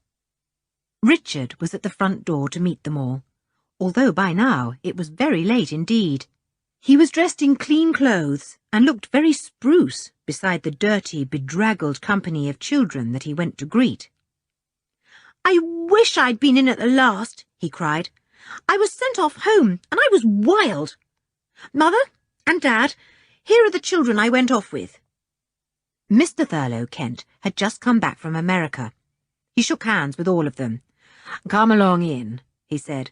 "We've got a fine spread for you. You must be ravenous." "Tell me what happened. Tell me at once," demanded Richard. "We simply must have a bath first," protested Julian. "We're filthy." "Well, you can tell me while you're having a bath," said Richard. "I can't wait to hear." It was lovely to have hot baths and to be given clean clothes. George was solemnly handed out shorts like the boys, and the others grinned to see that both Mr. and Mrs. Kent thought she was a boy. George, of course, grinned too, and didn't say a word. "I was very angry with Richard when I heard what he had done," said Mr. Kent, when they were all sitting at table eating hungrily. "I'm ashamed of him." Richard looked downcast at once. He gazed beseechingly at Julian. "Yes, Richard made a fool of himself," said Julian, "and landed us all into trouble. He wants taking in hand, sir." Richard looked even more downcast. He went very red and looked at the tablecloth. "But," said Julian, "he more than made up for his silliness, sir. He offered to squash himself into the boot of the car and escape that way and go and warn the police. That took some doing, believe me. I think quite a bit of Richard now." He leaned over and gave the boy a pat on the back. Dick and the others followed it up with thumps, and Timmy woofed in his deepest voice. Richard was now red with pleasure. "Thanks," he said awkwardly. "I'll remember this." "See you do, my boy," said his father. "It might all have ended very differently." "But it didn't," said Anne happily. "It ended like this. We can all breathe again." "Till the next time," said Dick with a grin. "What do you say, Timmy, old boy?" "Woof," said Timmy, of course, and thumped his tail on the floor. "Woof."